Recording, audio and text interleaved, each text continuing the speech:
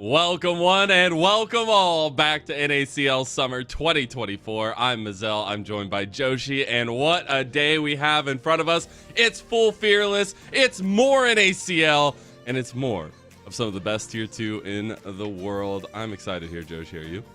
I can't wait to see, and I can't wait to prove how much better we are than everyone else by beating up ourselves first. Yeah. Yep. We have to figure out who the best Yeah, is. sure. Yeah. Yeah, we have to do that. No, but it's really exciting. We're getting into our second week here in NACL. We got to see a lot of craziness in that first week. We also got a lot of champions chosen, so I'm really excited. We actually have to talk a little bit about that format change because we have changed to full fearless best of threes. We've got more best of fives in playoffs once we get there, and it's a whole lot of fun packed into a tight package. Yeah, and I know some of you guys are just coming in from the LCS as well.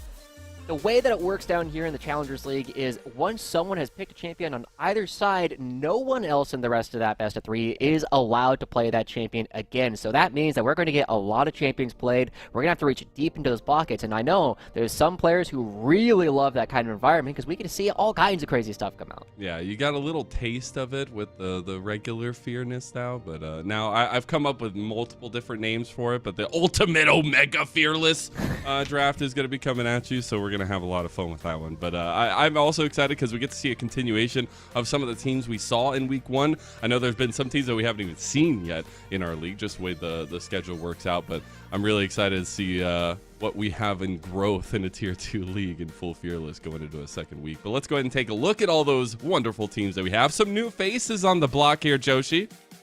Yeah, some new faces, some new names, but ultimately a lot of what we were kind of looking at last time around. Now, if you're looking at the Winthrop University, they did buy out the spot of Wildcard, and they did retain several other players.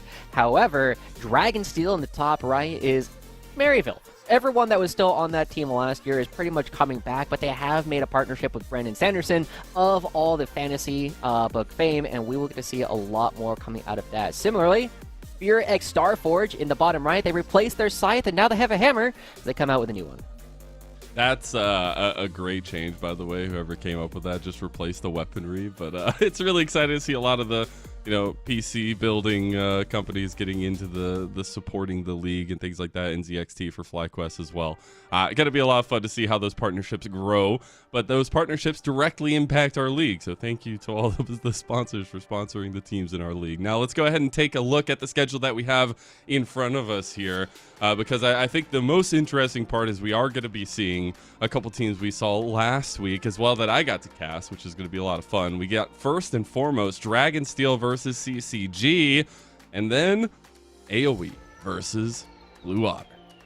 Yeah, and I think we would be remiss to say anything other than Dragonsteel is looking like they might be the most dominant team going into this one. I know everybody was looking at FlyQuest as the strongest one on paper, but the fact that Dragonsteel was able to take them down last week in a 2-0 fashion with a substitute coming in no less, suddenly means that Dragonsteel is a team that we have to take very seriously. That's the craziest part. We take a look at this roster. Zumudo, the new Captain America in the top lane. It works out well because, they had the second movie where the shield got handed down to Hawk. Anyways, Zumudo taking the place of Niles. Niles has now switched over to the coach position fully, but the rest of the team is back in action. The biggest thing back in action is Scary Jerry. We had Rock Boom for week number 1. Got to have a really nice interview with him to show himself off a little bit. He had a good series, but the main man is back, and we'll see what this bot lane is going to be looking like this time around.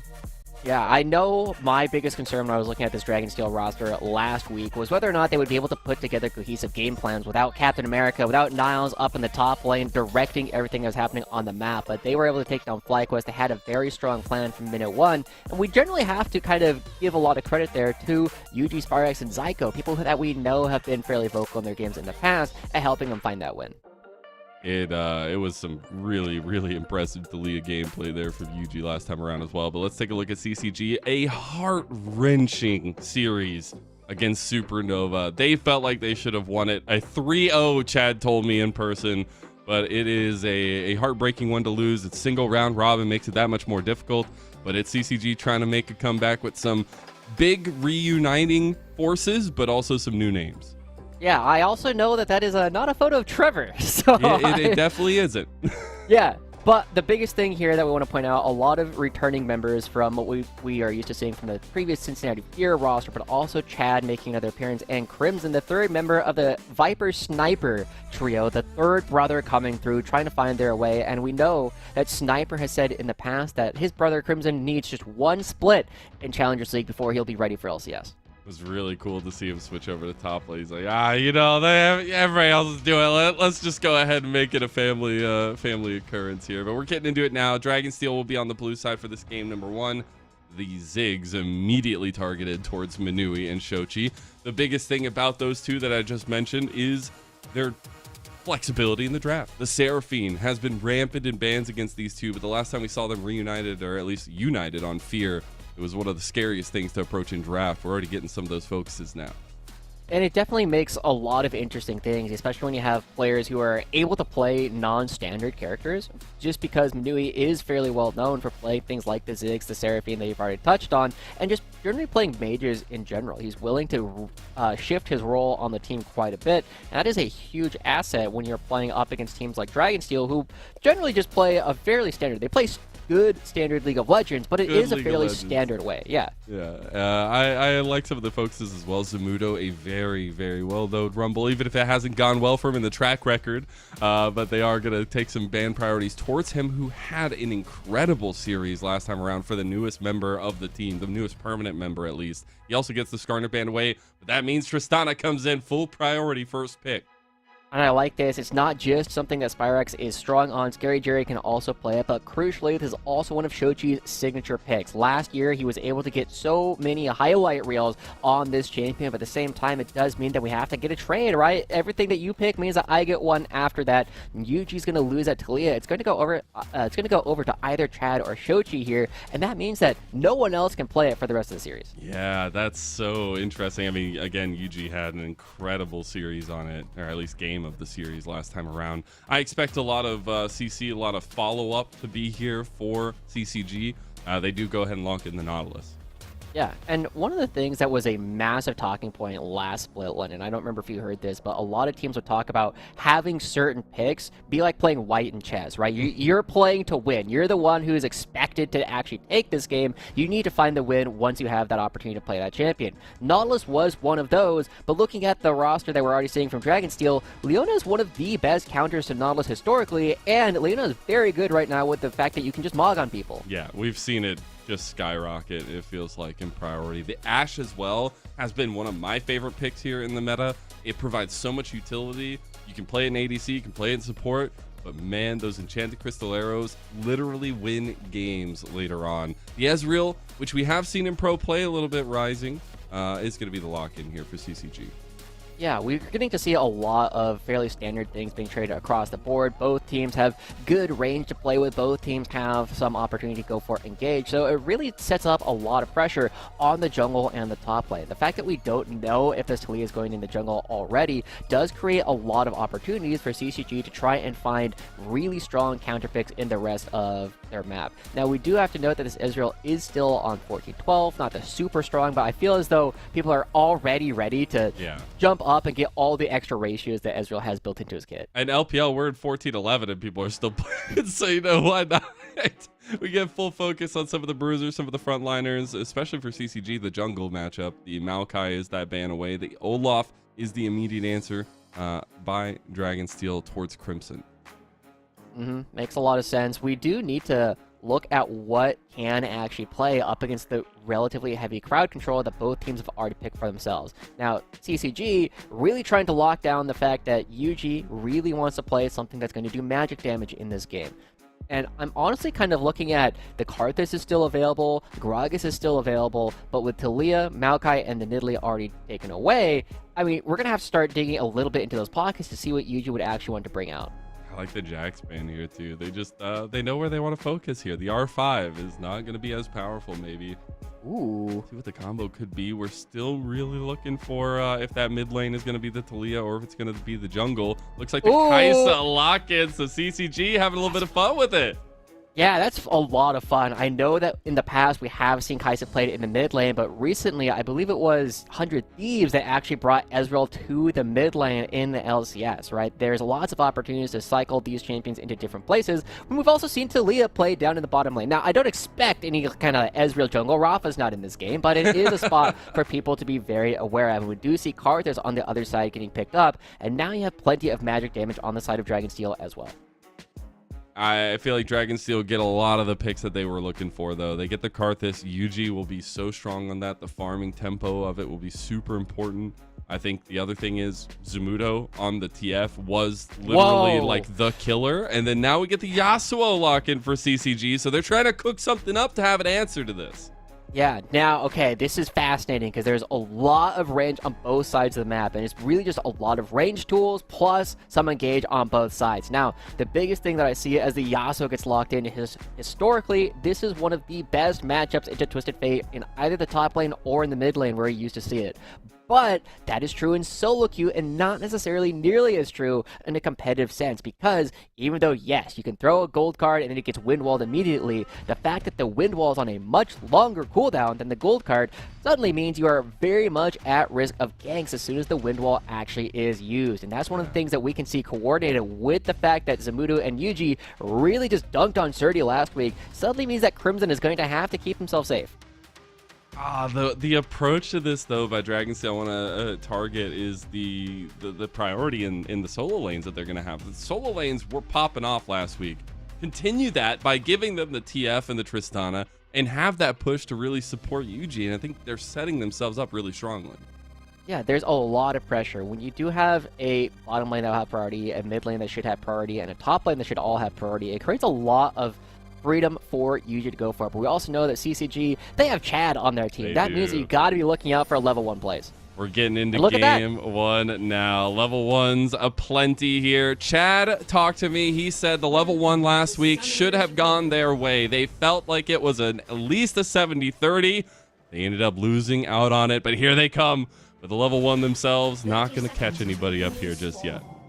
Yeah, and Zumudo should be in a position where it's going to be very difficult to take him down, but nothing really going to come of that. But that's the kind of thing that you always look at from CCG. They always like going for level 1 things. And one of my favorite quotes I've ever heard from Chad is, hey, if I got to choose, I would just 6 camp clear every single time. But I look at everybody else's opportunities as they go through their own clears, what their habits are, and if I see an opportunity to punish them, I'm going to punish them.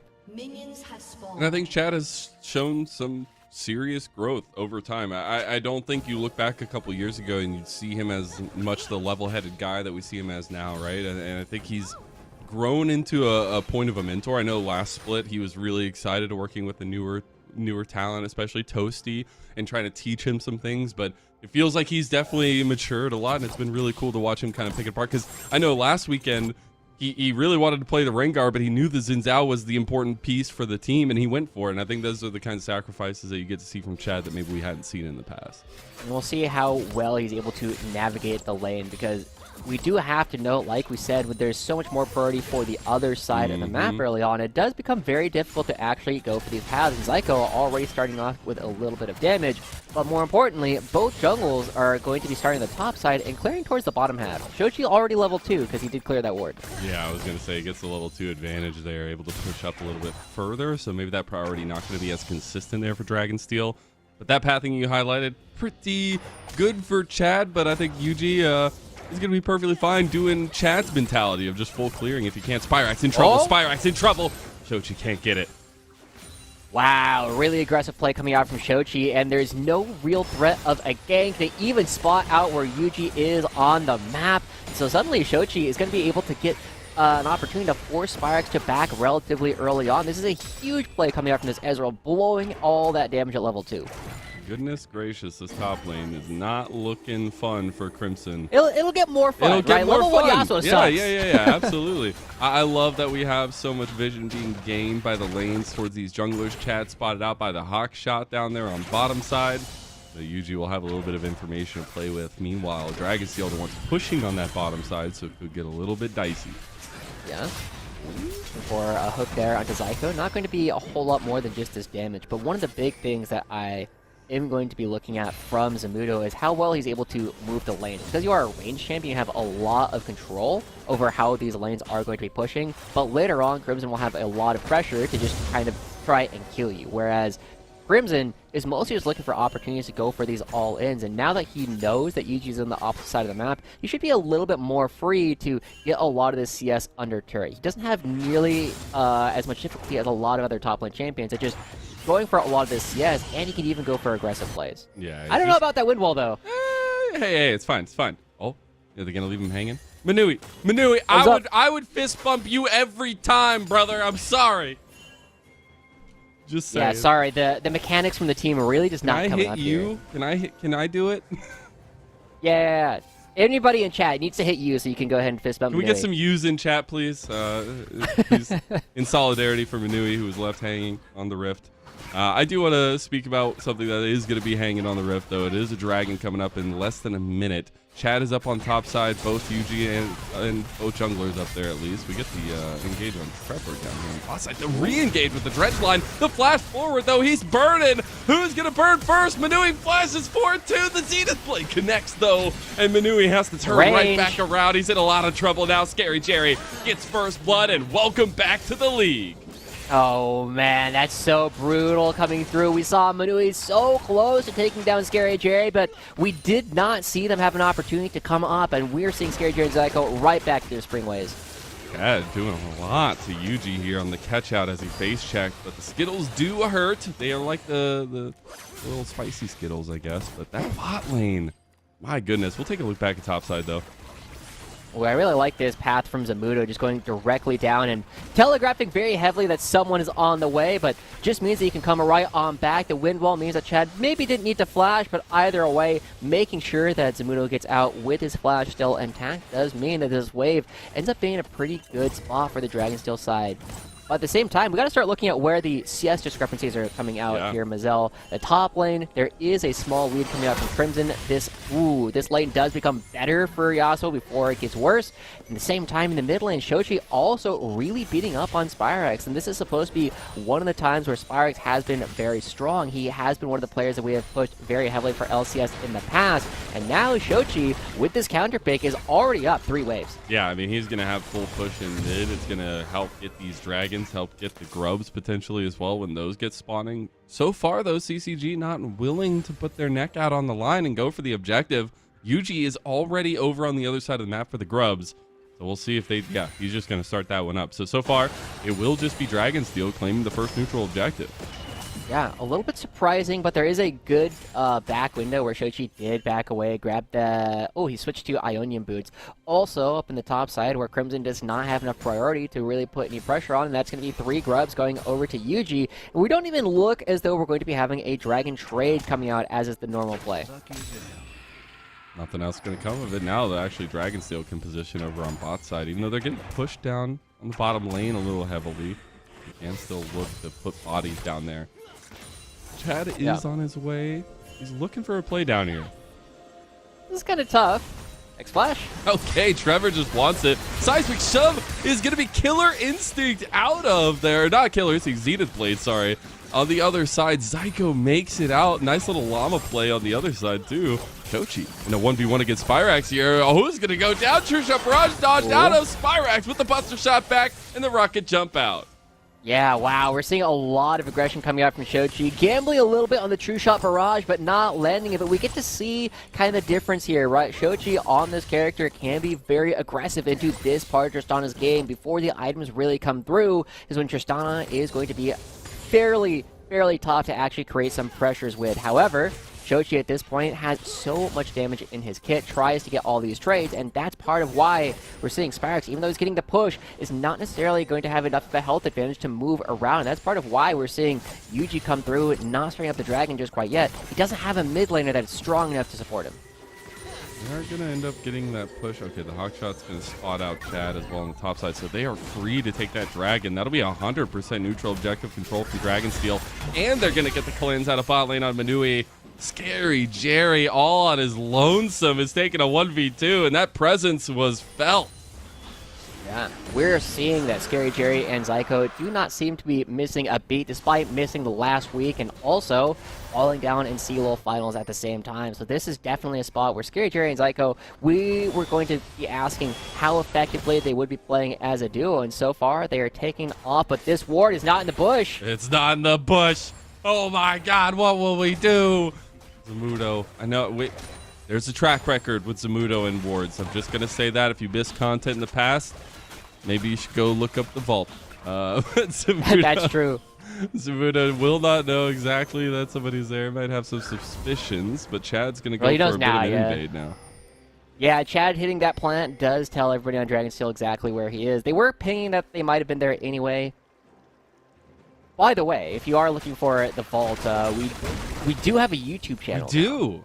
Yeah, so we're going to start uploading a lot of content to that.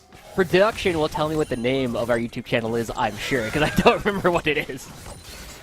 I love it. As a broadcaster, you just throw your fishing line out there. You're like, I hope it happens. Hey, production, fill me out. Solar Flare. He doesn't have cleanse. He will end up burning the flash for it. The biggest thing about the Ash is that you can continuously follow up. And I mentioned in draft that Enchanted Crystal Arrow, well, it's going to be off cooldown all the time now. Oh. We'll see how useful it is. It's about to come off cooldown now as this fight in mid lane comes up. Spyrax and Yuji caught out. True Shot Barrage going to hit Spyrax there in the end. And nothing else going to follow that one up as Manui and Trevor show their faces.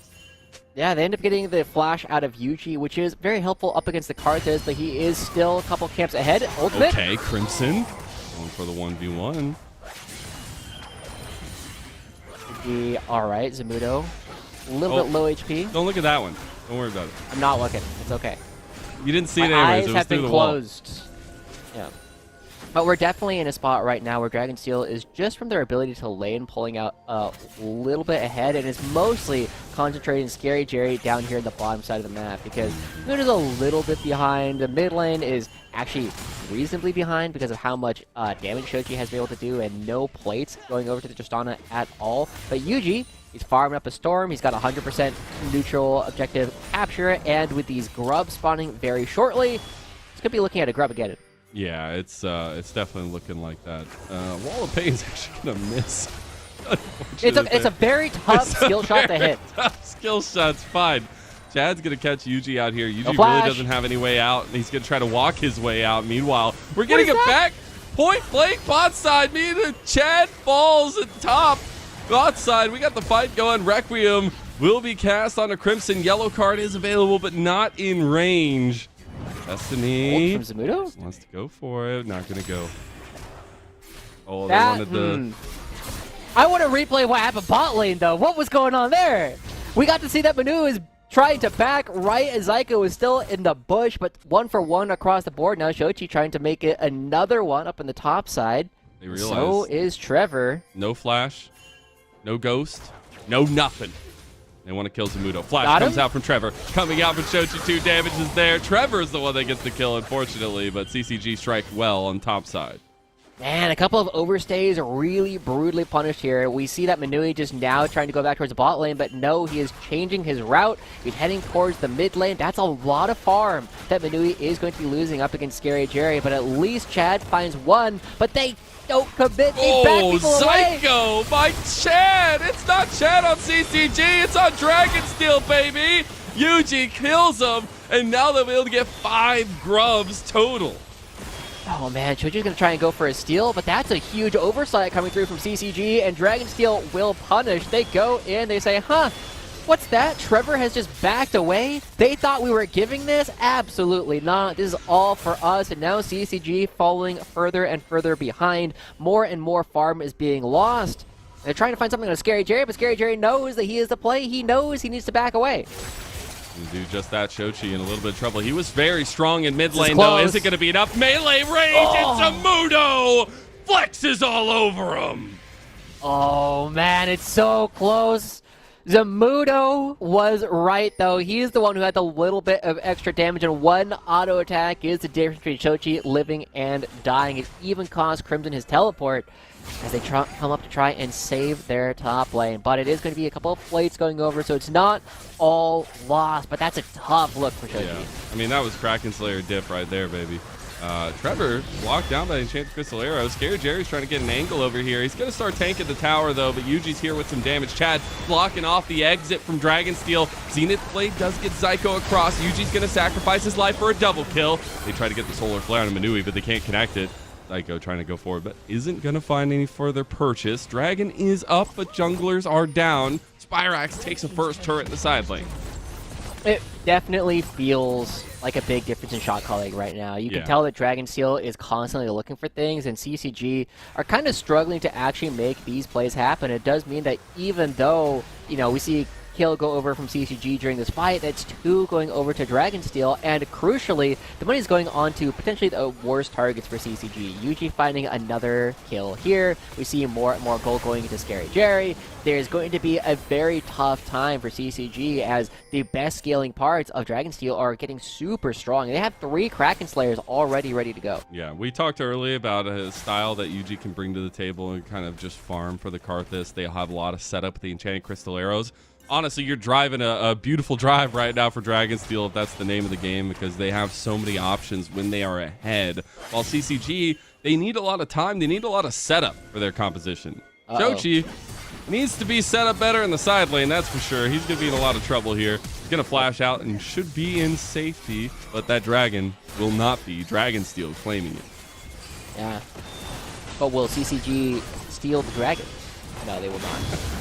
But Trevor? Oh, the max range Zenith Blade, Enchanted Crystal Arrow to add the cherry on top, and that's a sour one indeed. Damn, that is a tough position there for Trevor. Lots of crowd control being used. It does mean, though, that Zamudo running down to the bottom side will see the top lane turret fall. It is going to be a bit of a tough opportunity here for the rest of them, but one of the things that we are continuing to see is Dragonsteel continuing to push the tempo of the game. And with a composition that both scales better and is currently ahead does mean that I feel like this game is very closely approaching the point where it's over. The biggest thing that we're looking at right now from CCG is Chad and Crimson in particular trying to find a combination because they are just now trying to respond to what it is that Dragonsteel is doing. All right, Shochi finally completed an item. He has a Trinity Force now. We have item spikes on CCG. Rift Herald already down. Dragonsteel doing a wonderful job of taking these objectives so far. Seismic Shove hits onto Zyko, and Zyko's life will be forfeit. But it goes over to Trevor, though. It's not going to be the target that you wanted to go towards. And now Dragonsteel, they are trying to find their way back to the mid lane, not going to be able to do so. The CCG will be able to find something in exchange for the Rift Herald. Looking at it still, it's a very tough position to be in because, you know, this Trinity Force is coming in a little bit late, and we know that Shochi is a player who can really pop off. He likes to push these really aggressive angles in a lot of these fights, but he just doesn't have the gold to go for a lot of these plays when he's going to be trading auto attacks with some very heavy auto attacks in Twisted Fate, Tristana, and Ashe. It's just going to be a DPS check that he's very likely to lose, which means that he has to play the range game, which is not exactly what the rest of his team wants to do. It's a little bit of doomed if you do, doomed if you don't, I guess. And we're going to be looking at a top lane play for Dragonsteel here. A lot of CC in the members that are up this way. Shochi realizes he might be in harm's way. Trevor gonna come up here and shadow him, but Bishop Barrage will ring out. That turret is still the focus, though, for Dragonsteel. They want that outer. They use these 5 grubs to potentially get that one. Meanwhile, we got a trade going in bot side. TP gonna be coming in. Depth charge has been used. Double knockups there. Crimson goes in and Zamudo's down. Shochi finding that kill is huge. And Tam Crystal on the Chad. Chad has to flash out. Chad gets buster shotted out and will die to the explosive charge here. And Spyrax gets it. Okay, this is going to be a big play coming through from CCG, but unfortunately Crimson's ult only landed onto 1, and Dragonsteel now going to be crashing the Rift Herald in, but Zyko... Yuji still has Requiem. Okay? They're going to get the charge. They're going to get the turret. Now they go in for the kills. That explosive charge could be jumped on. The rocket jump, not enough. The stun goes on to Shochi. They've got the wind wall to block him, though, on the other side. Trevor's giving his life over to Dragonsteel, and he'll be one with the Dragon's fire as Dragonsteel move away. They try to get Manui. Another charge coming in, but it's only got 20 health, so Spyrax will be stopped in his tracks. I've never seen the Rift Herald die while someone was inside it before. That was kind of funny how they just kind of fall out, but... that fight is probably going to dictate how a lot of this game is going to go for a while, right? We see in this last fight that Chad, on the wrong side of the fight, ends up just dying, and Spyrax able to flash away from the seismic shove. But the biggest thing that I want you guys to notice here is how easy it is for Dragonsteel to ignore the crowd control, or lack thereof, coming out from the side of CCG. As soon as this turret goes down, they say, I do not care about Trevor at all, that Nautilus is irrelevant, we are going after everyone else. And Crimson, with no ultimate, no way to re-enter the fight, not enough damage, means that there is nothing for him to do. He is more a liability in these fights than he is an asset. And we're really starting to see the strength of the Karthus come online now. We're going to be getting close to second item. He's been able to pick up some kills. The massive damage in the fights is felt. But it's also Spyrax really starting to come up clutch with his second item completed, the Navori Flicker Blade there. There is another dragon at about 45 seconds, a reset coming out from Dragonsteel here before that. Yeah. One of the... God. What? Got Malignance. Ah, the Maligma. Nice. My big worry right now is that in games like this where you need to come back, you need to be building damage, because it gives you opportunities to outplay your opponents. Because if you just build defensively, sure, you're going to lose slower, but you're still going to lose. Well, and as Trevor gets caught here... Yeah, I mean, the go button is just too powerful. It's a big red button. Why are you not going to press it? Yuji gets the kill on Trevor. Now Destiny. Zamuda gets half his health taken from him, but he still helps get the kill. Manui's down now. You're out 2 bodies from CCG right before this dragon, and now Shochi might just go down under tower here. Spyrax putting pressure onto him. Crimson coming to his savior, but it might not be enough. I think we perfectly highlighted why it sucks to only be able to build damage in this game as Chad goes in. Chad? The combo? Oh, Crimson gets blocked out. Chad is in trouble. Oh, it's no good. The play was there, but unfortunately Dragonsteel execute that much better. Dragon goes over to Yuji, and it's just fate at this point. Oh. Got that nice little combo from Crimson. He still can't get Spyrax, man! What is happening on my screen right now? Burn. CCG try and try again, but as they hit their head against that brick wall, it's nothing but bloody faces. It's going to be right in the way of the Baron as well. They find all these kills. They put themselves in the perfect spot with triple marksman plus Karthus. This Baron is going to evaporate. Dragonsteel looking to be in perfect position to take this first game in the series.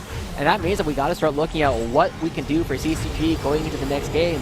This is one of those games where you look up against Dragonsteel. This is a team that has the hand to go up against the best of the best in the league. You need to find a way to actually beat them, and unfortunately taking away their picks does not seem like it was the answer this time.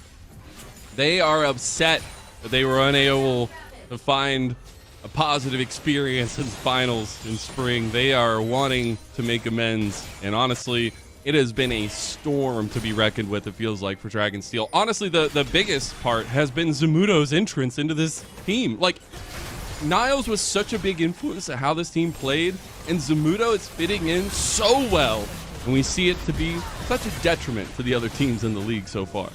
Yeah, it's fascinating to see the difference between how these two players play, right? Niles is oftentimes the big guy who's going to take up a lot of space in a team fight, but Zamudo is not necessarily that kind of player. Well, he can do that. The thing that we normally look at with Zamudo, he's going to come in on a flank. He's going to come in, you know, as like a little rat and be like, ha ha ha, I'm coming in, nipping at your heels, constantly creating pressure and other sides of the fight. But this is definitely a recipe that has been working out for Dragonsteel so far. They were second in NACL, they were second in CLOL, but they already took down our top dog, and they are well on their way to finding another win here. This is the guy that's willing to play Warwick top, that's willing to play all the crazy stuff that all the players are willing to talk about, and they're moving in. They trade the 1-for-1 as Zamudo still putting in pressure with that yellow card. Meanwhile, speaking of pressure, Scary Jerry will take down a tier 2 in mid. We have continued. It's Trevor. Oh, he misses the engage onto the minions, and he just might die for that one. Not the explosive drop. Spyrax! Oh, no! Spyrax, you gotta watch that turret aggro, bro. Well, you give a kill over to Chad there. True Shot Barrage, try to clear some of the minions. The turret's almost down, and it will end up falling. Yeah, it was a little sloppy, but they got what they came for in the first place. They do end up taking down the inhibitor turret, but now they got to go for a long run as Chad chasing. Chad hits the Weaver's wall. Not really going to find an angle, though. Chad, I don't know if he wants this. Following up. This feels like the most dangerous Blast game. cone? Yuji's like, bring it, bro. I'll give you some Skittles. And Chad's Crystal Arrow will come across. Zamudo's here now, too, trying to take down Chad. One more auto does it. He gets cleaned up by Manui, but now Scary Jerry, it's his time to shine as he takes down another. There's a rampage for the re-entrance of the ADC of Dragonsteel. Okay, you know, a little bit more gold going over towards the side of CCG, but it's still an 8,000 gold lead. We saw Dragonsteel still got what they came for in the bottom side of the map. You know, I'm looking for where the silver lining is, and it's, you know, it's there, but it's like the faintest hint of an edge highlight here, Mazel, as we see that Chad goes through. I'm not convinced that he wanted this on his own, right? Because Yuji's just going to turn around and kill him. It suddenly becomes a big game of can you dodge out on all these Skittles. He does a good job at the beginning, but eventually he just gets run down by Zamudo, and even though Manui kills Zamudo in response, Scary Jerry also has one of those flash things, and suddenly Manui has nowhere to go. One of those flash things. I'm gonna. You know. I like that a lot.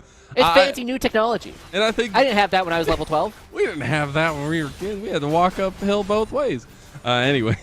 I do want to put a spotlight on Scary Jerry. He was not in for week number 1 for Dragonsteel because he was on vacation. They've had a really, really tough schedule with CLOL and the different patches they've been playing on. It'd take a little bit of time, but it's really nice to see him back. He was a huge force for them last split, a huge piece of them to play around. It felt like every single game they were trying to go bot side, and he's making it felt now. He's 406, 3 items on the Ashe.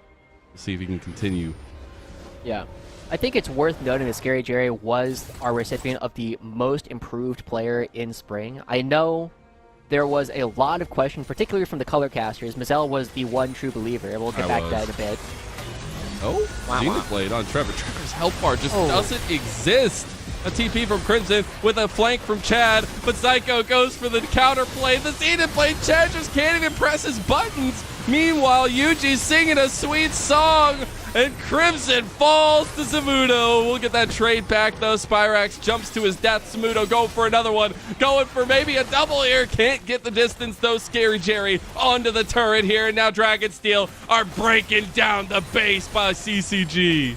Yeah, I mean, this is what we're seeing is just every single one of these fights is just going in favor of Dragonsteel to get another inhibitor turret. They're trying to play for the inhibitor. This part might be a bit of an overstay as there is a Dragon Soul on the board. Never mind, you just already picked that up at the same time that they're doing it. But Dragonsteel up 10,000 gold. They have opened up the base in multiple places. Now they just got to wait another minute for the Baron to spawn, and it should come down there.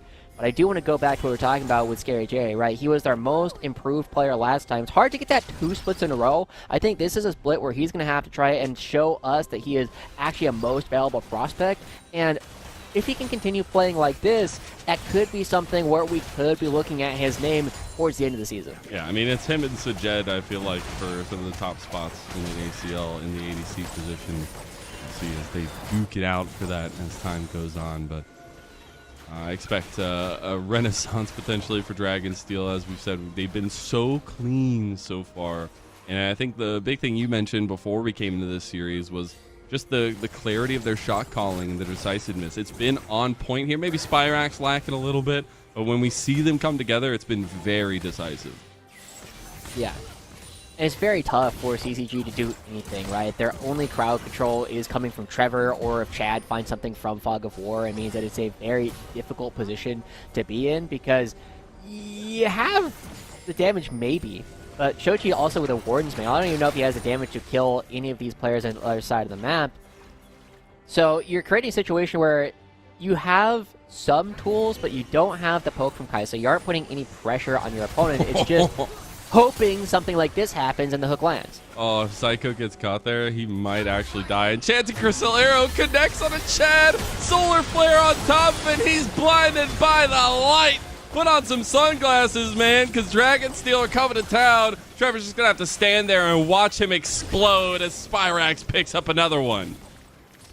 Brutal. I do want to point out something, though, that Zamudo has been doing that has been very impressive to me, is he's giving up a little bit of DPS every single time one of these other ultimates from Scary Jerry or Zyko lands to hold the gold card to make sure the stun lasts for longer. He's giving up damage in order to make sure that he can prevent their opponent from moving at all. That's something that not a lot of players will do, but it guarantees some of these kills in situations where you would not have it otherwise. And it shows to me that he's thinking about the game. Even when this game is beyond gone at this point, it shows to me that he has still got the game in mind. He's trying to do everything he can. The rally cry, Baron buff in tow, Dragonsteel move on to the final section of the base that needs destruction. And they will bring it. Requiem might just kill Crimson. He's down. Yuji, the Mongolian monster, the MVP, most valuable prospect of spring, helps sing in the reign of Dragonsteel here in this series. They need a couple less towers here, but Zamudo and co have been so strong. They're going to find one last solar flare, maybe another engage on top, and Chad just doesn't get to play the video game. The last turret falls, and Dragonsteel go up 1-0. I mean, really clean stuff from Dragonsteel. Even though that was a 28-minute game, it felt faster than that, just because Dragonsteel were always trying to make something happen on the board. We got to see every single lane really come through, but I want to give special attention here to the bottom lane. Scary Jerry and Zyko started that game running from minute 1, and even though they weren't necessarily doing the most damage over the course of any individual interaction, they were always starting it. They always started with the ultimates from either Scary Jerry or Zyko, and it just meant that everybody else got to land all their damage for free. Yeah, it's been really, really honestly great to watch this bot lane grow together. They've been together for a little while now on Maryville, now Dragonsteel. And it's been really cool to hear from both of them in the way that they grow, the way that they think about the game, the way that they think about prep outside the game. Zyko, I know, particularly looking at shot calling and trying to be a big voice for the team, maybe taking a little bit more of that onus now, now that Niles is in the coaching position. But really cool to see Scary Jerry, not miss a beat after 1 week gone and come in and absolutely smash. We're going to be getting to a game 2 here shortly, though, so we're going to take a short little break, and we'll be back. This summer, NACL is back, and we brought more.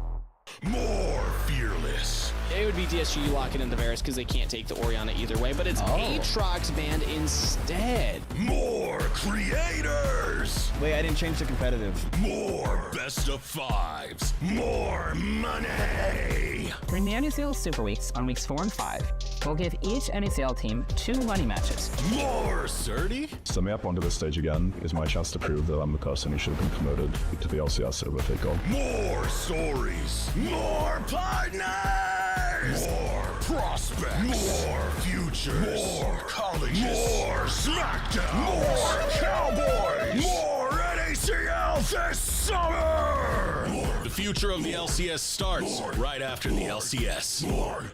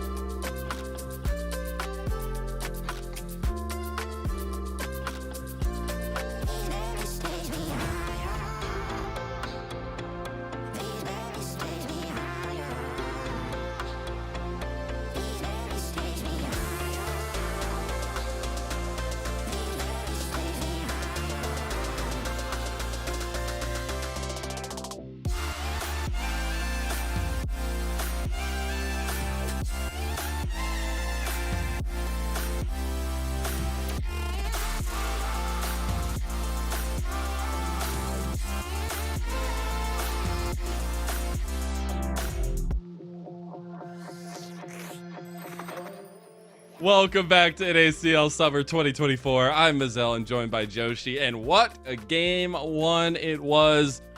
It's just Dragonsteel's kingdom, and we're living in it here, I guess, in NACL. Yeah, so far that is 3 games in a row, taking down FlyQuest and now getting their first game up against CCG. This is already a statement coming through from Dragonsteel, because I don't know about you, Lennon, but when I started looking at this league, I thought there was like a couple of teams towards the top and then the rest. And I definitely feel as though Dragonsteel is perfect in setting themselves up as one of the best. Also, a pretty killer name, too, I would say. Pretty killer name. Top of that. Anyways, let's go and take a look at the band champions. Now, we are in the full Omega Lock-In Fearless, and it's game 1, meaning that 10 champions that were played last game are no longer available to either side. Going into game 2, those are the champions you see that won't be available. There will also still be all the bands available to both sides, so 20 champions will not be played in this next game. Yeah, I mean, a lot more will not be played, but 20 of them at least are not allowed to be played. We will see. We will see how it goes. Yeah. You know, it is all about whether or not you are a criminal going into the League of Legends, and that's how it always works out. But going into this one, I'm really curious to see how the Skarner and the Rumble will evolve throughout the course of this, because they are still very strong. We know that Zamudo likes playing the Rumble for sure, and I actually don't know. I have to imagine that like any top laner worth their salt can play Skarner, but I don't think I've seen Crimson do it yet. If Skarner makes it through, I just always think it's a bad plan. Like, something has gone wrong if Skarner makes it through the picks and bans. That's all I'll say. The other thing, I know you mentioned it in the first draft, but for me, and something I kind of got to see a lot unfold last night in the LPL, or at least 2 nights ago in the LPL, is it's all about the mind games, that kind of chess game that you were talking about, because you'll find yourself in game 3, the enemy teams has every power pick available somehow, and you're like, how did we get to this point? So it's really about what you grabbed up until that, and right now we're seeing all the ADCs are gone. Yeah, I mean, it makes a lot of sense, right? It is one of those things where you haven't picked up, but the fact that CCG is banning Skarner on their side, it's a little bit concerning to me right now. You have to be able to pull that one out, whether it's in the top lane or in the jungle. This champion just does so much for the team. And if you're planning to first pick Rumble, you can't really be banning the Skarner. The whole point of picking Rumble in a lot of these games is because he's supposed to push out the Skarner. The fact that there's a bit too much aura coming out from Zamuda, even with the Skarner ban coming through, makes me a little bit worried for CCG, but there's still a lot of power picks left to play. I really like it because Zamudo, I mentioned it in the game, but I'll follow up on the point itself. Zamudo, I feel like, has been the unsung hero top laner of tier 2. A lot of players, when you talk to them, they're like, oh, yeah, Zamudo's really good. It's like a lot of conversation around this guy, and we're finally seeing it kind of pay off with the team around him. He is here as well. We'll see what he gets this time into the Rumble takeaway that he got taken away from him. But the Corki Zeri combo right now, the double marksman for Dragonsteel. A lot of scaling power already coming out from the side of Dragonsteel. This Corki has a lot to say as the game starts to go on, and has a lot of different builds, so you can spike at different times depending on when you want to be strong. But we already see very different draft strategy coming out from CCG. Last game, they waited to save the jungle in the top laner towards the last parts of the draft, but this time they're bringing it out right away. It says that they want to be very aggressive. Again, like we saw last time, or last week, Dragonsteel had a lot of pressure put down towards the top side of the map, and now the fact that CCG is giving them counterpick in the top side 2v2 makes me a little bit worried. Yeah, I expect top lane to be grabbed here. Okay, it won't be. It's the Alistar. They don't want any more of those engaged supports taken away from them. But I know we get a classic Manui pick here. The Jinx has always been a strong one for him. But I'm very curious at the change-up of style for Chad, at least, and trying to get a little bit more up in the face of Yuji and what that answer will be on the other side as well. Yeah, there's still a lot to play. I know that the Ezreal pick coming through for Shochi last game created a lot of pressure on the Spirax early on, but they weren't really able to do anything with it. I think they just didn't have enough crowd control, right? Like with the Talia coming through, normally you rely on someone else to set up the first bit of crowd control so that you can get a guaranteed seismic shove and just blow up some fool. But this time, like with the Ezreal, they didn't have that whatsoever, and CCG doesn't have an opportunity to rectify that mistake and say, oh, let's pick something new with the Talia. I like the Braum ban here, actually, from Dragonsteel. Curious how that support combo is going to go now, at least for CCG. I'm sure they'll continue focusing a lot of like the engagers to go with the Jinx. The other thing I'd like to mention is CCG are happy to be back on blue side. I'll just say they have not won on red side yet in their games, and we haven't had a lot of games, but they'll be happy to be on blue side. Blue side has been king, it felt like. The Rel, though, banned away against Trevor, so some more of those engagers. Yeah, there's not a ton left, especially with the Nautilus and Leona already taken off the board. Maokai also banned away, so that was another like tank support that you sometimes see come through in the bottom lane. I'm really curious, because at this point it almost feels as though you have to shift towards more of an enchanter kind of gameplay. And like the Lulu does quite well with the Jinx, and it also is a good counter pick up against the Zeri. But it does feel as though CCG is kind of rapidly running out of ways to get fights started. I'm gonna be looking for a lot of big entrance style champions for them. In Italy, it was banned away, targeted at Yuji in that game number 1 by CCG. It is open here in game number 2. So they're giving Yuji a lot more of the resources here for himself, but he's going to have to be proactive into that Viego as well. Yeah. The Poppy Hover, I do think is okay, right? It is a really good tool going up against the Alistar, just stopping the engage there, while still having some tools later, but it just says, like, hey, what if we just had both of our supports roaming the entire time? Because they can't do anything in the bottom lane by themselves. Whichever one goes in first is going to have a bit of a bad time, because you're going to be using your buttons in a way that can't do anything. That is a lot more fearless bans. That is a lot. That's a lot. Ooh, oh, I think we're getting a spoiler. Don't worry about it. Anyways, guys, I think somebody was playing the Udyr. Ari's locked in. Okay. The Ari locked in for CCG gives a ton of strong combos to Chad and Shochi, and I think that's super important for them. Yeah. And now you suddenly have an opportunity to really challenge Yuji and Spirax here in the mid lane. Now, we know that this is an Udyr pick locked in based on how much attention you're paying to the spoilers, but it is going to be a spot where this mid lane 2v2 for Shochi and Chad will have a lot of tools available to them. However, one of my big worries right now is they are pretty heavily magic damage stacked with both the Rumble and the Ari coming through, and so it creates a situation where Zyko is not going to die to them very quickly, and then Zamudo can heal up a lot of the damage as long as you're using good use of the turtle stance coming in these fights. It feels as though Dragonsteel will just create enough pressure at range that CCG will be forced into some bad fights unless Shochi is strong enough to choose them himself. Yeah, I feel like Dragonsteel, they went and got a construction company. They went and made sure they liked the people that were working for them. They're building bridges. They got Zamudo, Yuji, and Zyko out there with hard hats on. It's looking really good. The other side, the bridge is a little bit more rickety. You gotta need to have some individual moments to make that bridge shine. And there is some scaling on CCG, but I heavily favor Dragonsteel's holistic composition. But if you're ahead for CCG, that's where the combo comes unlocked. Yeah, I think if Shochi and or Chad are not strong enough where they can be the ones sitting in bushes waiting for the other team, CCG can't really play, right? Yeah. You need crowd control setup, you need a charm, you need a stun, you need something so that Trevor can get some pressure. But if these players are not able to move behind enemy lines and really play from Fog of War because they're worried that anybody who walks into the bush is just going to kill them, CCG is going to struggle a lot. And so I'm going to be looking a lot at what Chad's going to be doing in the first couple of levels to try and affect Shochi's lane. Yeah, it's all spotlights on Chad and Yuji, it feels like right now, in their early pathing, specifically how quickly Trevor and Zyko can get out onto the map. But after that game number 1, it felt like everything was going Dragonsteel's way. The decision-making was on point. The decisiveness around mid to late game was so crucial, and they have a lot of similar pieces this time around, with maybe lacking a little bit of that engage here. So we'll see exactly how it comes down to. But Crimson, he had a little bit of a rough time into Zamudo in the first game. The Yasuo didn't really work out. We'll see in this time around, taking the Rumble away from him, if it's going to be enough. We get the Ari skin. Faker looking down on us, but make sure you type in chat who you got, if it's CCG or DSTL. And also, while you're at it, go ahead and hit that subscribe button. By the way, any proceeds that you submit there by subscribing will go directly to the players and teams in supporting our league. So make sure you go ahead and hit that.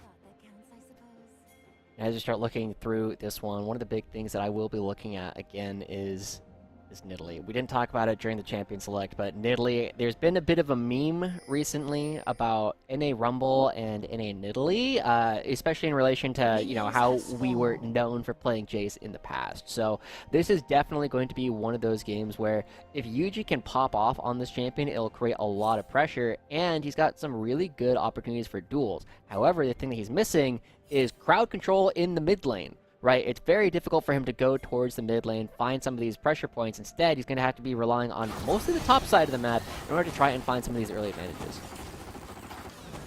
I think that early pathing should be pretty indicative of that. I do wonder, though, when we saw so much trading in mid lane, all that priority kind of gain there in the last game, it actually led to a lot of fighting around that. And it feels like Shochi's going to have a bit of the upper hand on the push and move style in this one, but we'll see as actually we might get a little one here on bot side. Yeah, I mean, it's split. We did see that Scary Jerry and Zyko did come to lane a bit late, very heavily telegraphing that they were leashing for Yuji in the bottom side of the map at the blue buff. And so as we're going to be looking at this one, it is going to be a bit of a tough opportunity for them to create a whole lot of pressure. They've largely ceded opportunity to get level 2 first, and so they will be pushed back underneath their own turret, which does mean that they should be safe. But look at how aggressively Chad is currently pathing in order to potentially move towards the mid lane. He's gone in such a way that he can actually come to fight Spyrax early if he wants to, and he didn't. Decided not to. Best laid plans of my cement. He will be spotted out, though, by the ward smartly placed by Spyrax, so this opposite side pathing will be spotted out. Yuji will have a little bit more information to play around. Yeah. That was an interesting choice with the Shroud, though, right? Making sure he throws it in such a way that he could go mid lane if he wanted to does force Spyrax to at least respect it for a moment until they spot him out. But now Trevor coming here in the mid lane does have an opportunity to try and make something happen, but there's no walls here. Yeah. I did ask, how quickly we can get the supports roaming out on the map. Trevor doing his due diligence to be the first one out there. Push had come through. Charm is not going to connect. Trevor was waiting there. Did end up getting spotted out, so they do know that he was hovering. Yeah. Definitely feels like Trevor going, oh, me, I want to go first. I want to be mid lane. And fortunately, like you said, does get spotted out. And it's not going to cost his bottom lane a whole lot. He'll lose a little bit of experience for it, but the way that the minions have moved does mean that Manui will get most of this. At the same time, we are seeing that Yuji is just power farming, and he's doing it a little bit faster than Chad is, which is no surprise on this Nidalee. Does show towards the top half of the map, but I don't know if he's going to go for much of a gank. We do see that Crimson is already pushed towards his own turret a little bit, and without easy crowd control, unless Zamudo wants to flash for it, does mean that Yuji's going to have to back away. Ooh, that charm connector is actually pretty huge. Not going to be able to trade too much more of that one. But I'll just say right now, I mean, you're talking about clear speed of a literal cougar in the jungle. I'm just saying, kind of fits par for the course. You gotta check up on that. I thought they're normally at bars. You know, not the ones that I study. No, those are the ones that I were studying. But either way, okay. we are seeing that not a whole lot is really happening early on. Scary Jerry and Zyko not able to create the same kind of early advantages that they did last time around. Trevor's in a lot of trouble here. He gets headbutt back, instantly ignite. Is now Trevor with a little sub 200 health. Gonna try to fight this one up, but the push is coming from Dragonsteel's bot lane. They'll have a crash. Ward did end up spotting out Yuji there. Yeah. Oh, Ludo. He's a phoenix. He can't be burned. Okay, maybe Crimson could be burned. Oh god, he's going down. He's gonna have to flash. Wow. Yeah, Just I mean, I walk guess at him. without Ignite, he just has to back away. He does not have the damage necessary, and Zamudo just walks him away. Has a good lane position, which will force Crimson to teleport back into the top side of the map. This is where you start looking at your jungle and be like, hey, jungle, would you like to come up towards the top side? This man has no flash, but unfortunately, Zamudo has no mana. That means that Yuji's not going to be able to get much of anything. It's just going to be a dragon for free going over to CCG. Yeah, he has TP. He's going to TP back towards the top side. Fight's going to kick off here between Shochi and Spyrax. Trevor gets flashed out of by Spyrax. The dragon going a little low, doesn't go down to CCG. And Chad getting out of that one right afterwards. Yeah, so CCG doing a much better job with the neutral objective so far. We do have Grubbies spawning in about 15 seconds, and that does mean that CCG will try and find something, but Yuji already creating these traps, making sure that we can find what we need to, as we should be able to trade at least a couple of these grubs for the side of Dragonsteel. They haven't exactly found that massive kind of opening lead that they maybe are looking for with UG so far, but Chad can try to come over. Oh, he stepped over the trap, and the Cougar's got claws. Here comes the damage from Shochi, doesn't follow him up. He can't get the charm there anyways, and now Chad has to flash away. Spyrax get a Valkyrie over, tries to predict the rocket, can't do it. And that's Dragonsteel moving forward with at least one Grubby, and Zamudo's just going to walk at Crimson again. What a gentleman. He's going to walk him straight to his car. Aw, what a good guy. Yeah. I mean, I just love seeing that Zamudo creates so much pressure in this, but all these small interactions does mean that both mid laners and both junglers are now without their flash. That means that there's a lot of opportunities for ganks on both sides of the rift, but a relatively calm early game, and I feel looking at this as though this should probably favor Dragonsteel, simply because Yuji will have more and more opportunities to farm quicker and quicker as the game goes on and really outpace Chad in a lot of these interactions. And also, the range advantages like we were talking about with Dragonsteel, where Spyrax and Yuji in particular will have so much poke that players like Shochi and Minui will slowly bleed to death over the course of the game. I think that's the most difficult part, is you're just going to not have a lot of good setup. But Zamudo is going to do what he's done towards Crimson, but away from him this time. Dodge out, too, from Chad. And Chad doesn't even have level 6 yet. Zamudo perfectly fine in top side. Yeah. Doesn't have a lot of mana left, but he will be able to stick around for now. Can just chomp on those biscuits in order to fix some of those mana problems for a little while. But Dragonsteel, now they have a bit more tools, and Spyrax coming down for a potential dive. Actually, could just find Trevor completely caught here. He does not have level 6. That health bar is not going to be thick enough. And first blood to Dragonsteel. Where have we seen that before? Yeah, weird. Turns out that Dragonsteel bot lane is really, really aggressive. They take down Trevor, and now Minui. I mean, even though he's not the one that died, it is still a massive CS differential already being built up, and it means that Scary Jerry will have more and more money as the game goes on. Starting to feel very similar in some ways towards the first game, and now we're going to have to see, like we said, if Minuni and Trevor can kind of hold up their end of the bargain. The mid lane is going okay, with Chad is falling behind the CS, as should be expected, but now we have to try and find something in order to target Spyrax. Oh, he gets the Valkyrie at the last second there, too. getting away with it all. It feels like the charm does end up connecting onto Yuji, taking a decent chunk, but CCG come away with not exactly what they wanted. Yeah, it's tough, right? Like, that is one of the opportunities that you had in order to try and find some lead for yourself. Shochi, he's got a couple extra CS, but in this lane, you're going to go into a player who is outscaling you a lot. Now Trevor, he's in a bush. That's what we said. He's playing through the bushes. They're actually surrounding. Oh, Yuji, that was bold. They had no idea that he's there. Now they realize they're in a lot of trouble. He gets wall banged and heartbroken right in front of everybody, and Chad takes the kill.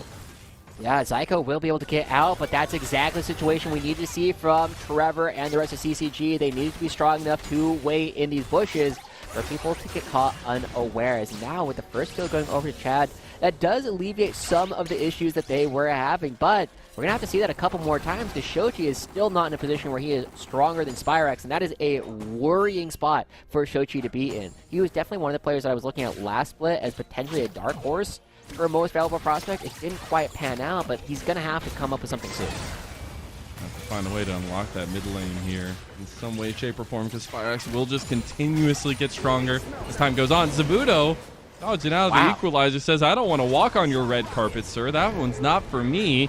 He is going to try to play dicey with this one, though. He's so... the flame spitter ready to go. A little bit of greed, but he's healing pretty heavily here, too. Yeah, I mean, it'll work out. Dodging out on nearly the entire equalizer, I don't think he took any damage from that at all, actually. And now, got enough mana that he can just slowly heal up off of this. Really good movement coming out from Zamudo does mean that he can stick around and create more pressure going up against Crimson. And Uju's not a character we've been seeing a whole lot in any recent times, but one of the big things that we're going to be paying attention to with this character later is how effectively he can actually move around the map, because he will have opportunities to trade out all these waves going up against Crimson. We've seen how effectively Zamudo can be when he's trying to go for some of these flank angles. And we talked about some of the in-your-face attitude from Dragonsteel with the rest of their composition. Zamudo is going to be a key factor in the split pushing for Dragonsteel here, and they will have to find an answer for that if you're CCG. Meanwhile, Trevor just gets the lightning crash right onto him. Yeah, it's not going to be a whole lot more than that. It's about a third of Trevor's HP gone, but the dragon getting started up. Zamudo. He's walking at him again. It's a flash. He's doing that thing again. Yeah, I mean, he's just walking him home. I mean, this gentleman is doing a lot, and now Spyrex jumping on Shochi. That's bad. Gonna get it. Yeah, Spirit Rush did get popped there. That means that CCG lose full control over this dragon, but they don't want to wrestle it away. Zyko getting a little low there, but the charge from CCG is not enough. Now it's Dragonsteel and Scary Jerry leading the charge. The man himself, 2 kills aplenty, and they're right onto the dragon. Yeah, it's another dragon going over. Dragonsteel will pick that one up. Scary Jerry with the flash. I want to point out that Zyko did not even ult in this fight. He was just so confident that he was going to live into that, but as soon as Spyrex is jumping on Shochi and forcing the Ahri to ult defensively, it takes away so much of the offensive power. But as this fight goes through, really good counter flash from Yuji in order to keep himself alive, but Zyko, still with the ultimate available, is not worried at all. Flashing over the charm, Scary Jerry picks up a kill. Like, it's all coming together for Dragonsteel. It's really hard to find an angle in when Dragonsteel is feeling this confident they can go for these plays. Crimson is no flash top. Crimson is in so much trouble right now. My goodness. Look away, fans of Crimson. As he equalizes back, Chad's going to rush to his side here. He's trying to help him get out of here, but the bodies of Dragonsteel are too damn big. And he's going to go down anyways. I will say, the thing I've loved about CCG is no matter what, they're willing to commit with each other. They're willing to play together to their detriment. But we've seen that a little bit so far today. Blocked by Spyrags. Hit the little corgi butt right there. But Shochi still trying to stick around, trying to prevent any of these grubs from going across the other side. He doesn't need to stall for that long. But the grub again looks like it might not be on the table. Still Dragonsteel coming up big across this. It does feel as though this is a much... Ooh, I love that Zyko didn't even try and go for the W.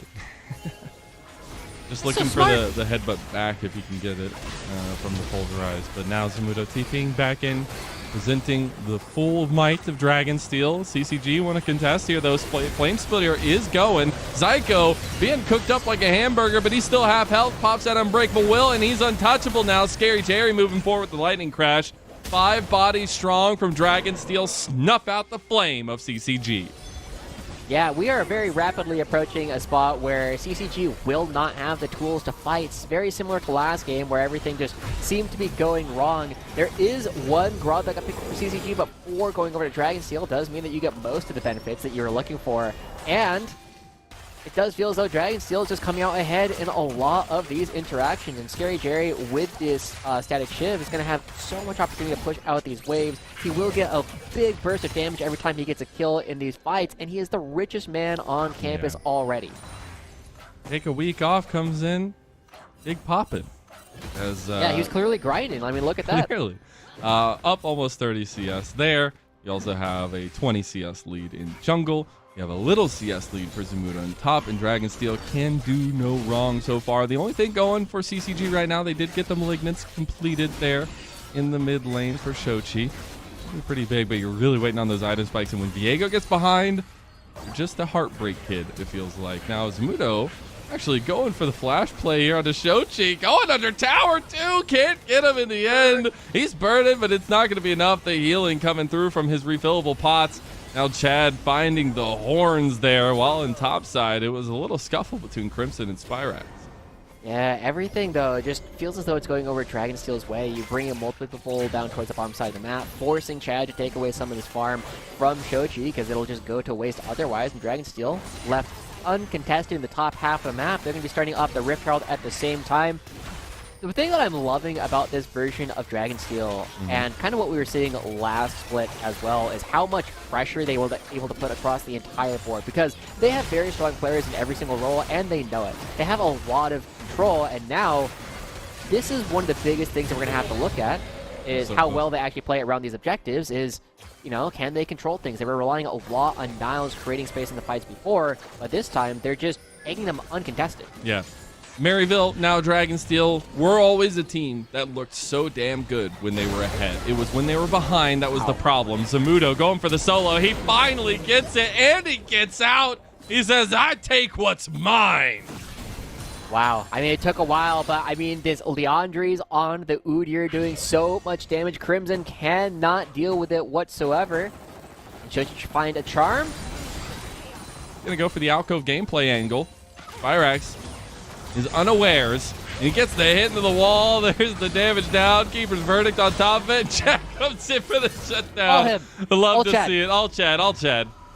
Yeah, but still, though, that is much needed gold that you were able to pick up. You're still 3,000 gold behind, but we're starting to see the 3 players that we said needed to be strong enough to go for some of these plays are starting to do them, right? That's the second time we've seen Chad pick up one of these kills, set up by Trevor, but the mid lane turret is going to be the cause for that.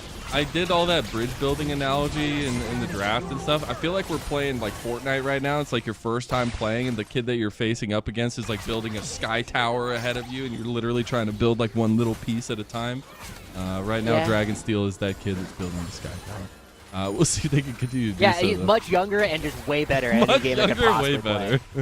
You know, it's very tough. But Dragonsteel will be picking up another dragon, adding another room to their magnificent sky tower. It's very difficult for anyone to play up against that. Now, one of the things that we are seeing is that CCG potentially looking to try and make something happen on Zamudo, but one of the things that you always got to talk about is who is the play at any given time. Zamudo knows, like, hey, they're not contesting the dragon. Where could they be? Oh, it's probably around me. I'm going to go ahead and back away, and this time I'm going to be backing away and creating a lot of pressure coming back onto the map with a Negatron float. For the head with pulverize on Chad. Doesn't it connecting it, but he's in the shadows. So now we get back on the map with a 2-item Scary Jerry and then a Vori Flicker Blade completed there. He's looking for a play towards bot side. 3 members of CCG down here, but 4 for Dragonsteel if they want to make the play. Zyko goes in. Spirit Rush is not even able to be used there. Scary Jerry's about to 1v1 Manui, and Dragonsteel are decimating CCG. Have you ever seen a flank by a Zeri? Well, you might see one now, as Zamuno is the one with the ram horns moving forward. They want to circle this one down as the Rift Herald is dropped. The crash comes through. The mites go forth, and Dragonsteel move away. Yeah, that's still just a lot of pressure coming through. The fact that Scary Jerry threatening some of these flanks is a bit of an issue, but we are seeing repeatedly Zyko is winning the mind games or sometimes the ping games going up against Trevor, just making sure that he's not throwing out the headbutt at all unless Trevor already has the steadfast presence down, and just creating so much pressure onto Trevor because once you have seen that your opponent is willing to play that kind of game, what do you do as Trevor? Like, what do you do as the Poppy? You just be like, well, I'm gonna have to guess as a reaction, because I don't know exactly where Trevor's playing from, but I know Zyko is playing very close to the servers. He's got really low ping, so he can afford to play those games. He's also got a new piece of armor. The Warmock's completed for Zyko. He's mogging on it. Almost unkillable here. You look at that health bar, and it is beefy. Meanwhile, Trevor's trying to go for a play on Scary Jerry, but Zyko is there to lock them down. Zamudo's coming over the edge. Zyko finally falls. The Heartbreak Kid might be able to make the difference. He's got 2. He's looking for another one, too. CCG moving forward. Chad can't connect, though, with the CCG movement. They will end up taking 2 members of Dragonsteel, though. Maybe a 3rd. Wow, Zamudo's on the run. He's running. He does do that. All right, they got him. He's running. He's running. Oh. Who's going to get it? Oh, okay. Chad got the shutdown, too. That's a lot.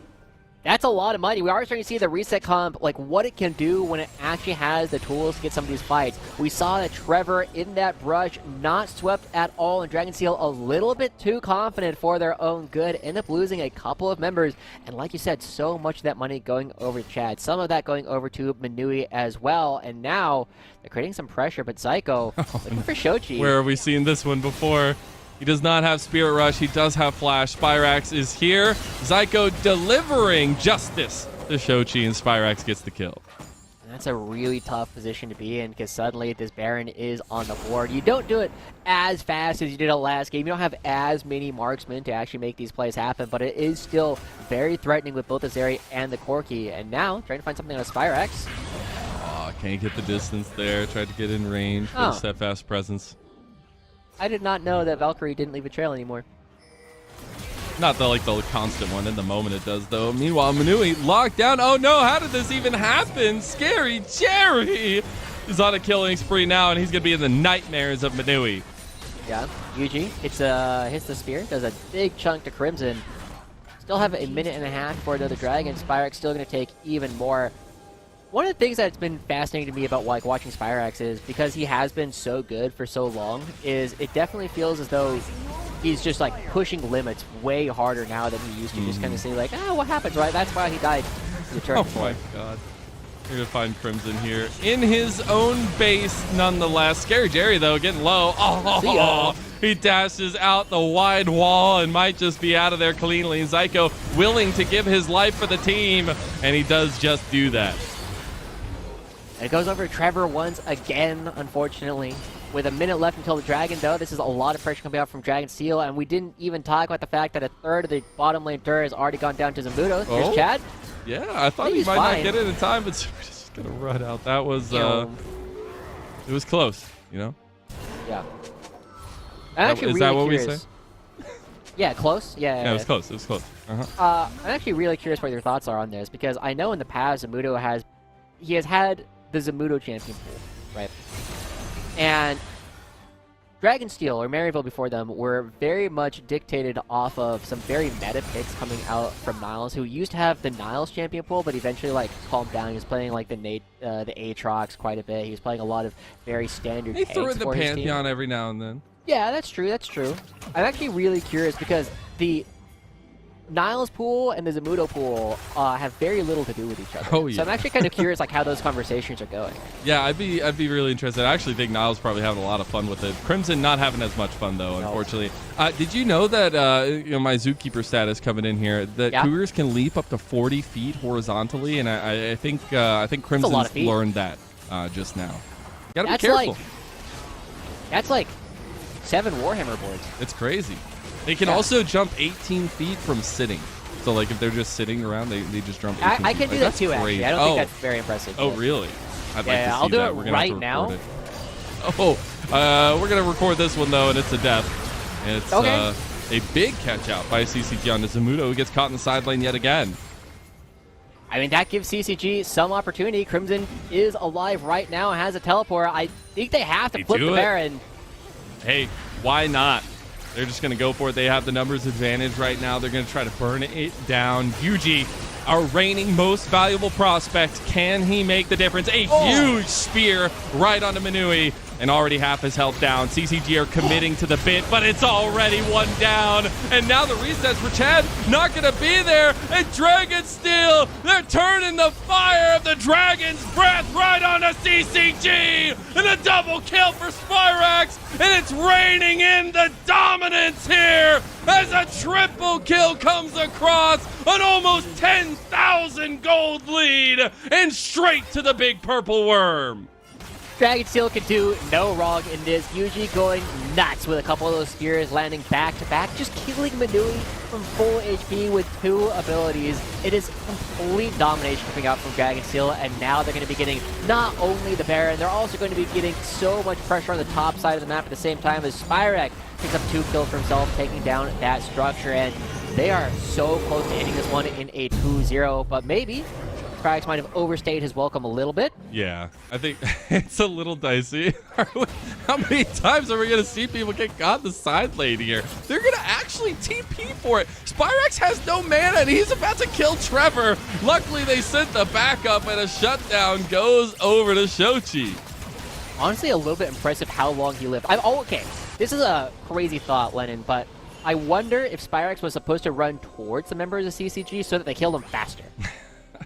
Right? Get back on the board and actually make sure that the rest of his team can push, because, you know, CCG are pushed back towards their own inhibitor. Like, that's a super big, like, 20xx kind of play. But now we're looking at Dragon Steel. They're still creating pressure on the inhibitor turrets anyway.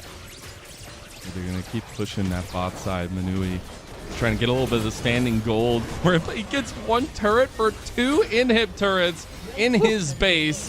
And I don't know if that's going to be the trade deal of the century that you want. CCG trying to defend these inhibs now, but they won't be able to defend mid. Maybe the play is on bot side, but it's so dicey. The Baron is helping Dragon Steel with the siege.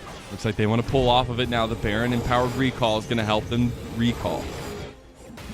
A really tough position overall for CCG to be in, and one of the things that we're going to have to see from this squad, I mean, they have a lot of players who have worked together in the past of trying to integrate Chad and Crimson, and at least this game, it feels as though they're mostly just getting outhanded. It doesn't really feel as though it's necessarily a failure in the shot calling a lot of the time, so much as just as soon as some of the early plays start going in the way of Dragon Steel, it doesn't feel as though CCG have had the compositions to really come back from any of these positions, and now, as Dragon Steel are starting to look for the end with the remains of the Rally Cry Baron buff, we'll see if CCG can do anything. But we said that they needed to be able to wait in Fog of War. There is no Fog of War in your base.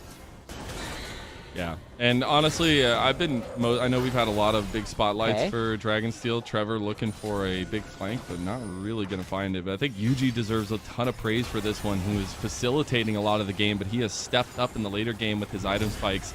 Trevor on his flank finds Scary Jerry. He's trying to get that Keeper's Verdict onto multiple members. He does end up getting 2 out of there. Now the engage comes through, but the TP right back in as Zamudo's going to come join. The lightning crashes, and it's striking all over CCG. The reset's not going to be there, and the kid is heartbroken as now it's the top lane push, and Dragon Steel looking for the finish. Wow, I mean, Trevor had to go for something like that. It just didn't work out the way they wanted to. One last desperate attempt. Dragon Steel with the minions crashing. The heat of the Dragon's Breath right on the necks of CCG. Trevor feels that heat and gets cooked right in the backside. Now the last turret is falling. Dragon Steel looking for a clean start to the season, but they can't finish it here unless Scary Jerry steps up. They missed him in week 1, but they will know his wrath in week 2 as he's back, baby, and Dragon Steel will go undefeated. It's a 4-0 start coming out from Dragon Steel. They've won all of their games so far on the Rift. 2 of them against Maryville, now 2 more up against CCG. They're looking clean across the board. And the great thing looking at it is it just feels as though they were just better this entire time. They were just able to take down CCG without so much as breaking a sweat. And as we take a look a little bit at this, I mean, kind of speaks for itself. Look at how much damage we got to see from every single one of their members. Actually, Crimson did quite a bit this game, but it doesn't matter if you're going into an Udyr who just doesn't die anyway. The hardest thing for CCG is you could still see the promise It felt like you could still see some of the angles. Dragon Steel were clearly the better team, but the thing I love to see about teams in Tier 2 is their commitment to each other and the plays that they make. And I think that's something you can't take away from CCG, is the fact they do play together, much to their detriment sometimes, but they always try to find the play together. And I think that's something that can mold over time. With Dragon Steel, they're looking at a revenge arc here. They are no longer wanting to be a second place team. They want to make the run for it, and it's very clear that this split means a lot to them. Yeah, I know it's really early in the season to start talking about undefeated runs, but I think with the way that we've seen this Dragon Steel team already start this season, I think it's possible, right? Obviously, they haven't lost a game just quite yet, but I actually do really think if this team can continue playing like the way that they showed us so far, this team is going to go very far, not just in the regular season, but also in playoffs. Very excited to see that journey here. Dragon Steel have made their mark on the league so far. We're going to step away for a little break, then we'll be right back with an interview with the support Zyko. So don't miss it.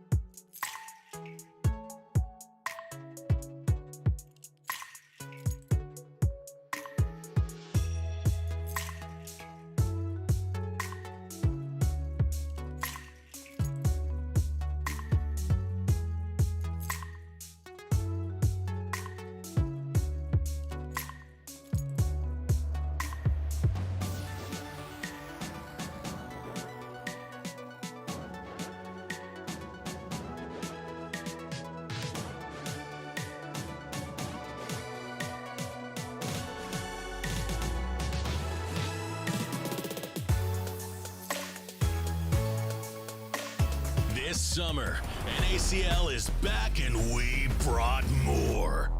More Fearless. It would be DSGU locking in the Varus because they can't take the Orianna either way, but it's Aatrox banned instead. More Creators. Wait, I didn't change to competitive. More Best of Fives. More money. During the NACL Super Weeks on weeks 4 and 5, we'll give each NACL team 2 money matches. More Surdy. Summing up onto this stage again is my chance to prove that I'm the person who should have been promoted to the LCS over Fakel. More stories. More partners. More prospects. More futures. More colleges. More SmackDown. More Cowboys. More NACL this summer. More. The future of the LCS starts right after the LCS. More.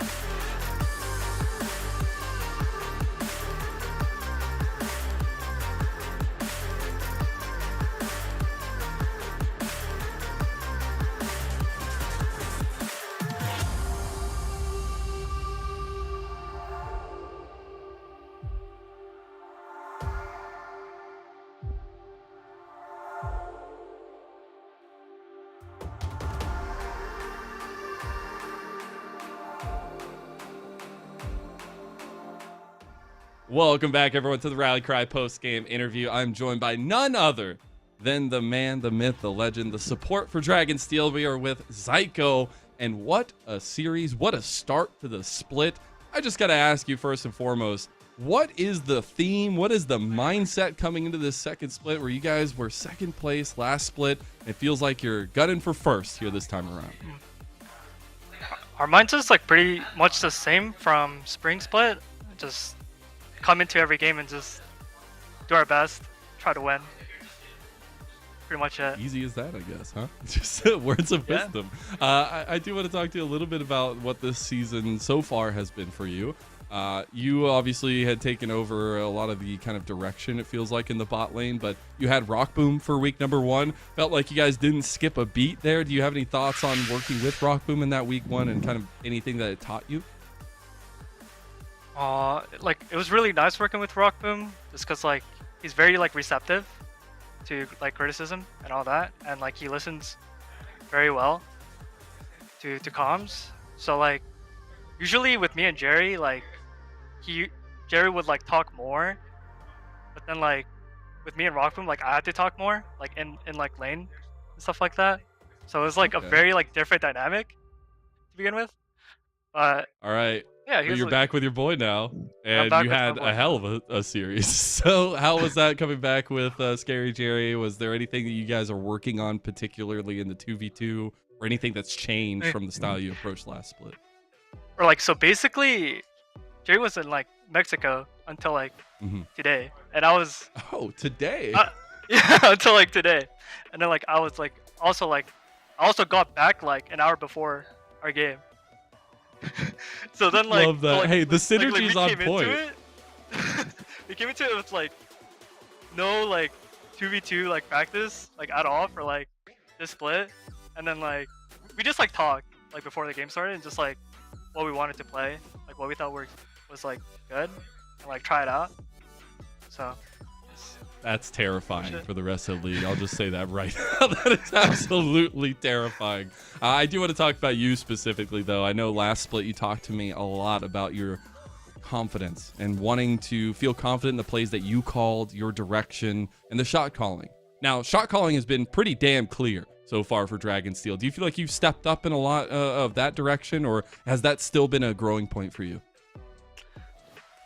Without Aiden, like in the mid game, like there isn't like a clear voice, so like all of us would like step up and like talk a lot during the mid game, like, and like sometimes it could be bad because like the comms are kind of like cluttery, but me especially, I'm also like trying to like step up during like certain points of the game. I like trying to fill in his well, shoes.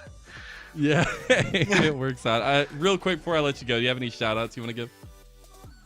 I'll just shout out to my team for just coming last minute and just playing really well this series, and shout out the program, and shout out to my family and friends that support me.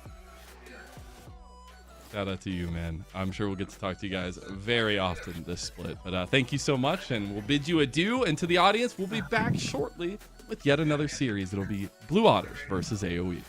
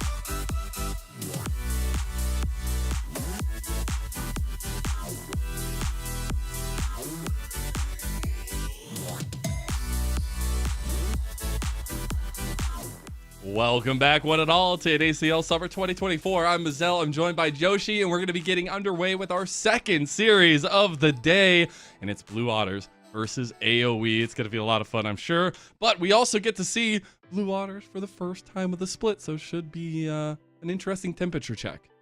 Yeah, for sure. I definitely know that a lot of people do not have Blue Otters rated particularly highly, but I have heard that they are doing fairly well in scrim, so I am very ready to be surprised by how well this team suddenly does on the board.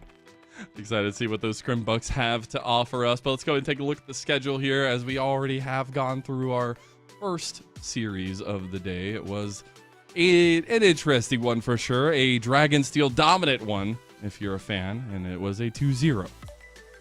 Yeah, it was not necessarily the closest thing in the world, but it's not super surprising to me with how well Dragonsteel was able to take down FlyQuest in their first series. And so now we're going to be looking at how AoE and Blue Otter are going to be going up against each other. I know a lot of people are looking at these two teams and asking how well they will be performing together. AoE got slammed by Team Liquid last time we saw them, but with Blue Otter coming in for their first time, it's an opportunity for them to showcase that they are a little bit better than maybe people were expecting. And God, that's the craziest part, is like just looking at track record, but also trying to see like what the new faces look like, things like that.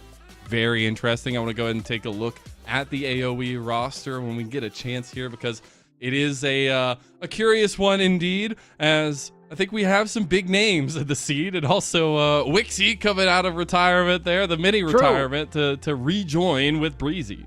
Dude, this guy speed around retirement, right?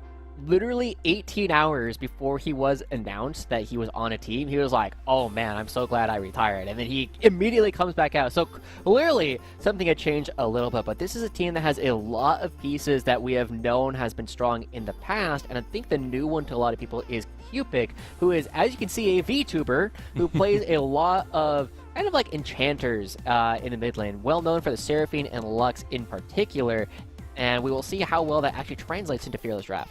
That's the most curious thing. Also, with a very dominant style jungler like NXI, who we have seen recently in the past in the support role, but he was making his name known in jungle for the longest time. And I think that combination is going to be super important, because the way you look at this team, Wixie and Breezy should be an important part to the late game machinations of Area of Effect. And NXI is going to have to find a way with the other two in the solo lanes to build towards that. Yeah, it does create a big spot where like a lot of teams are built kind of around their mid laner and how much pressure that they can create on the board. I've been hearing different things about how strong people think Cupid are, especially from some of the other players. But I know I did content originally with Sammykin, his opponent went in, but he was the first class where I forgot to hit the record audio. Oh my god. You just had to out yourself, huh? I did. You know, there was more of it. You guys will get to see like the second version of it, which I do with different players. But Sammykin was like, yeah, I think I'm going to blow that guy out of the water. So there's definitely an opportunity here. And I don't know how well you guys know Sammykin. He is like the most polite kid I've ever seen. So the fact that he was trash talking Cupid says a lot about Sammykin's confidence in the matchup. That's what I think is so funny, as we are going to get to talking about Blue Otter here shortly. It is a team that is, in some parts, very wholesome. In other parts, not so much. And I think that's the funny duality of this team. When you look at Quacker and the track history of him, he's very humble, very polite. And I think he's had a big impact where he's been able to find it in ACL. And I think the solo lanes for this team are going to be even more important than I think what I was talking about for NXI's support or Area of Effect. And it's going to be a lot about if music can actually make a big splash. The last time around was not the best stint. Yeah, I know there's been a lot of hype going into music on his first split, but he didn't necessarily have a whole lot of performance at that time. Hopefully we can continue to see him grow. One of the things that I did get to talk to about Quacker is he was in the second version of the content that we were filming, but I was asking him because in spring and throughout most of his career, he has been known to play like 3 or 4 champions, right? You know, you got Darius, you got like Mordekaiser, you got the Olaf, you got the Renekton, and then that's kind of it, right? And then after that, you have the other champions that he'll sometimes play. But I was talking to him, and he was saying that this time around, he's expecting to really branch out from that style of champions that he was playing before in order to create a lot of pressure on the rest of the board and at least showcase that he can play a lot of different things to make sure that the rest of his team can play what they want to play. And I think they'll lean on some veterancy as well. I know Levitate's been a big name, but not maybe that veterancy. But his lane partner, Rovex, been a little bit all over the place. I've been able to see every version, I feel like, of Summoner's Rift, but also a very big name in the Tier 3 scene. And now as well getting another chance here and try to get something going for the Blue Otters. But get into draft now of game number 1. We had a little bit of delay, or wonder why we're going through all this wonderful storytelling, talk about the players. We were intentionally delaying the game because we just wanted to talk longer. Yeah, of course. Before we get into the draft, though, if you did like any of those stories, you like any of those players, or you like any of the stuff that we've had so far, go ahead and hit that subscribe button, because all your subs goes straight to supporting the players. Now we get into draft number 1 of our second series. Now remember, this is full fearless, so champs that are chosen in this game are no longer available for the rest of the series. AoE enters on blue side, Blue Otter on red side. As we start going into it, again, we have to remember that there are some very specific champion pools that a lot of these different players have. In particular, Moose Hater was known for a small handful of champions, things like the Garen and the Zac. We've seen a lot from this player in the past, whereas Q-Pick, we really know plays a lot of these Enchanter, Mage kind of things. The Seraphine, the Lux, the Hui are all things that we know that they play. Whereas on the other side, we've already talked about Quacker's pool, but Samykin is well known for his Zoe more than anything else. And he basically never got to play it in Tier 3. Doesn't look like he's going to get to play it in his first game back either. Yeah, don't.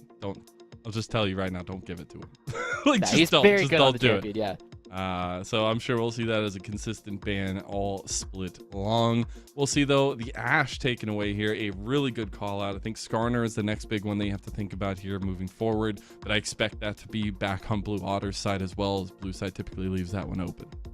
Yeah, I mean, AoE has to kind of create that situation, and the Rumble ban really signifies that they are at least wanting to pick the Skarner if it is left available. Rumble has been kind of the pick that a lot of people will go to going up against the Skarner, and now Blue Otter has to either leave it up or ban away. Instead, they're going to be banning away Q-Pick's Lux, and this should be a Skarner. So, if it is a Skarner, it hasn't worked all the time, but in LPL, they choose Mordekaiser.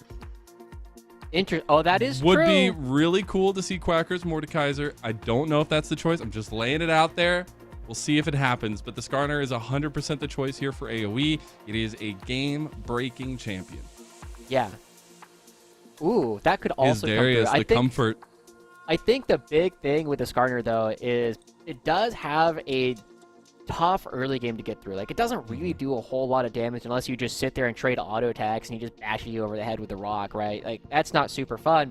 But I love the fact that Blue Otter are at least threatening some picks into this right now, and there are still counter picks or strong picks for them to grab for themselves to create situations where they can burn through the Skarner, but they need to pick a lot of damage, a lot of consistent damage in order to actually take down the Scorpion. I like the music Arthas here. He's going to be singing it all day long here. It's gonna be really nice to see as well, just that kind of style, going for a lot of scaling so far with the first 2 picks for Blue Otter, so they're definitely opting into that option. I do expect that 3rd pick to be a top lane pick, though. If it doesn't, there's gonna be a lot more bans going that way. The Senna immediately locked in for AoE for some response of the scaling of their own. Yeah, a bit of a classic pick coming out from Breezy at the same for Wixie at the same time, and now we get to see what it is that Breezy wants to go for. We touched on it before about how important the Nautilus pick has been for a lot of teams, at least in spring, in order to try and find their wins on that champion. Now we can see what else is going to be picked up. I would love to see a Leona as another counter pick, but I know Rovix is also well known for his Pike, which is also a decent counter pick into the Nautilus. True. He could just go like with a kill lane style or something in bottom side. I do expect this to be a hard decision, at least for Quacker to pull off, but it will be a decision by Quacker nonetheless. What he wants to go with. It will be another classic for him, though. It is the Olaf answer. Yeah, this is definitely telegraphing quite a bit. So AoE cannot index too much heavier into crowd control, simply because Olaf will ignore that. They are fairly low damage actually on the side of AoE. We do see Senna like take off later in the game, but by the time that Senna is a massive damage threat to the Olaf, Corki and Karthus are going to be bigger damage threats, and that's part of why we see the Smolder ban taken away. We're all spending away the Garen, because even with the Skarner showing, you want to force the Skarner to go top lane. That's what I was going to say, is like, they still think there could be some flexibility. Skarner himself, even when behind, even when put down into the dirt, in a late game team fight, one big Ixtal's impact into an Impale makes the biggest difference. So I like the focus, though, from AoE, trying to put down some of the scalers that can add on to the Corki Karthus, and I think you're going to have to continue dwindling that down a little bit. The Seraphine is the final ban away by Blue Otter. Yeah, I really... Look, I don't know if I've ever seen Moose Eater play this champion, but it's the kind of thing that Moose Eater would absolutely play a lot. Trundle. I actually think Trundle might just kind of win this draft if they are able to play it, just because you win the top lane super handily with the Trundle. Like, you just become an unstoppable split pusher. It's really good into the Olaf, and yes, there's a lot of damage coming out from the Corki and the Karthus, but they are very immobile, and they will really going to hate having a pillar put into the game. So as we start looking at it a little bit more, I want to see what else Blue Otter wants to pick up. They still need to pick up their bottom lane. I would love to see a Leona, but as long as they're creating situations where AoE is uncomfortable, pretty much anything will work. Yeah, I'm surprised that AoE went for the Jinx ban. I know it's a classic for Levitate, but also I very much would have liked the Leona ban away, but the Rel actually ends up coming through, so it's not even the Leona, and you get a lot of that Magnet Storm combo with the Requiem plus the Skittles on the ground. It's going to be really detrimental to the health bars of AoE. Now they have double answers here on the blue side. Yeah. We have to see, first off, where the Skarner is going, and secondly, what the mid lane is going to be. Ooh. Okay. Anivia coming in here in the mid lane. It is going into the Corki, but we can also see the Corki go towards the bottom lane. I call this Anivia semi-blind, and the fact that they have enough confidence to play this tells us a lot about what kind of champion pool Cupid is going to be playing with. Love to see it. Oh, I'm so excited for that. It's going to be a lot of spacing and a lot of lockdown for Blue Otter to deal with. Now we have a final pick, Viego or AoE, and they're going to have a lot of skirmishing potential here, I feel like, at the team fights, and those resets are going to be pretty nutty. Yeah, and this Anivia creates so much pressure on a game, right? If Blue Otter is not able to take down the Anivia, you're never going to be able to push anything through anywhere. So, as we're taking a look at how they're actually going to be moving around the board, one of the big things they still need to do is they still need a bit more damage. I would love a little bit more crowd control. The Varus provides both of those things. Yeah. And now, I mean, this game, whenever you see an unusual pick in a game, you always have to look at it and ask, what does this do? The Anivia does two things. One, it stops the Olaf on the wrong side of the wall. He's going to have to try and get over it in order to do any damage. Cannot rock your way through the walls. But the other thing that it does is it creates so much pressure. You need to kill the Anivia, and you don't really have the tools to punish Anivia's early game. The Corki and the Karthus don't have enough damage, don't have any crowd control, and Anivia, I don't know if you knew this, but you can teleport while you're an egg, so even if you're being too aggressive, you can usually get yourself out of that because there's no crowd control on the other side. Yeah, that's the crowd control point definitely is a little bit worrisome, but looking at Blue Otter's side, I also think they have a lot of strength to kind of survive until they need to come online, right? They have so much scaling. They have so much strength, honestly, through the Varus. I think the Varus is the key pick here for Blue Otter because it provides so much strength. It's so versatile, especially depending on the build that you go. And they are going to have so much potent damage to follow up with Music's Requiem. And I think that's going to be an important factor for them. Yeah, but you have to be careful about that as well. If you go super heavy into the poke, suddenly Skarner's a massive problem, right? Like, there's a very thin line that we have to be walking here in order to make sure that we can get any of this done. So, look, one, Quacker needs to find a lead going up into Moose Hater in the top side of the map. Two, they need to either create such a large lead around the Anivia, who will not be able to interact with a lot of the early skirmishes, or they need to really shut down Cupid early on in this game. They're going to have to create a very interesting game plan coming out from Blue Otter. And with all that said, with this thin line they have to walk, AoE is just waiting on either side of the tightrope, waiting for you to fall off. Got a little bit of that ease of execution there, but also it's going to come a lot down to if NXI can upend the clearing of Music in any way. I think that's going to be an important look in the pathing in the early game, especially to see which way he's going to go and if he's going to go for any of these invades. Because if you can upset that pathing and pull attention from the lanes against a team like Blue Otter who doesn't want to interact early, that's where you can find big money. Yeah, there's not a ton of priority early on in the game, though. Olaf definitely has it in the top side. Yeah, Samikin, I feel like Corki should have priority because you have better auto attacks, but I'll be honest, I don't think I've seen this lane in years.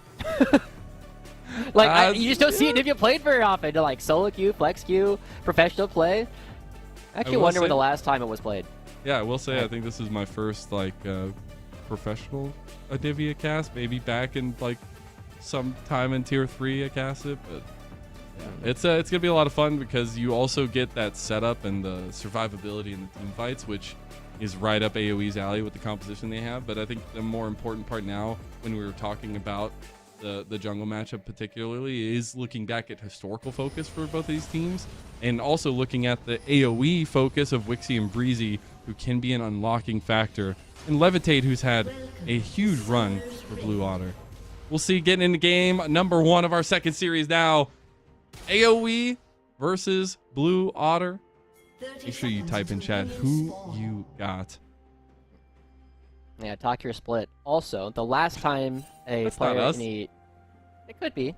The last time a player in a major region played Anivia was last year in March, so more than a year ago, when Jensen played it up against ESM, and he went 3-4-2, and they lost that game. So, not a lot of Anivia has been played in the past 2 years of professional gameplay, and so this is going to be an opportunity for Cupid to showcase what they can do. I do really like, one, the Ari skin looks great, but two, Cupid going with the phase rush means that he will be very fast with his quick trade patterns.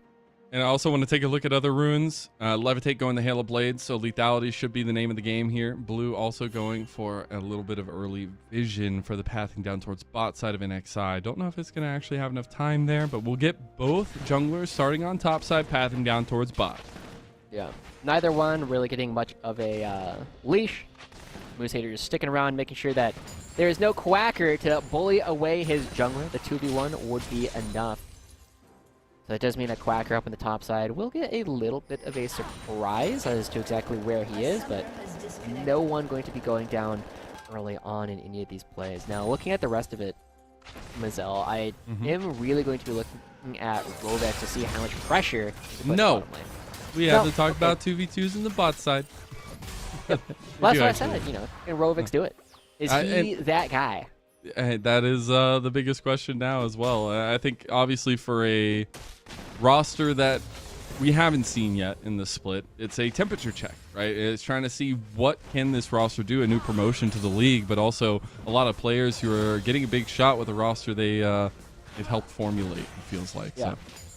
I definitely feel as though the player I'm most excited about on Blue Otter is Samikin. He was a player who had a very strong track record in Tier 3, and a lot of other players, like my roommate Hawk, has talked about how well Samikin navigates a lot of team fights. He looks for angles that not a lot of other mid laners will play on, perhaps because of how much Zoe he plays and how easy it is to one-shot players when they're standing in the wrong places. But this is now his opportunity to showcase that he can do that up against NACL mids. Make sure you stay updated with everything NACL for summer. There you see that little tagline. I love to see it. Also our YouTube. Make sure you go there. YouTube. Vault content from all the years. Now actually, with that clear speed, Music has made it to first move. Be waiting for the Scuttle Crab here. Meanwhile, his bot lane has priority. Really can't do anything as they're under tower. Yeah. I mean, it's a tough lane to play out, especially with the Nautilus picked relatively early. We are seeing NXI going towards the top half of the map. But I do think that Blue Otter will have the opportunity to try and contest it, but instead Music going to be completing the back and Samikin forcing the wave under turret once again. Now, on the one hand, Q-Pick will have to do the difficult task of actually managing to get all of that CS. But it also means that Anivia is scaling without a whole lot of interference, which is a little bit scary going for the side of Blue Otter. Like we said, there's a lot of poke later on in the game, and Levitate very likely to be going towards a poke style of build with the Hail of Blades. But it does, again, create a situation where if you go too far that way, well, then now Moose Hater is the problem. You will be a problem. I'll just tell you that right now. You will be a problem. We will have Music just waiting. Yeah. We do have an interesting matchup at mid. Not only is it Anivia versus Quark, but it's two like flying creatures here. We have a flying manatee versus a bird. I don't know who wins in that. Right now it feels like Cupid looks cooler, so definitely the bird. I feel like birds normally fly, so the fact that the manatee is flying is cooler. The manatee has a gun on it as well. I don't know. Yeah. That makes it And a guy. I don't think birds like that. Yeah, and a guy, even with the wall, able to still get the damage through, and Samikin winning out on the health trade in mid lane, which enables a play for blue towards bot side. We're also seeing that Cupid getting relatively close to level 6. Probably next wave should be able to get that level 6, which will create a lot of pressure. But Samikin also revealing that there are no wards in the bottom side Tri-Brush does create an opportunity for Music to potentially be a bit more aggressive. Both junglers still at the same spot in terms of CS, but now as this gets started, it does get spotted out by NXI. I think NXI was fine just going to finish his clear, but as soon as Music started that one up, he immediately changed pathing. Already halfway down, though, with that move from Samikin in mid lane, AoE looking to collapse. Levitate not with the team here. It's a 3v3, and Blue Otter gonna get engaged on, and first blood goes to NXI. Reset City there. Music has to get out, and the Dragon gets moved into by AoE, and they cleanly take it. It didn't look like Blue Otter believed that their opponents were going to contest them. They just got jumped upon, and suddenly AoE is like, okay, thank you, we'll take that, and now they're looking for more. Levitate forced to burn his cleanse in bottom side. AoE's bot lane showing up big early.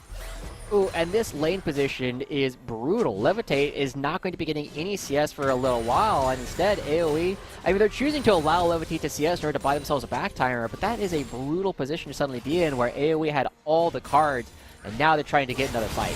Dredge line after dredge line after dredge line, and soul after soul for AoE. Breezy and Wixie putting in the pressure here because NXI is hovering closely by. Meanwhile, it is Blue Otter, who are no slouches on the map. They're going to go for another neutral objective play. This time it's Grubbies, but NXI, he's got some hearts to break here. He's going to look for Levitate, but the Shattering Strikes do end up stopping him in his tracks. Yeah, they still push Levitate off that one. I said that Levitate would get some farm, but instead he's just getting pushed away from the wave. That's going to be at least one plate going over towards AoE. Like you said, though, the Grubs will get picked up by Blue Otter, but that's not necessarily the biggest win. We are not seeing Music just blowing his way out of this game with the amount of farm he's able to pick up, but he should be able to pick up at least his blue buff away from NXI. And you have to remember, this AoE roster that they played in week 1, maybe you forgot about it. They had a rough series against Team Liquid. And it's really nice to see some of the cohesion built over this last week kind of come out, at least early in this game, number 1. It's still very early. They have just a slight lead.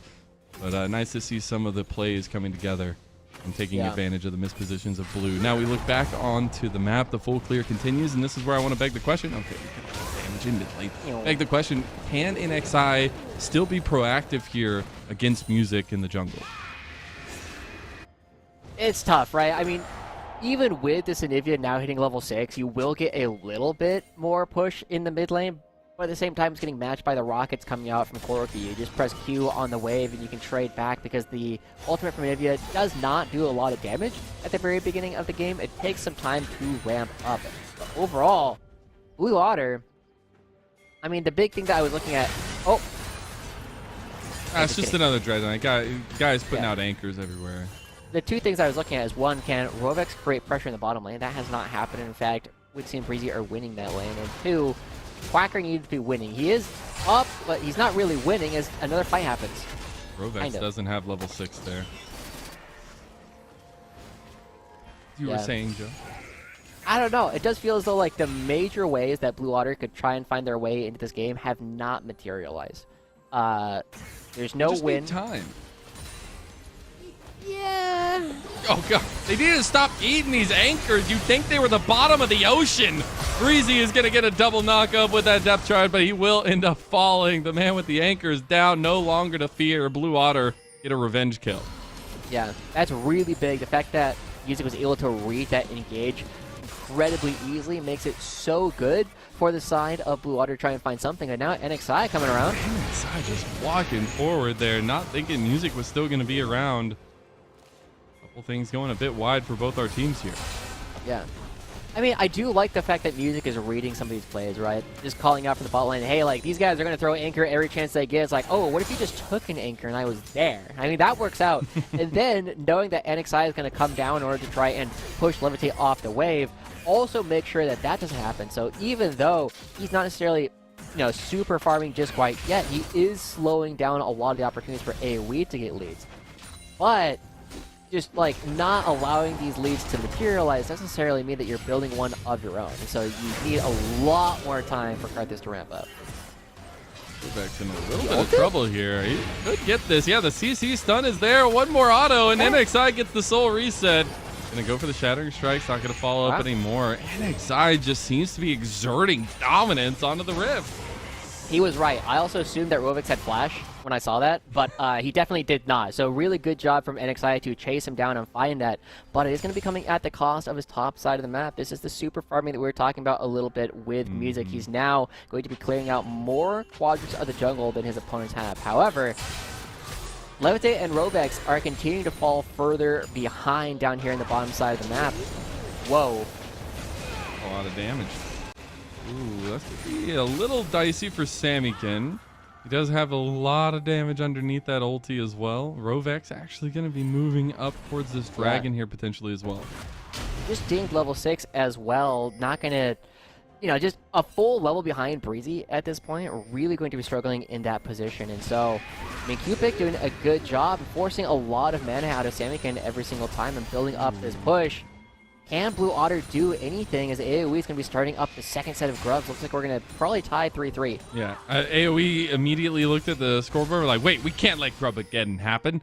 And they immediately move all bodies that way. They will secure that one under plain vision of Blue. But moving back to it, the item spikes are starting to come across him. Diego gets pretty strong with the Blade of the Ruined King. We'll see if he continues to use that as they take that. They're moving down towards the dragon, which got started up by Blue Otter. Yeah, last time Blue Otter started this up, they did not believe that their opponents could do anything, and now Diego comes through, forces Samykin away, and that means AoE are going to look for a potential contest, but they are too late for that one. So we end up trading both dragons and both sets of grubs to either sides of the map. That means we're going to be on a Cloud Rift here. The Cloud Soul would be very, very powerful for Cupid in particular. He's already got the phase rush for a lot of movement to dodge out on any potential dive going his way. If he can get the Cloud Soul as well for even more movement speed, it's going to be very difficult for players like Quacker to ever get to. It's feeling like it's going to be a settle in and wait style game. We're going to be getting to the late game for both these two compositions, and honestly, it's kind of set up perfectly for that. First item spikes have come across for a majority of everybody, but Music is solidly ahead of NXI. If he gets caught here, though, it could really upset all of that, and AoE knew that too. It's going to be a lot of pressure put down, and now Music without the flash. I would love to see a bit more aggression coming out from AoE, because they have some time before the Rift Herald actually spawns to go for that. And so now NXI, with the pressure up in the top side, with the pressure in the mid lane, and with Wixie in his back pocket, looking for an opportunity to create more opportunities up on the top side. Make sure that Blue Otter cannot contest them. For a game that hasn't had a lot of kills, we've had a lot of looks and a lot of moves. And I think that's a testament to AoE's composition. And speaking of those moves, Music gonna find NXI. He is a level down, but it doesn't even matter because he gets the kill on him anyways, gets the Heartbreaker out, the Requiem. It might just be enough, and that's sweet, sweet music right there. Ooh, that's the sweet music we needed to see, as they do get the counter kill, meaning that the Rift Herald is not a free look for AoE at all. But up here on the top side, Quacker, he's had this counter pick with the Olaf, has not been able to make anything happen with it. In fact, he's down multiple turret plates, has not gotten a single one for himself, and so Moosehater just doing a really good job very quietly. One of the things that we know about Moosehater previously is he was really good at looking for flank angles and playing these scaling champions later on in the game to create pressure on the backline. Skarner, one of the best champions at actually doing that, and this will be an opportunity for him to try and create a lot of pressure onto Levitate and Samykin later in the game. Also, a key point of this lead that AoE have developed were all those turret plates as they just fell. There's 6 of them under AoE, so a little bit of under 1,000 gold developed there. We did have the move from Wixie up towards top side because AoE want these Rift Herald. So they're going to go ahead and grab this one. It should be meaning a mid lane push coming for AoE. Yeah, it's very tough. I'm really looking at Blue Otter and kind of worried, right? The one thing that they have going for them is they will always have Music's ultimate. And so potentially a third item Rabadon's, or even potentially a second item, or to really punish all of these low resist members of AoE will help a lot, but so we'll just dive. Breezy, run away. Oh, it's a beautiful anchor. The Dawning Shadow across two. He's going to get kills back, baby. You come to the depths, you better be ready to play. And now you got the Ragnarok pulled out by Quacker to make his escape. The Rift Herald ended up getting popped in top lane, and here comes Moose Hater. He is one with the bug, and he will end up grabbing that second turret here with the rest of AoE.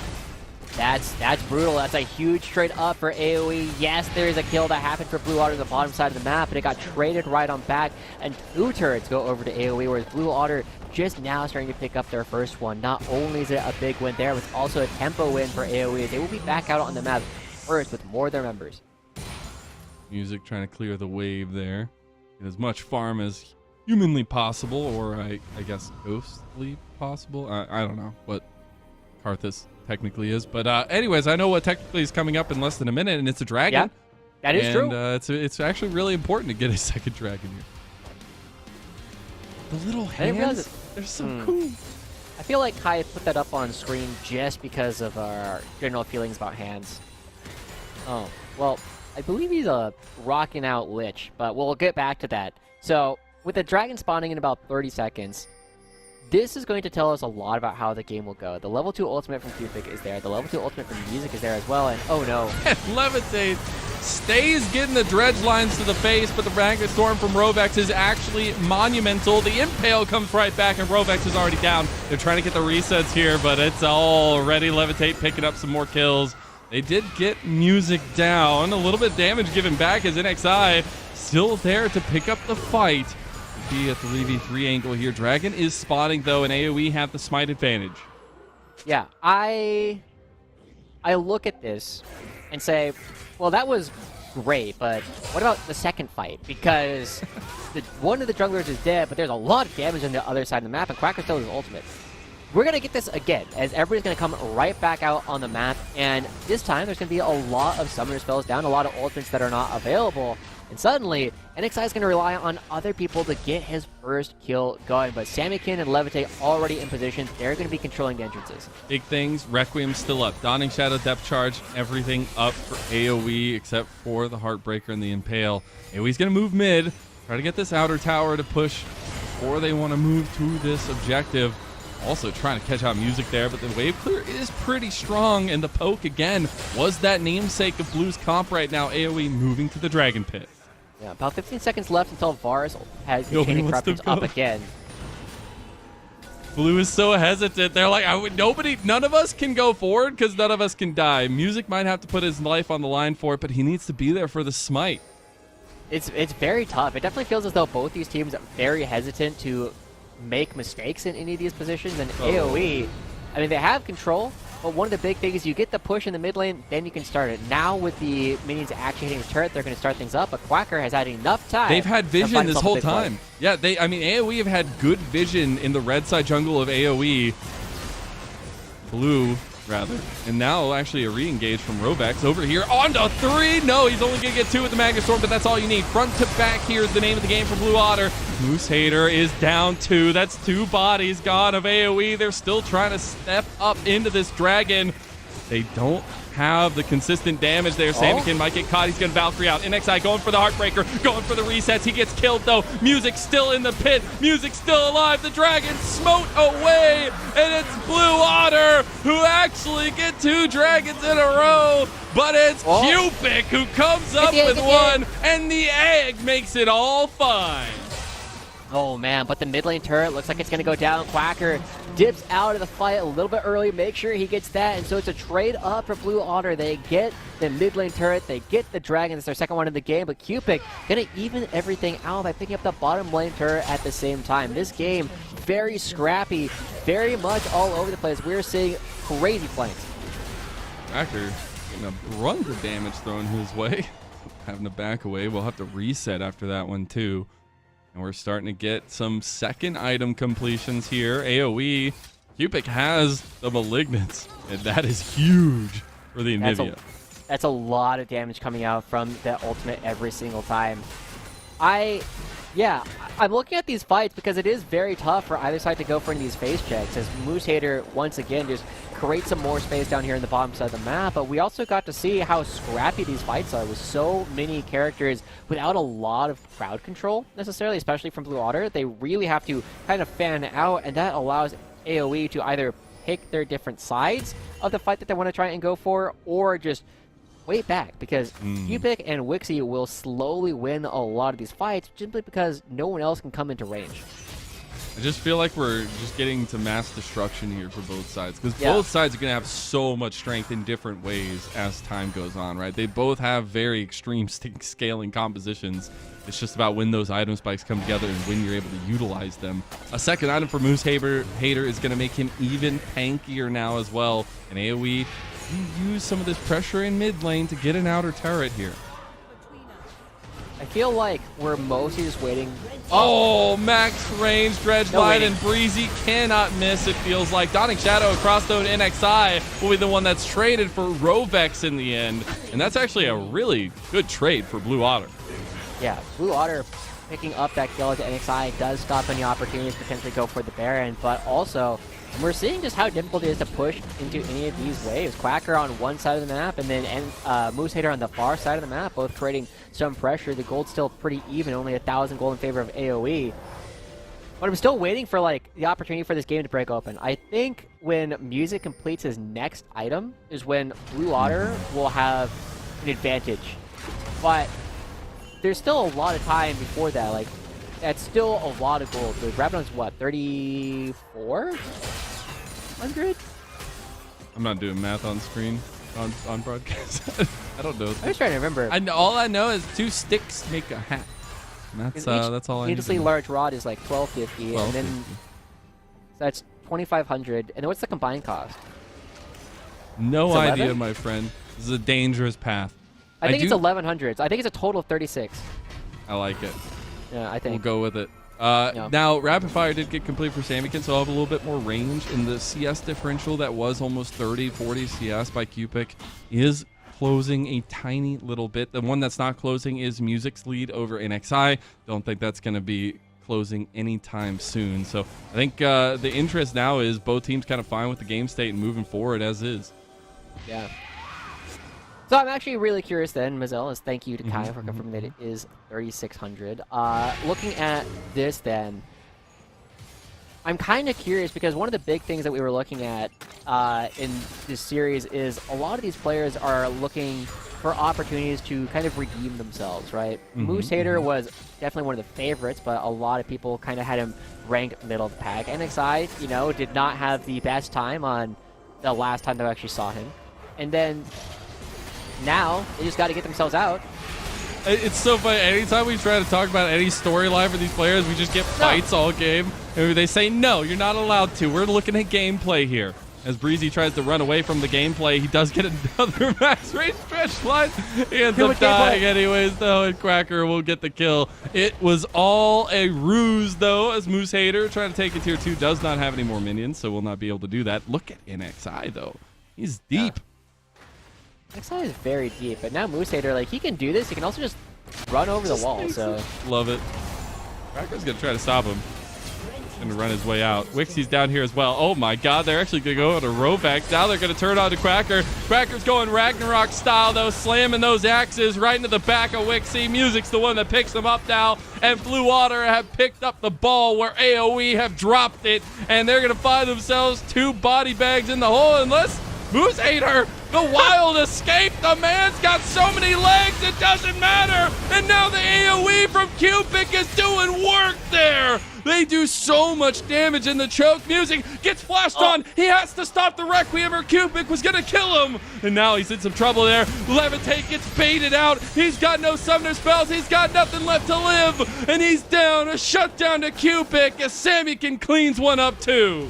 We have had 1 untraded kill this entire game. Every single time that someone dies, someone on the other team immediately follows them into the grave. But AoE, now they're going to be starting up this dragon and tying that one there as well. All over the place, these 2 teams have been running, and it's been fascinating because you can tell that a lot of the major macro things from both these teams has been working out, but both these teams are kind of struggling to find their way into actually breaking open any fight. Neither team was able to create a whole lot of pressure on the board, and now Blue Otter, they're going to be starting this one up because they know that everyone on the side of AoE is either backing or just finished the dragon, but it's not going to be uncontested. Here comes Moose Hater trying to stop them. There's double TPs coming in from AoE. Moose Hater's here first, but the Baron's already down. Early smite, but the Rally Cry Baron buff over to Blue Otter. They just need to make it out now. They've got Rovex rocking around the side. Breezy's looking for another engage. Rovex willing to give his life, but gets stopped over the wall. Music going to go down now, too. But AoE need to be careful. They're in a choke, and they're against a Karthus. Rovex going to be the next to fall. A double kill to Wixie. They find one back, though. They're able to fight at the wall from Cupic, and he's just got to go in. And look at that. He's perfectly fine with it. Sammy can go in for the flash play, but Cupic's pretty strong here. No more combos, no more CC. And XI comes in from behind, and an RKO out of nowhere means that AoE find it. Blue Otter walk away with just one member left alive after all that. We are still only one kill untraded in this game as the fake news aid comes through from Cupic. He did not actually die. 5-0-5 in this game. Oh my gosh, Mazel. This game is back and forth, but continuously AoE just ever so slightly coming out ahead of all of this. And with Levitate being the only person with the Baron buff on the team, it makes it so difficult for the Rally Cry Baron buff to get you any structures on this. It's going to be a not as positive Rally Cry Baron buff play, I guess. They still are up for it, but really difficult to find lasting damage right now against this style of composition. We still talk about some of the scaling, right? You still have 3 items now completed for Levitate with a little bit of the cheaper build for the lethality style, but really you're waiting for Music, as you had said earlier, for a 3rd item. Looks like he's going for potentially a Void Staff there, but also Sammy he will start pumping out the deeps. It's just a matter of time, and so far Cupic's just ahead of him in that. Yeah, it's really tough, though, because Samikin with the Rapid Fire Cannon, he's trying to get those 1, maybe 2 autos that will really burst through one of these different players. But Cupic, I mean, he's got the Roa completed, right? He's going to be very, very tough to take down. At the same time, he's got a lot of HP, right? Like, Samikin is going to struggle to get into range, and so it's mostly a matter of poking them until you go in, but Quacker potentially getting caught. No flash. He's running. He's trying to get over to his 3 members from AoE come over the wall. He's going to pop Ragnarok and go in. Requiem, it might get Wixie. Dawning Shadow. No, it's not enough. The Malignance is going to be enough. And the Leandri's combo to get them down. So they get the trade back, and again, we continue the trades, but AoE do not want that any longer. They want blood. They want kills. They're going to get down Music, but now that's perfect zoning for him. He's taking them out. There's those trades again, man. What is happening in this game? You wanted entertainment, and you've been served. Oh my god, back and forth and back and forth. Every single time it looks like someone is caught out, it doesn't matter because there is the fire back from the other side. We just really need something to try and break this one open. Maybe it's the dragon, maybe it's Karthus getting more items completed because he can just do so much damage. Maybe it's Maybelline, Josh. I don't know, because right now it's actually insanity. And honestly, I'm fine with go another 20 minutes. Let's see what happens when everybody's full items. I want to see that. As we get to it, it has been a very back and forth tempo game, and it's something very different from AoE's last outing against Team Liquid, where they got kind of trounced. It feels a lot more of a confident team from AoE here.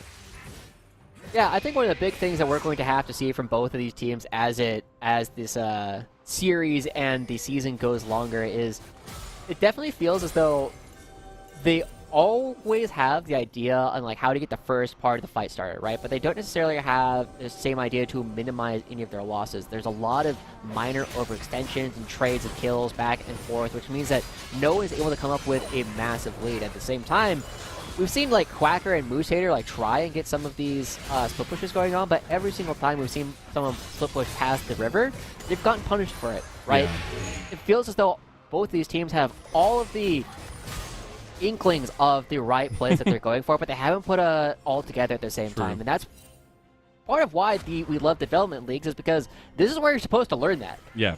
Couple things real quick. We have Dragon coming up in 20 seconds. We have the Crypt Bloom actually completed by Music instead of the Void Staff there.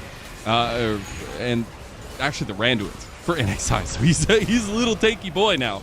We'll see what happens around this dragon because AoE are going to be primary position around it. It might be a situation where Blue don't really have an entrance to this one and are willing to give it over, but it is soul point to AoE, so they'll have a lot of decision-making power because of it. Absolutely, and I think one of the big things that has stopped Blue Water from even trying to contest it, even with the fact that it's soul point, is Cupid is now level 17, right? Like, that is an Anivia that has a lot of experience. The rank 3 ultimate is already up, and ooh, Levitate. Gotta be careful here.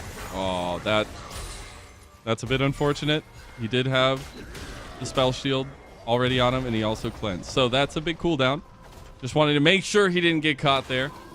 But, I respect it. It's a short cooldown. Yeah, it's shorter.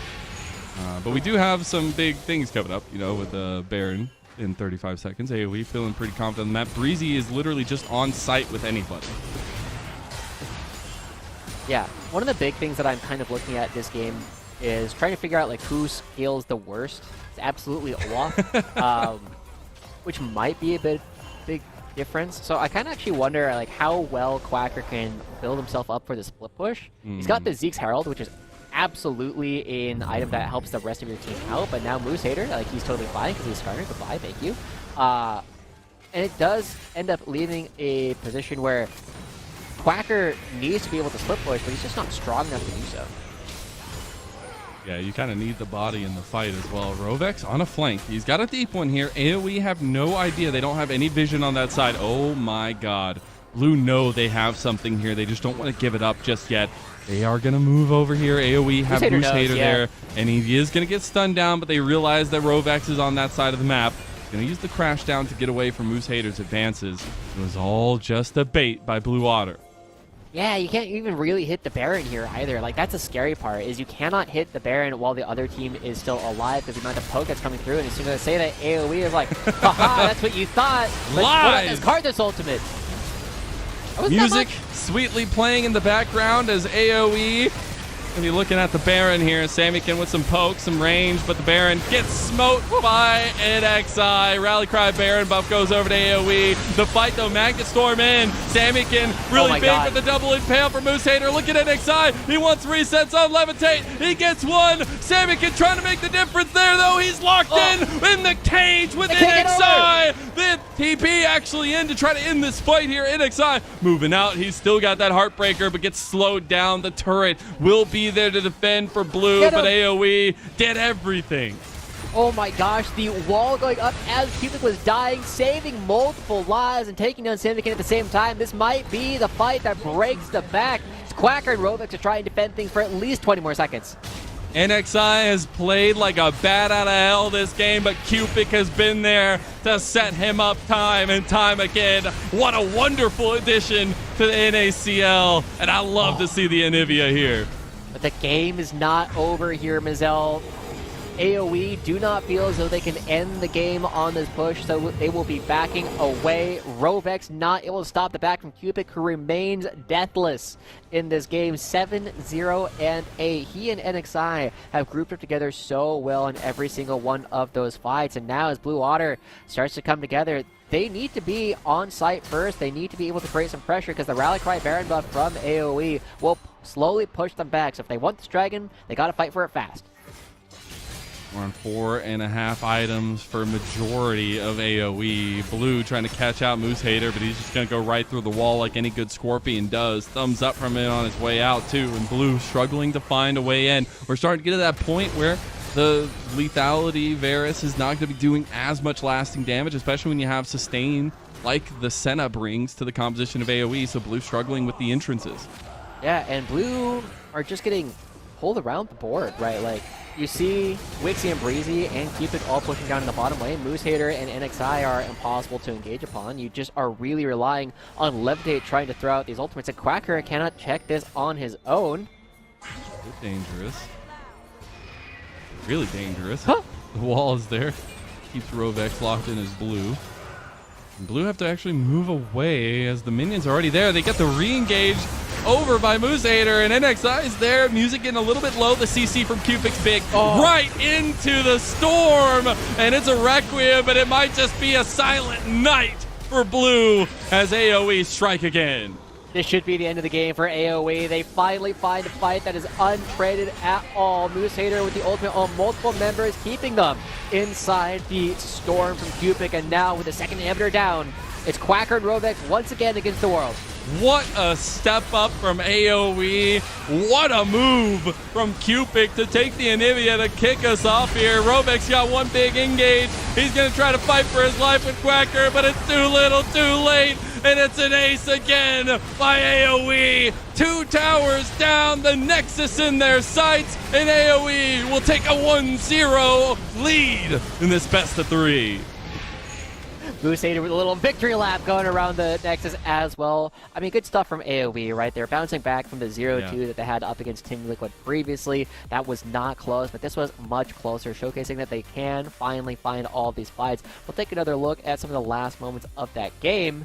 And we'll actually be looking at the Baron fight from that last one. And as we jump into it, it is going to be fascinating to watch how this actually breaks down, because Blue Otter throwing out this ultimate early ends up missing out on a lot of crucial damage onto Wixie, who still had access to that Edge of Night shield. And so all of the relevant targets he wanted to put damage on were not going to be taking any of it. Also, Levitate still hasn't arrived in this fight, and so even though Music tries to flash in, 2 problems. 1, he missed a smite. 2, he's now in a position where he is never going to be doing damage to any of the relevant damage healers. Even though this Magnet Storm looks pretty good, Moose Hater takes Samikin away, prevents a lot of those attacks, and it means that Cupid and NXI can buy time for themselves and be on the other side of this wall where Quacker is just looking impotently. And I can appreciate Samikin's attempt there to get some damage burst it in as much as possible, but my goodness, the shot calling there and NXI going over onto Levitate, it was just purely taking advantage of a little bit of a tripped up play by Blue. And I think that is super important to see by AoE, because I think the biggest thing from this game was their decisiveness and their confidence. Breezy and NXI were literally fighting anybody on sight as soon as they saw them. Yeah, and it really worked out quite a bit with all of these fights going back and forth and back and forth. The gold lead remained at about 2,000 in AoE's favor for almost the entire game, right? From about minute 5 to minute 32, it was about a 2,000 gold lead. And then suddenly, you finally get one of those fights where things aren't traded and you are in total control of the game. You do that again, game ends. So really good stuff from AoE to figure everything out in that last one. Yeah, it was so back and forth. It was so fun. Very stark contrast to our first series of the day, and honestly, it was really, really nice to see both teams putting a lot on the line there with that game. But that is it for our first game of our second series. It is full Fearless now, so we'll see what kind of picks we get in game number 2. We'll see you there.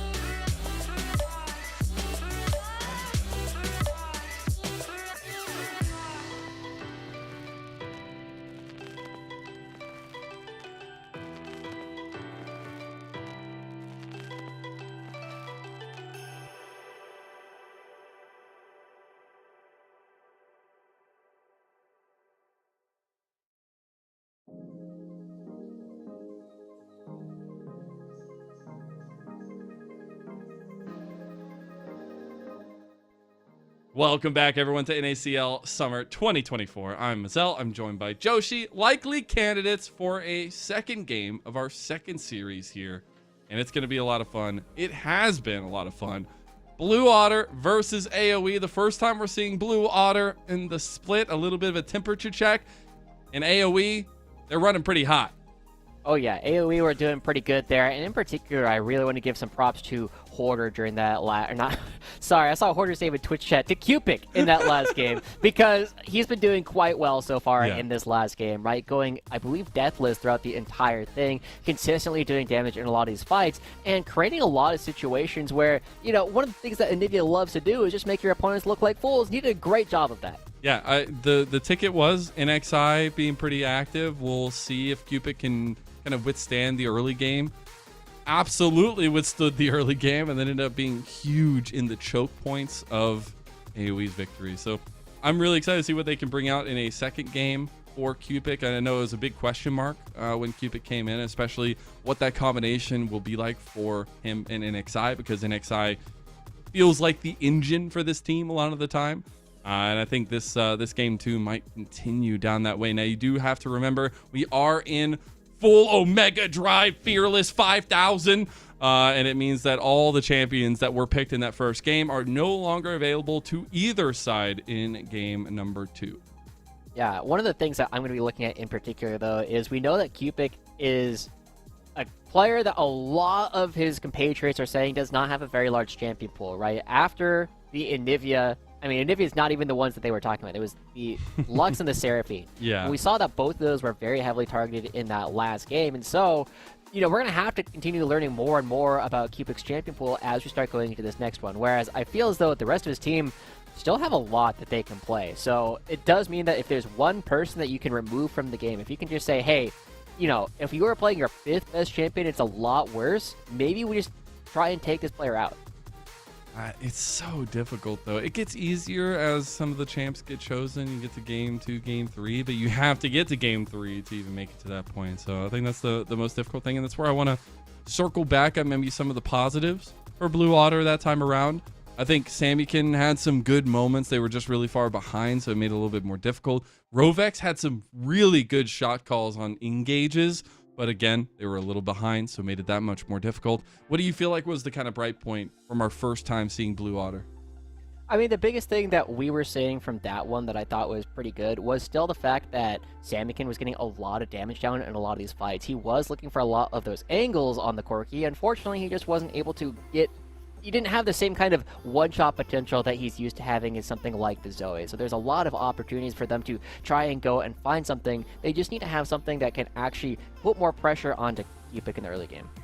I expect Zoe to, if it's let through, be insta-grabbed a lot of these times. Maybe even by both sides. We'll see what happens with that one. But I think that also begs the question of, can we see top lane have any influence? Because bot lane was a stir, it felt like, with influence, but it really was a situation where it didn't really feel like Quacker had the biggest influence, even though the Olaf was actually doing fine against the Skarner early.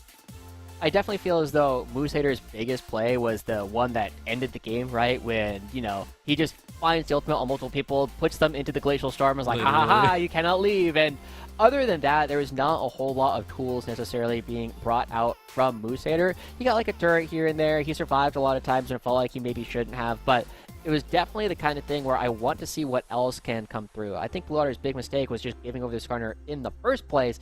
If Moose Hater had something a little bit worse as far as champions go, like, that could have been their game. Yeah, it definitely could. I feel like there's been a lot of those so far this split. A lot of them not so much that conversation. These are very dominant games, particularly from Dragonsteel, who we saw earlier. But this was the kind of scrap I expected from these two teams. Again, maybe teams that aren't necessarily punching at the top of the weight class here in NACL, but definitely trying to make a run for it.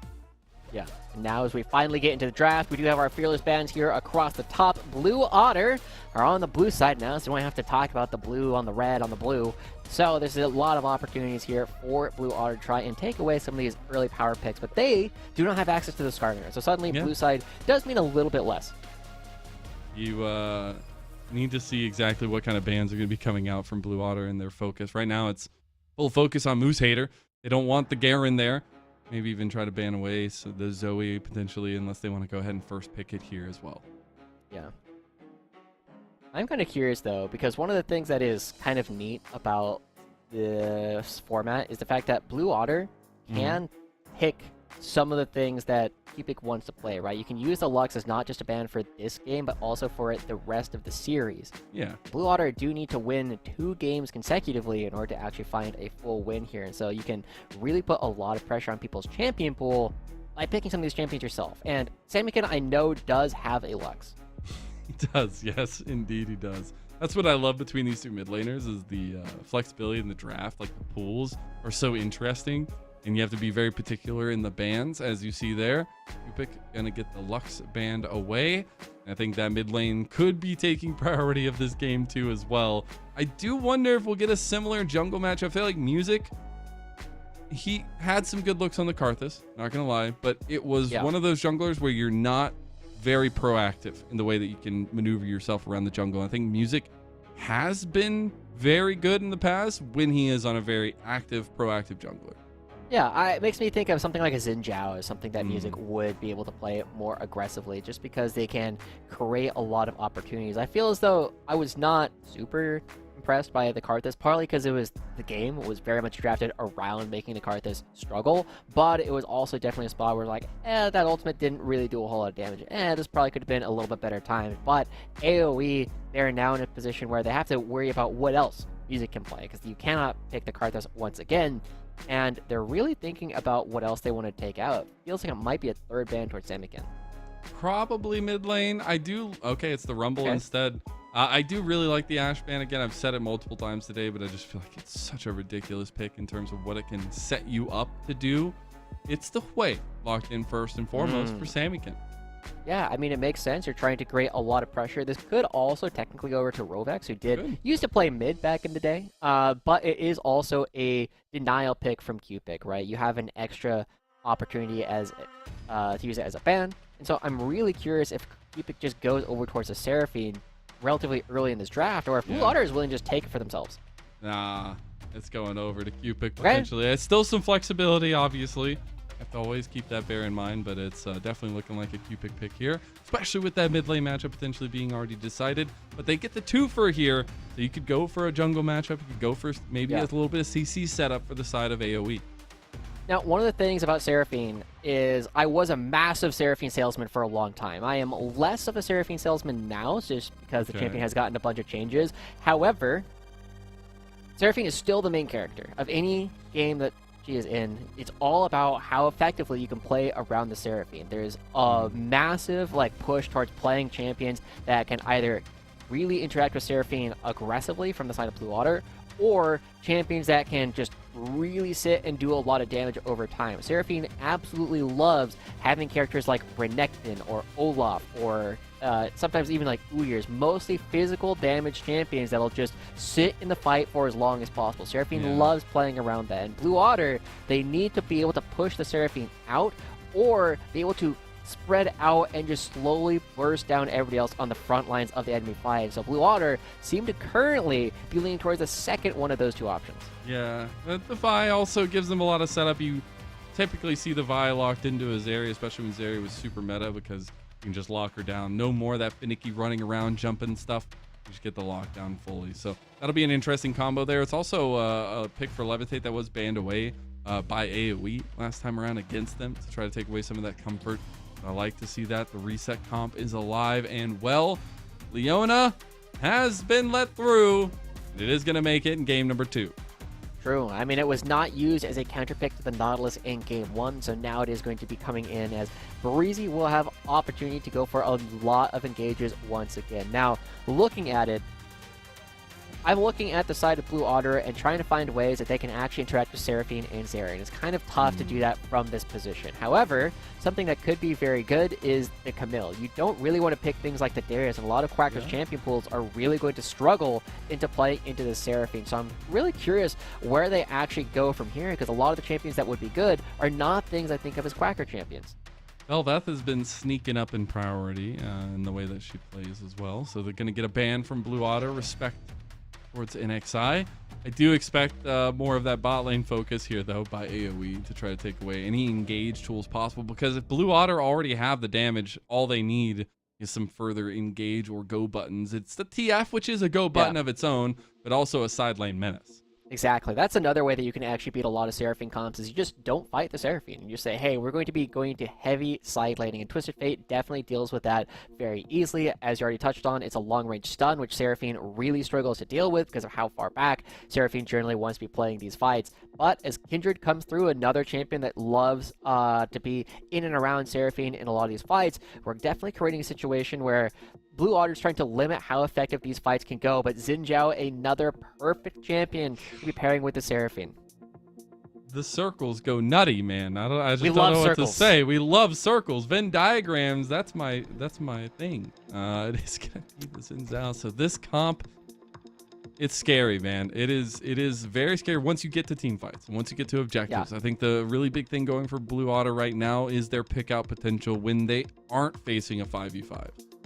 Yeah, I'm looking at this from Blue Otter and trying to think of like what they can possibly do right now. I would love to see an aggressive roaming support. There you go.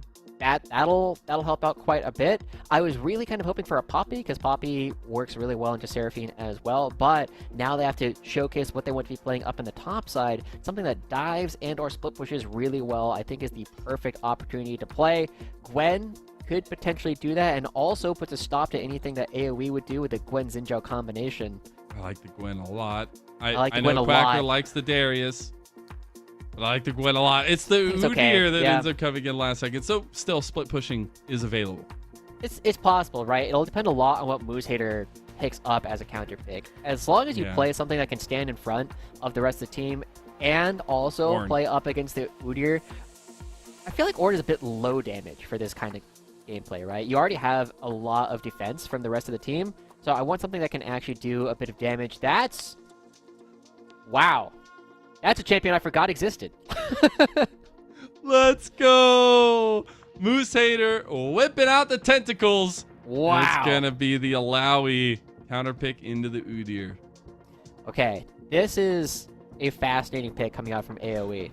Really quick. So Yeah. it's just the concept of these champions. Alawi's like, no, you stay here. You fight me in my tentacles. Udyr's like, nah, I want to run away this way. It's just going to contrast so much. Yeah.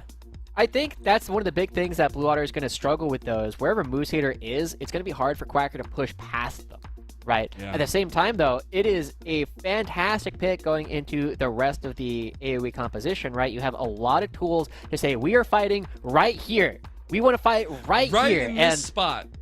And Blue Otter doesn't really have great tools to not do that, right? They don't have great tools to dive into the backside, and they are not mobile enough that they can force a fight to happen elsewhere. As long as AoE gets to objectives first, you either fight AoE in their favorite terrain, or Blue Otter is just going to have to give up those objectives. Well, we'll get to it now. Game number 2. Blue Otter's first venture out into NACL, and it did not end good in game 1. Let's see if they can bounce back and bring us to 3.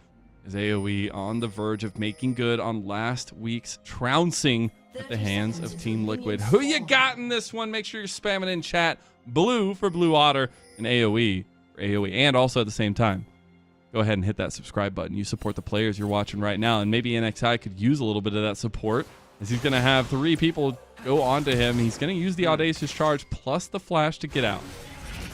All right, I got more news for you about champions that have not been played in a while here, Lennon. Okay. The last time that Alawi was played in a major region was in July last year. It was played by Rich, going up against Immortals. He played up against Cassante, and the Alawi went 0-9-3. Don't worry about it.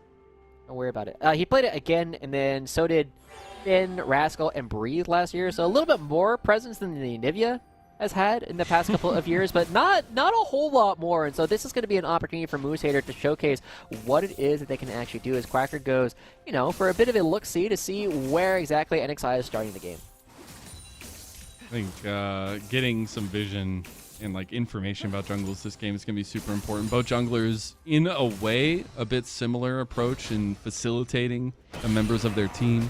NXI a little bit more holistic team focus with the pressing guard and things like that in the middle of the team fight. But Music is going to be the one that delivers the gold. He's going to be the bank man.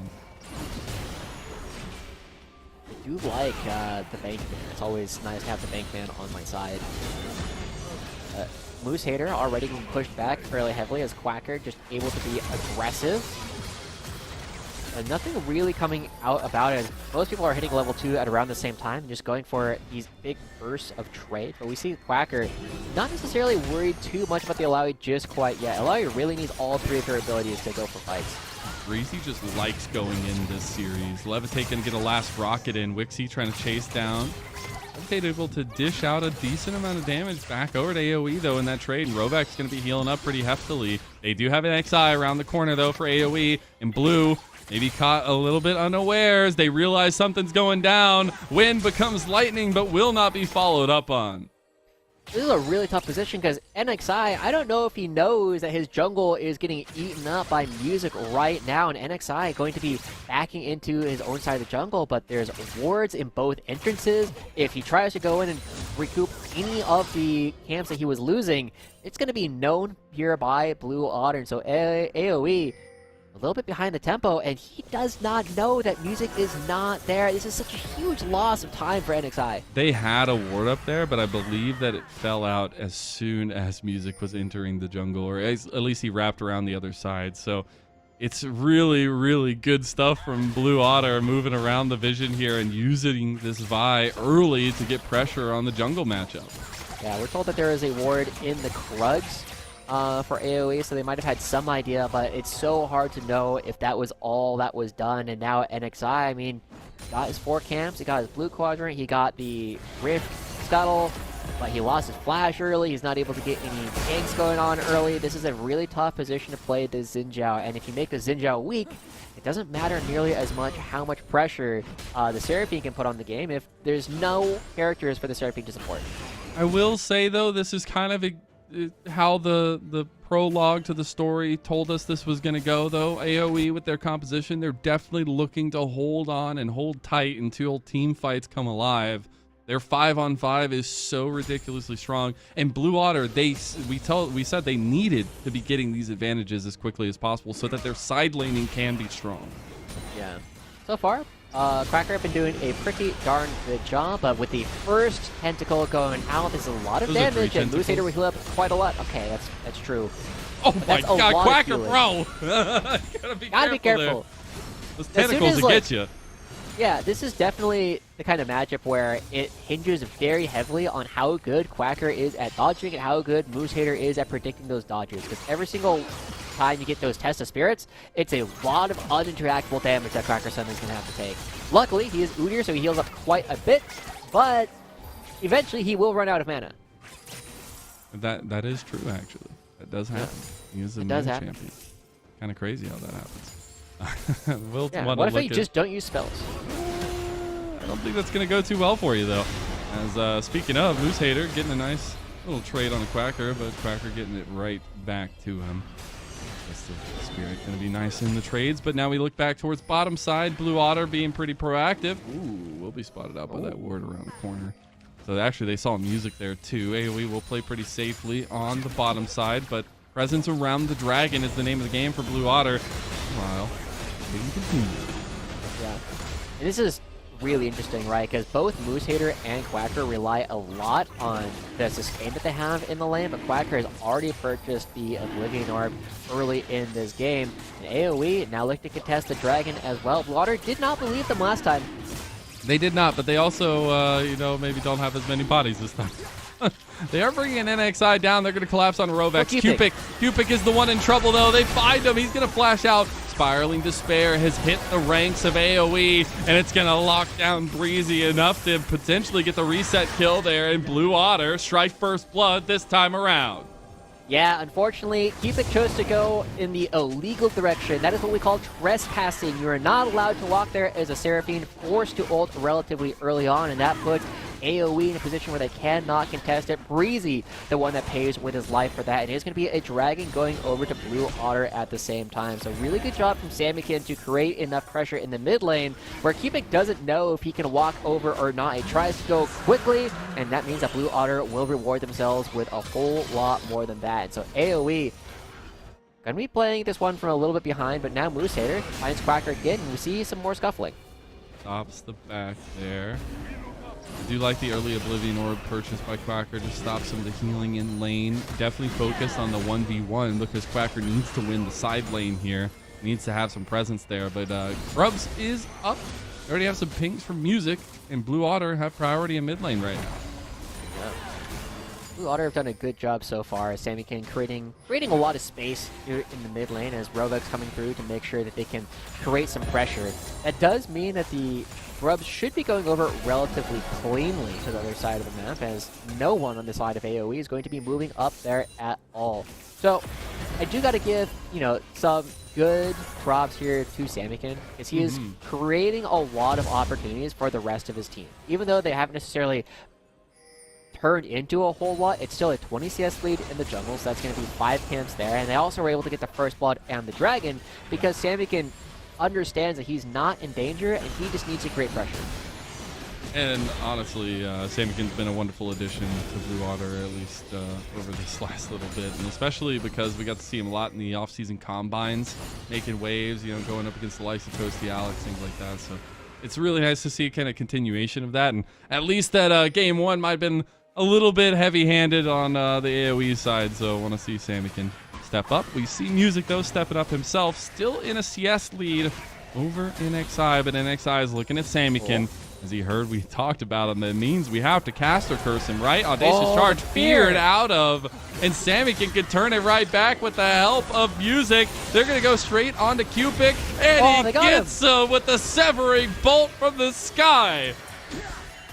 Really good stuff coming out from Samikin, keeping himself alive, not even needing to flash and to snipe onto Cupic as well. Samikin is taking control of this game, and NXI, right before that, he also lost his Raptors, and now as he goes towards the red buff, he needs to bring up even more. Breezy just hanging out to make sure that no one else is invading at all. This does feel as though the map for Blue Otter is just going all their way, simply because Samikin doing a really good job at understanding how to play this champion. We asked for a temperature check from Blue going into the series, but I got to do a temperature check on AoE. How's their ship holding up here? They needed to make it through the storm and get to the later games of the 5v5s where everybody's on deck and everybody's doing a job, but we got holes in the boat right now. Yeah, it's definitely starting to sink a little bit. Moose Hater with this counter fake is doing fine, but he's not even building up a lead. Quacker walked away. Oh, yep. And this is the interactive gameplay that we expect between these combos. Now, Quacker will need to be careful of the tentacles spawning on the back end of it, but the leap of faith means that Quacker just runs away, and then we rinse and repeat over and over again. Yeah, they both heal so much. Like, their health bars are just absolutely lying pretty much the entire time. But Breezy, hanging out. What is he? I didn't know health bars lie, Josh. Yeah. I do it all the time. It's how my health bars work. Oh, okay. Gotcha. I always play with a post-it note over my own champion whenever I play lock screen, so I don't know what my health bar says either. Is that like some conversation about men's mental health or something? It wasn't intended to be. I was just saying things. Let's open up that conversation. Anyways, Blue are going to take some priority around bot side here with a little move from both junglers. They're going to try to at least, but NXI is the first one here, and Rovex gets stopped, ends up being able to get over back to levitate. Breezy unable to find the combo. Yeah, no ultimates, no summoner spells expended, but now Music hanging out here, trying to find something on the map. I noticed that Samikin is already the one who is leaning towards the bottom side, ready to move faster than Cupic was, making sure the Seraphine cannot join. Now Music coming through as well, just creating enough pressure here on the map in order to ask questions of what AoE wants to do. Music gonna keep playing pretty aggressive, though. That's the staple for Blue in this game. 2,000 gold up, almost 11 minutes in. 35 seconds for another dragon, though, would set them up nicely in neutral objective advantages. Meanwhile, another iteration of this. I guess we're just gonna go full 8 rounds tonight here in this zone. But yeah, flash immediately. That signals the retreat, and Quacker easily handles him as he phase shifts to victory. Really good stuff from Quacker here to take control of his matchup up here in the top side. The boots coming through, the Oblivion Orb making sure that Moose Hater not going to be healing nearly as much, in the Ghost allowing him to stay in range of the Alawi the entire time. But it just feels as though everything here for Blue Otter is going right. The counter pick lane that Moose Hater brought is not working. The mid lane here, Cupid on his Seraphine, his iconic champion, not able to find any opportunity to move with the rest of the team. It'll really take off when they start hitting, you know, level 12, when they can start getting those first, second items off, but we are a ways away from that, and it's already 2 dragons and 3,000 gold in favor of Blue Otter. Man, they are looking to put the pain to work here. AoE getting surrounded on the bottom side. Ended up not going for the full-on play down there because we have first item spikes for Blue Otter, so it's very powerful out on the map right now. And that's the thing I want to go back to what you said is kind of AoE getting some very big picks for themselves. First of all, Q-Pick's kind of comfort here, but also Moose Hater with the counter pick Alawi not working out just yet. And it's really just been the fact that NXI can't be proactive on the map. Yeah, NXI has really struggled after that first play, and now look at Quacker. He runs away. Run. Dude, those Run. legs are strong. Oh yeah. Just get himself out of that one. Good thing from AoE not committing too much in order to try and make that last play work, but it is going to be more pressure going into the mid lane as Sammykin, with 3 of the grubs, is going to be getting another plate for themselves, punishing Cupid for moving towards the top half of the map. Ultimately, I mean, this Goldie is just growing and they're getting even more grubs. AoE just seem to have no answers. They've literally given over every single neutral objective in the game. They're not even contesting this one either. It's going to be all 6 grubs going over to Blue Otter, and they're having a much different game than game number 1, and a much stronger one. Yeah, really good stuff from Blue Otter still. The big test is always going to be Seraphine compositions really rely on fighting around Dragons 3 and 4. Yep. Right, when those ones spawn, that is when Seraphine is one of the strongest champions in the game, and we'll see if it is enough, because I'm not necessarily worried about the Seraphine so much, because Cupid is doing fine, right? I mean, other than the one time where we saw the 2v2 in the mid lane and Sammykin got the snipe, this is mostly a situation where I'm worried about the front line. Yeah. NXI is half an item behind. Moose Hater is doing okay right now, but Breezy doesn't even have an item completed just quite yet. And we'll see how quickly they're going to be able to actually go down to the damage that Blue Otter can put out. And also, we have like almost another item completed for Sammykin there. He has the mask completed. NXI was looking for an angle over there. They were just trying to play on over to this Vision Strong side that they have on the bottom side of the map. No objectives this way, though, and Blue Otter will try to take advantage of this with an objective on their side of the map. The Rift Herald's up, but it's more so the top tower they want to go for. They've got Grubageddon. The Grubageddon coming through. That's going to be a top lane turret going down as Blue Otter putting more money in Levitate's hands. And, you know, we didn't really talk about Levitate and Rovex last game because they were just kind of a little bit passengers in the last game, but this time we are seeing a lot more pressure getting applied by Levitate and Rovex coming through. The big thing that they will need is they're going to need to be more aggressive in these upcoming fights, because whenever you're playing against these kind of compositions, you got to aggressively look for that reset. It's not enough just be like, oh, you know, if a reset happens, it happens, because oftentimes these kind of compositions don't have the reset happen. It's just everybody living on slivers of HP, and then Levitate can never be the best champion in the game. And that's why I really appreciated them kind of getting the Jinx, even though it was let through by AoE, because it gives him a stage to set himself up on. And I think it's super important for him to find that confidence and find momentum, because he's a guy, you know, like a lot of other players in NACL doing double duty, and a lot of other players for Blue Otter doing double duty with Collegiate. So I want to see some of those skills transfer over. And he's been pretty consistent so far. Still needs to be probably the game saver here in late game team fights, though. Yeah. Oh, Rovex, don't fall for it again. This just happened, bro. Oh, Wixie cleans it up. Man, I can't believe that they would still be there. They had to have bagged for sure, right? Yeah, I mean, it happens. It happens. Rovex getting caught out for that one. The big thing that we're going to have to do is in about 10 seconds, we're going to have to take a look at item checks to see what people have as they go for the full reset. So the first thing Quacker's got the Leandres and the Oblivion Orb. Music is still about half an item ahead of where NXI is, and that means that NXI, without time to go for a full reset, is going to be about half an item behind. The mid lane is fairly close, but Samikin has already transformed to Seraph, whereas Cupid still just has an Archangels. Other than that, it's, you know, you look at one item piece for Wixie and Levitate, but the quality of item that Levitate has is so much higher than the one that Wixie has. It just feels as though Blue Otter are just playing with way more effective money in the bank as we start looking at how this dragon goes, and they're not going to be able to rectify that before Blue Otter are ready to just take down this dragon. NXI willing to fight for it, gets one of the biggies there in the Chicky Nuggy pile. Is the red buff now that's under eyes. Quacker takes about half his health, so actually some of the trades starting to get a little bit more beneficial for Moose Hater after he completed that Black Cleaver.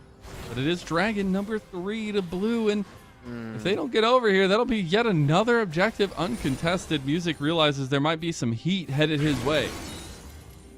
I'm really worried that Blue Otter took too long to actually try and start up this dragon. This is where you can still put the screws into AoE, but they just let AoE get to the dragon first. This is where AoE want to be, and now Blue Otter giving up objectives for free when they really don't have to.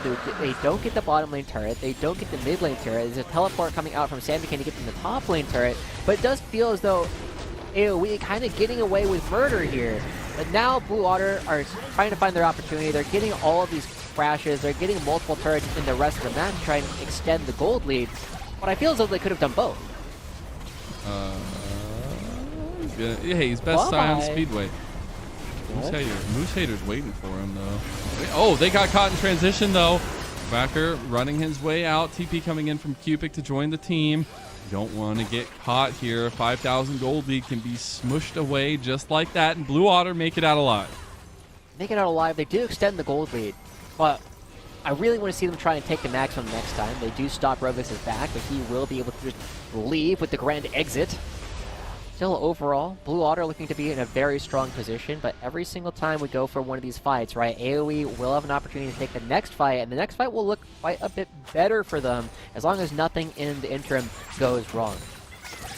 Just got second item completed for Wixie, and then Navori Flicker Blade there as well. Zeri's going to start coming online pretty heftily there, as well as matched by Levitate on the other side by Runans.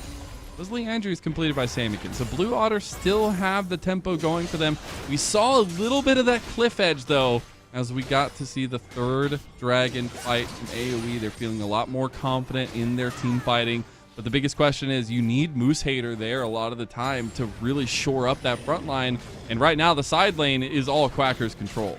Yeah, Music potentially looking for an opportunity, but the outer turret still exists in the bottom lane. I'd actually be really curious who the leading voices are on Blue Otter so far, because they've done a pretty good job at like moving around the mid lane quite a bit and playing around Samikin's priority, but at the same time, this is a spot where they could get jumped on as Rovex looking for a potential flank.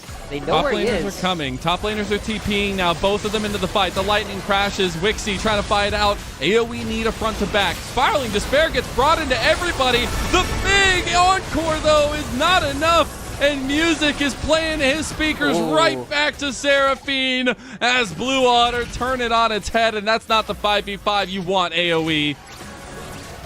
A really chaotic fight in that last one is now Blue Otter. They are the ones still in control. Breezy trying to protect Cupic. There's no real engage tools. Rovex over the other side. Flash comes out, but Breezy's already gone. And Blue Otter have awoken. Almost 7,000 gold and no towers left on the map besides the inhib turrets and the Nexus turrets. Yeah, this starts off looking pretty darn good for AoE as everything just kind of piles onto Music, but he's able to flash out of that one, and immediately as Quacker comes in, everything turns onto that, but the ultimate from Moose Hater hits absolutely nothing. Everybody does just have to leave, and if Samikin doesn't get this snipe, it would end up being a kill going over to AoE for nothing, but still, AoE will lose their bottom lane second turret, and Blue Otter continue to create pressure in this game. This is a little bit more gold that should make the next dragon fight a bit easier. Samikin is doing so much damage in these fights, man. It's crazy. Levitate also doing his own fair share there. Both of them almost on 3 items. AoE not one to back down, not one to sit around twiddling their thumbs. Not any second items on the roaming party right now, but AoE do not want to let this one slip out of their grasp, and it feels like it already has. Looking very tough, but this is one of the things that you can do with a Seraphine composition as well. You can just start up the bear when it feels like you're normally not supposed to be able to because of how much you can actually heal in a lot of these fights. That's and now, easy. ooh, the fact that this is split is really bad for Seraphine compositions. You want to take front to backs, and Quacker is not going to let it happen. This, at least the terrain setup as well with the Baron makes it so difficult. It chokes. Hard to navigate. Music looking to commit. This is going to be a smite off here. The CC comes in. Big grand entrance. Double knockups. The Zinzalvo with the Crescent Guard is not enough. Wixie gets out by the skin of his teeth, but it's Blue Water coming away all day as they go straight for the big purple worm, and that's going to be a rally cry Baron buff for the Blue Waters. I really love the patience that Blue Otter showed in that last fight, knowing that AoE had nowhere that they could go, knowing there was no flash on Cupid. He was stuck in that pit with them, and then they just go in, take down every single piece all at the same time. And AoE, they tried to gamble that game, but they were not able to find the fight at all. Blue Music take us to 1-1. I love to see it. Blue Otter fought tooth and nail for that first game. This one might have been delivered to them on a silver platter. They're going to find a couple more kills and pad those stats as they enter into the league. They need to find a win here, and they need to start off strong. They're going to tie us up 1-1, and welcome to the league, Blue Otters, as they take their first victory in NACL.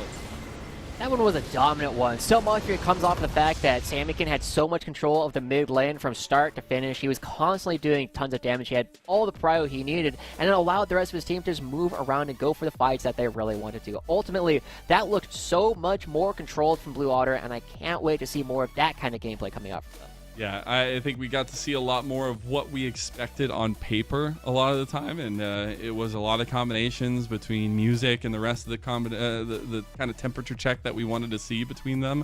It was really nice to see Samikin step up on the Hui. That is it for game 2. That means we get the full Omega Fearless experience, as we're going to have so many bans in our game 3. We'll be there after a short break.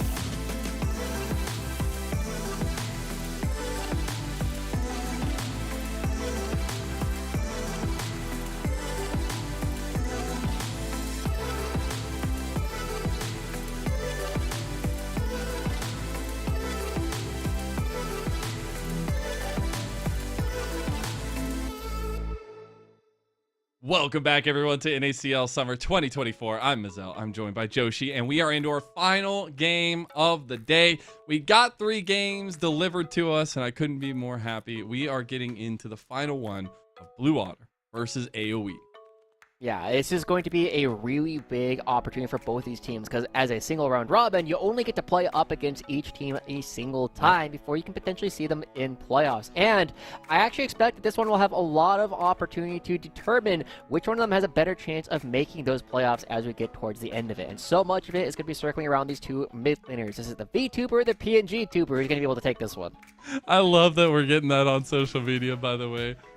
Incredible stuff. If you don't know, Sammy can when he streams, he's got like a little PNG avatar with little angel wings on it. It's so adorable.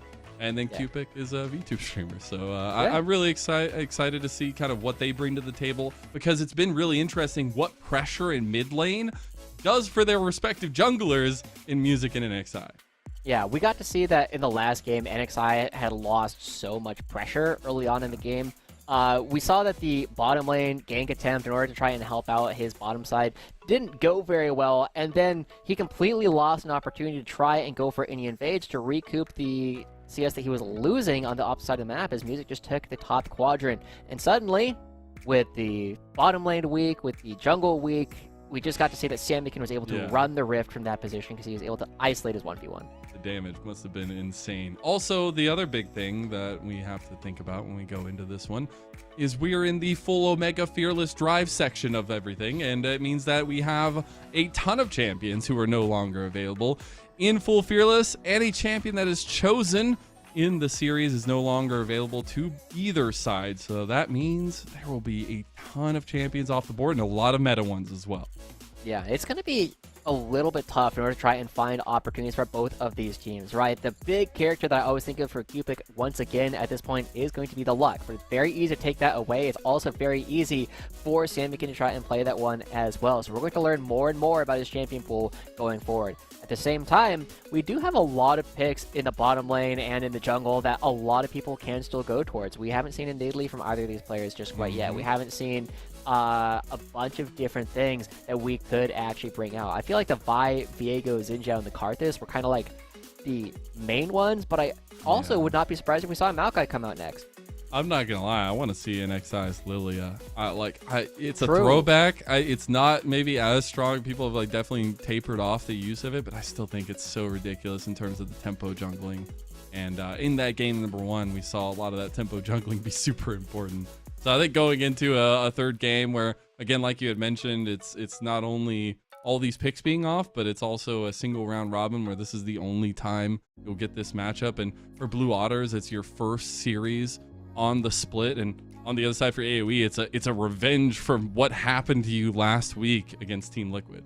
Yeah, and I feel as though if Blue Otters do win this one, it will help out quite a bit, because even though you did win, you didn't win it in a 2-0 fashion. And I think one of the most important things for every team is losing at least one time early on in the series, and just because it allows you to really understand where your weaknesses are, and it will help out both of these teams that this series has been as close as it has. Well, I'm hoping for a very close game number 3. The game 1 was one of the wildest games I've casted this split, but it also was a game 2 that was very one-sided.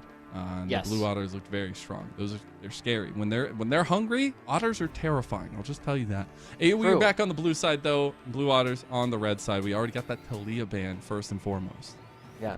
I am really looking forward to seeing how these mid lane bans actually go up, because we have been seeing that Cupic and Samikin have been key to both their team successes in the last couple of games. With the Talia ban already coming through, is it both at Music and at Samikin, and it also really takes out a lot of different opportunities that you could use to pick up the Talia to stop a lot of more mobile champions from coming into the game. But as the Lux ban comes through at the same time, I'm seeing some speculation that it might push Cupic out to something like a Syndra.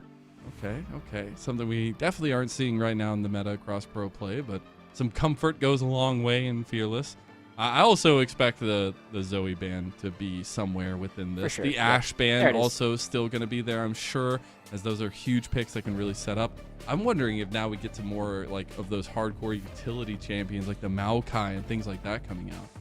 Yeah, I really think that Maokai could work out quite a bit for both of these teams. It is still very good at stopping any kind of front-to-back style of gameplay, which seems to be what it is that AoE wants to actually go for in a lot of these. However, since Maokai has been in so many games throughout the past couple of years, people have gotten a lot better at playing around it. So that is something to kind of keep in mind at the same time. I know NXI has a Nidalee. Does Music? Well, I guess we're going to find out if that's going to be a contested option today. I do expect there to be another jungle ban here in the end for Blue Otter, though. I want to see some of those aggressive tools taken away. Again, maybe go towards those more facilitators, because it felt like Music was able to find a little bit more stability on the pick of the Vi, trying to set up for the rest of the team. So the Rumble ban is a nice inclusion, though, towards Quacker, taking away one of those. Yeah. I mean, Quacker still has a lot of the champions that he is known for playing historically still available. It is going to be the Garen as the last ban coming out for Blue Otter, and it looks as though AoE hovering towards the 80 carries. Remember, this pool has been very pinched simply because of... The thing about, like, 80 carries is it's a role that doesn't have a whole lot of, like, nuance to it. Very much, it's like, well, which one of these characters does the most damage? Who has it's the Aphelios biggest right gun? now? Cool. Exactly. And right now, Aphelios has a pretty darn big gun. Unless Ash is on the table. Ash, true, but Ash has a bow and she is also banned, so very tough to actually bring that one out.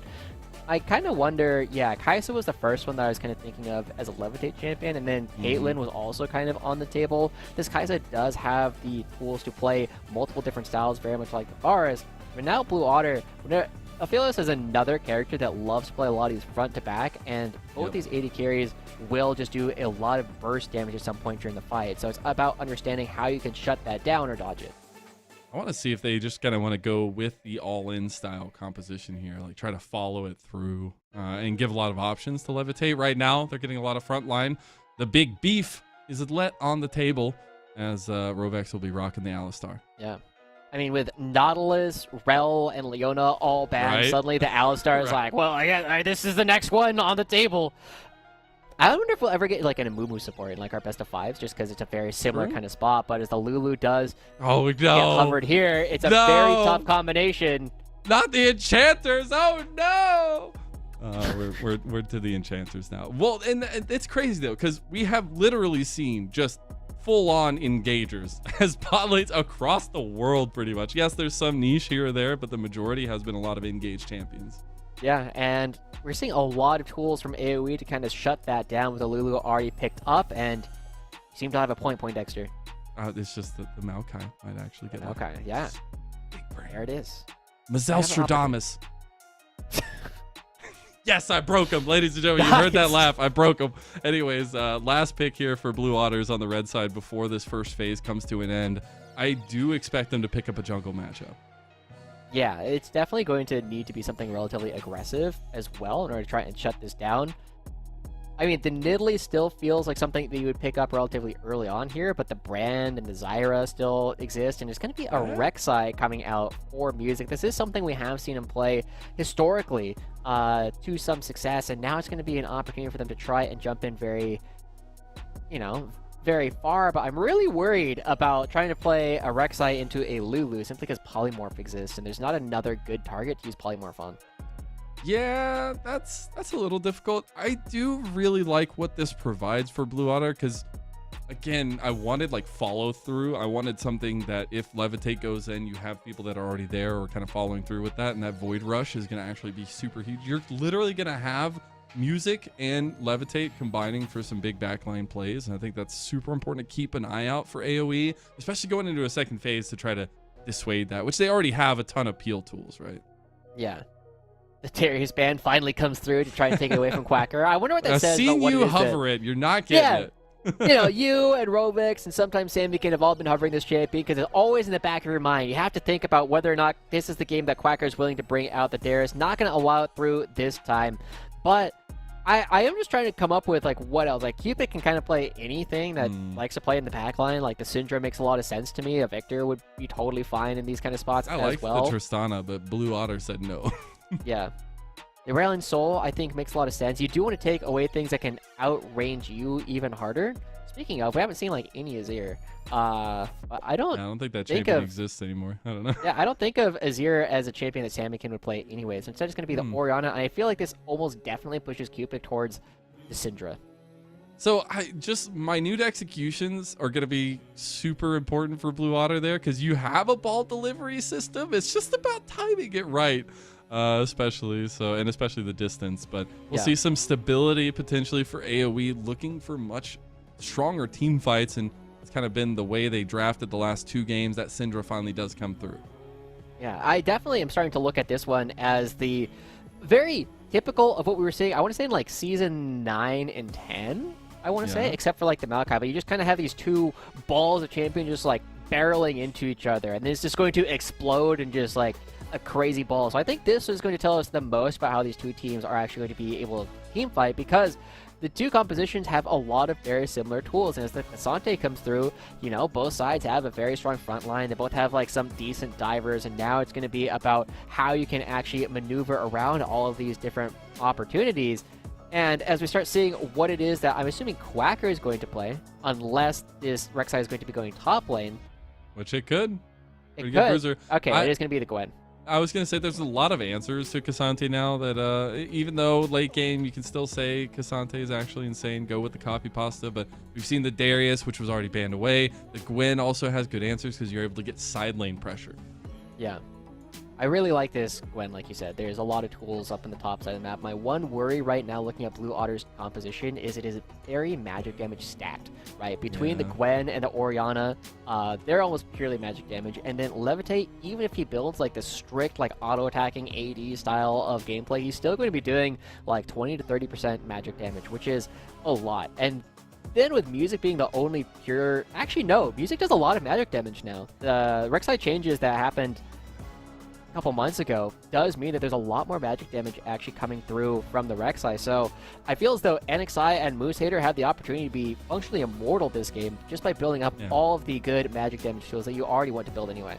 I feel like if AoE has a lead going into big team fights, into big objectives, decisive ones, that is something has gone wrong for Blue Otter, because if Blue Otter aren't able to kind of have the similarity or have a little bit of an advantage, their AoE's team fight comp, just like last game, is so tough to deal with.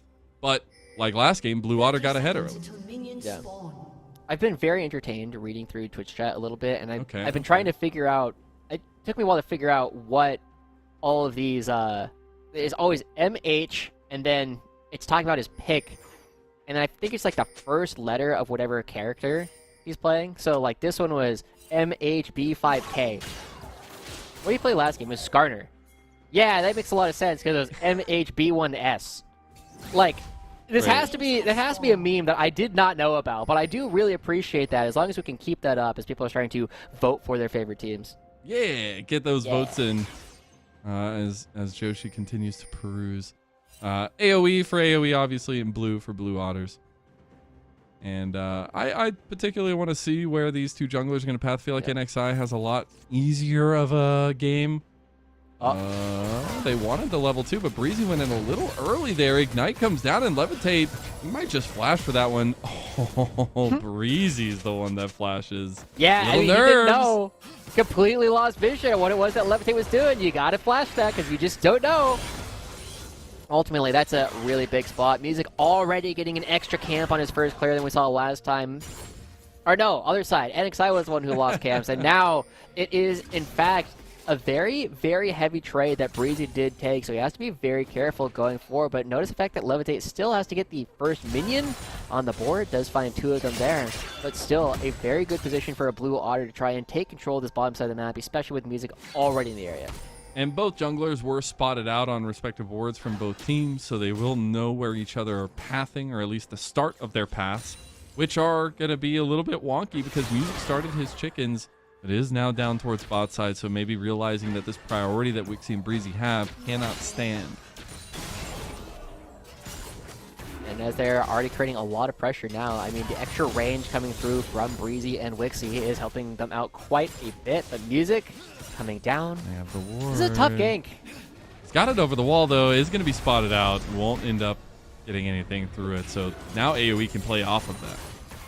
Yeah, but hitting this wave to crash does mean that Levitate should get pretty much all of this, so he should be all right overall. And Music just showed himself without necessarily committing to a play does mean that he can go clear out more of the rest of the side of the map. At the same time, overall, it does feel as though Blue Otter once again finding a small lead kind of across the board. If you want to stay updated with anything NACL, make sure you go follow all of our social medias and also our YouTube at NACL. True. New Do we edition. have anything uploaded yet? I haven't. I think we have the more video on there. What's the more video? I think we actually have some videos, but I don't know. I have to check that one out, especially because we've had a lot of fun today.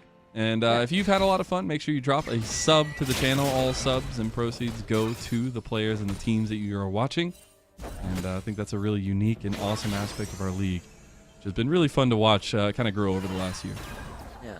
I do know, I just looked it up. We do, in fact, have content there. So if you just go to youtube.com/@NACL, you'll be able to find some of the stuff that we started doing in spring at that time. But going back into this game, the big spot that I am really looking for. Whoa, the big Sammykin! spot you're looking for, huh? Sammykin with the first blood. Yeah, I was going to say that. Sammykin wants to take control of this and already fighting that first blood. The PNG tuber coming up big already. Fighting that kill puts Cupid in a really awkward spot because now his back is really awkward. He doesn't get nearly as much gold, and Sammykin is able to back away and potentially get his whole last chapter. That's pretty big. Right now he just has the boots and a little cloaky. You gotta try to get back onto the map. Yeah, I still think that's so massively huge. And now with all that vision and kind of pressure with a reset from Music, he'll be back onto the map right in time for Dragon as well. Yeah. Even just getting this early null magic mantle will help out quite a bit just because Cupid will not be able to trade back in nearly the same fashion. So Sammykin, once again, with control in the mid lane, trying to create pressure. We saw how much his priority in Game 2 helped out the rest of his team and Music's ability to move around the map. This time he's doing the same thing once again. But now that he has no flash, he is a target for NXI. Yeah, that's the hardest part is you're going to be looking for that immediately. Try to set up Cupid in any way, shape, or form. Sammykin does have level 6. Cupid will be close. But the dragon is already spawned. We are getting some movement over there by Blue. We're actually going to find an XI over here, and he actually takes one of the chicken nuggets. It's just rude at this point, but Blue Otter, they're going to be going, making sure that the vision is all swept. But Levitate pushed underneath the turret means that Blue Otter cannot just start up the dragon here, because Wixie and Breezy would be able to move too quickly. Instead, Blue Otter is going to go for a look in the mid lane, but not going to be finding anything. That's definitely something that we were looking at Game 1. Lots of looks, but not necessarily the same kind of aggressive play that we were saying. Look at how aggressive Sammykin is being at the same time. Just saying, like, Cupid, you need to leave. You got to go around. I'm going to push this lane under. Then my team is going to do the dragon, and there's nothing you can do about it. Clutch Game 3 Orianna when it's needed most. Be keeping presence there. Grubbies are spawning on the other side of the map, though. Dragon hadn't been spotted out. NXI is down this way. My God, Sammykin does a lot of damage already to Cupid, but it should look like a trade here unless Rovex and Levitate want to be a little finicky. Yeah, I mean, I thought they were going to go for the dragon. Instead, they're going to be sending Music towards the top half of the map. They know Gwen is strong. They know Sammykin on this Orianna is strong. They can get these grubs, but it will be at the cost of the dragon. But Sammykin still coming down. It's just one grub that they picked up. Walk into a sapling there, trying to get some damage out. Oh, they're just going to go all in. Rovex is all by himself here, though. Going to flash into the bush. Sammykin's in there. Blue just wanted to cause chaos, and it worked. Oh, the shockwave right back on Cupid. He's going to get the knockback there. And that's a dragon now reset, so a bit awkward. At least the dragon does reset. That does end up being a flash coming out from NXI.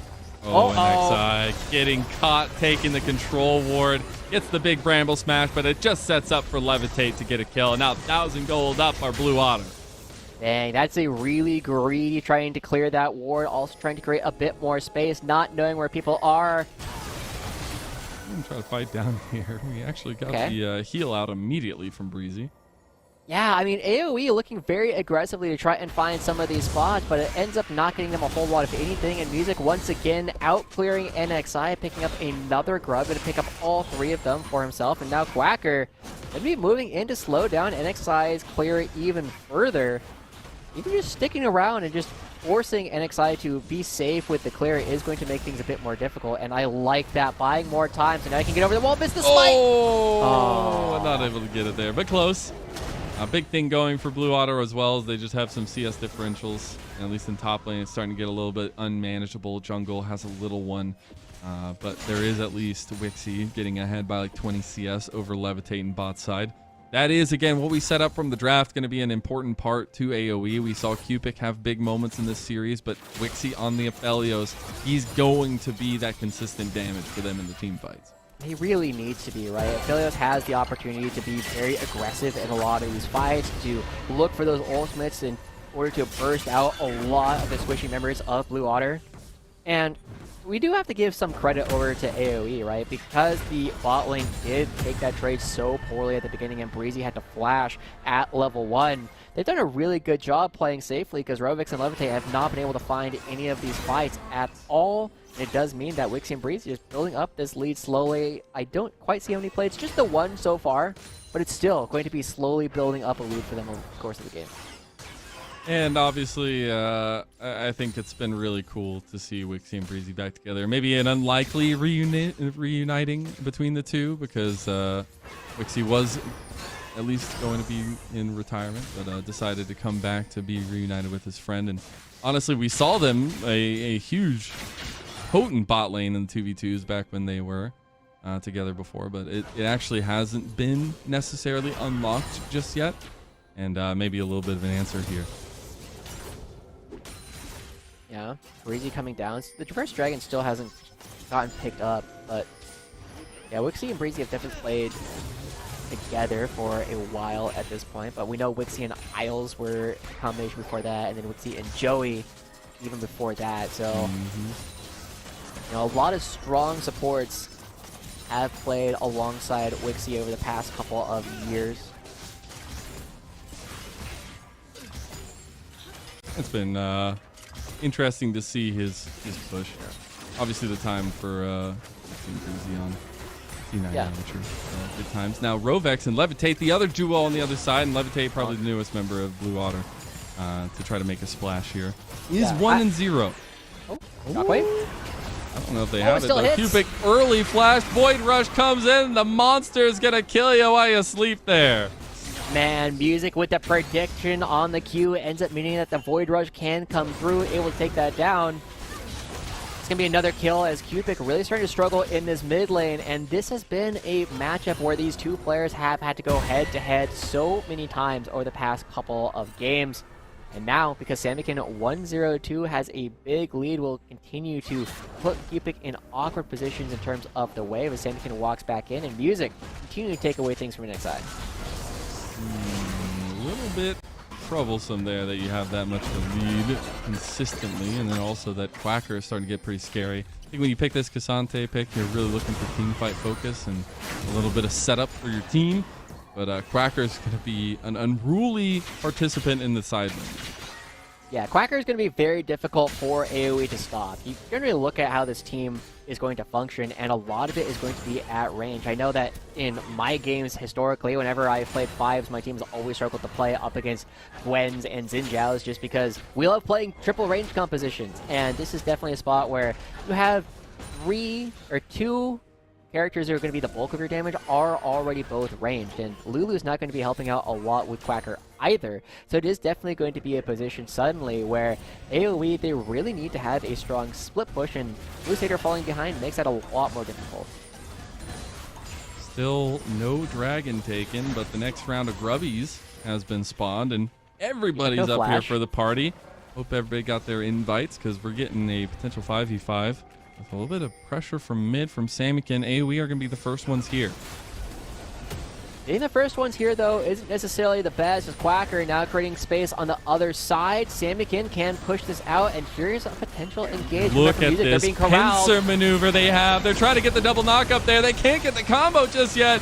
Blue Otter are trying to struggle to get the fight in. AoE, they're going to TP in reinforcements. Big shockwave on the left side of the fight, though. Look where Blue are fighting, and it's not where AoE want them. It was their back line. A double kill goes to Levitate, and now AoE are running for the hills. Cupid caught out, tries to use the power unleashed, but his power is not strong enough because Blue Water, they're over 9,000. Oh my gosh, Blue Water, a complete rout in that last fight. A great pincer, a great corral coming through from Blue Water to make sure that AoE doesn't know where to go. It took AoE too long to decide how they wanted to take this one. We'll take another look at it as Quacker comes in from one side, Robux goes in from the other. The back line and the front line are all confused here for AoE, and as soon as Quacker jumps in, Music finds his way towards the backside at the same time. And suddenly, with all these tools, like, where do you go? What would Steve Breezy do? They can't go for anyone, and because they're so indecisive, Music just goes in and fights both of them. And we set it up from draft. You just need a team that can go all in together. We've seen Music and Levitate combine Void Brothers in Arms every single time. And the holistic call for Blue Otter to completely turn the fight onto the left side, absolutely decisive and game-breaking here. The big thing for AoE is at least they got a couple of those grubs. So no Void Mites, no Twitch Cheddar is going to be helping out Blue Otter this time around, but here comes Music looking for a potential dive onto Cupid. He does not have his ult, does not have his flash. Quacker doesn't have needlework, but they do have damage. The CC combo might just be enough. Quacker, one more snip of the life of Cupid.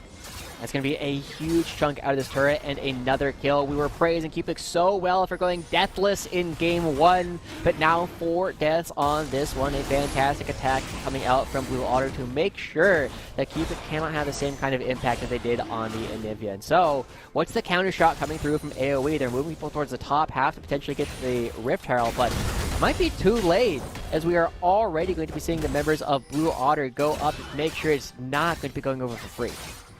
I love to see Blue Otter, a new participant here in an ACL, come in with some big moments to have a reverse sweep potentially on the line here against AoE. You just got to start crossing their T's, dotting their I's. Almost 5,000 gold up. Dragons are going to be late scaling, so that's going to be something that can help AoE in the long term. We are on first items, almost second items completed now, at least for Blue's side of things. And Levitate, 4-0. The spotlight's all on him. This is an opportunity for Levitate to really showcase what they can do. They were ranked very highly in terms of where the collegiate AD carries were going to be playing, and this is an opportunity to showcase all that faith that the community has had in this player. But Wixie and Breezy, they've been around the block as well. We still have a lot of time. Wixie's been doing a good job farming up so far. He has the most farm in the game, and also with Infinity Edge already completed, can try and match some of the damage from Levitate. But there's a lot of pressure. There's not a lot of control that AoE has, so Wixie is going to have to really outperform the amount of gold that he's already gotten able to pick up. Yeah, it's going to be something to kind of continue watching here. Obviously, really, really nice to see the additions of Quacker and Levitate to the Blue Water squad from promotions be actually hugely clutch in a lot of the moments. Like Quacker have been holding it down in topside with the Gwen that's going to be ridiculously strong in the side lane as time goes on. Blue are going to use that because they can pressure the other side. Now 4 members strong, starting up the Rift Herald, and the objectives continue to pile up for Blue Otter. Another Rift Herald does get picked up on their side. There's now a lot of opportunity to try and take all of these turrets that Blue Water are slowly knocking on the doors of. But the big thing that I'm a little bit worried about here, Mazel, we touched about it multiple times. Quacker in the side lane already has the Riftmaker completed, getting close to finishing up the Nashor's Tooth as well. Moosehater, yes, he's got the Kinnick Rookerin, which I'm still not convinced either of those are words, but it is still an opportunity for him to create so much pressure. The Kinnick Rookerin is really good against burst, but Gwen can still just slowly take you down over time. And it's really difficult to continuously fight those fights because Quacker can just kind of chase you down as well. We're getting a 4v4, though, on the other side of the map. Here come the Void Bros. I don't know if Breezy's going to necessarily be the one they want to go in on. Wild Growth ready to go. The defense is strong. We'll see mid lane. The Rift Herald is going to be popped there for some tempo. Look at this. Look at this. He's snipping his life from him. Where you're in Tofu's now, Kasante?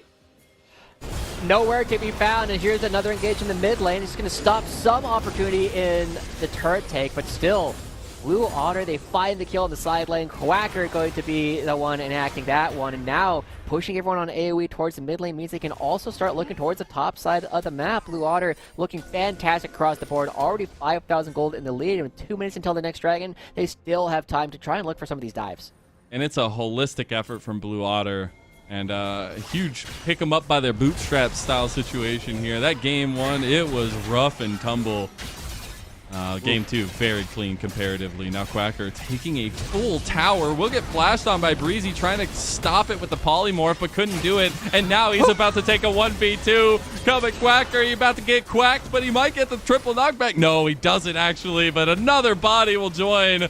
And meanwhile, Blue Otter capitalizing on the other tap, maybe capitalizing as they're trying to take down NXI. Finally, the Gwyn falls. But what has it wrought, and full presence from Blue Otter on the top side. That's some much needed gold going over to Wixie, but as you called out, it is a full turret collapse on the top half of the map. A crazy fight. I saw Samikin just kiting in between the tower before it actually went down, but with less than a minute before the next dragon spawns, all the gold that Blue Otter have accrued so far is going to come to a head around this dragon, and AoE cannot hope to contest them. Goodness gracious, that's actually insanity. The next objective's coming up, Baron up, but Dragon in 40.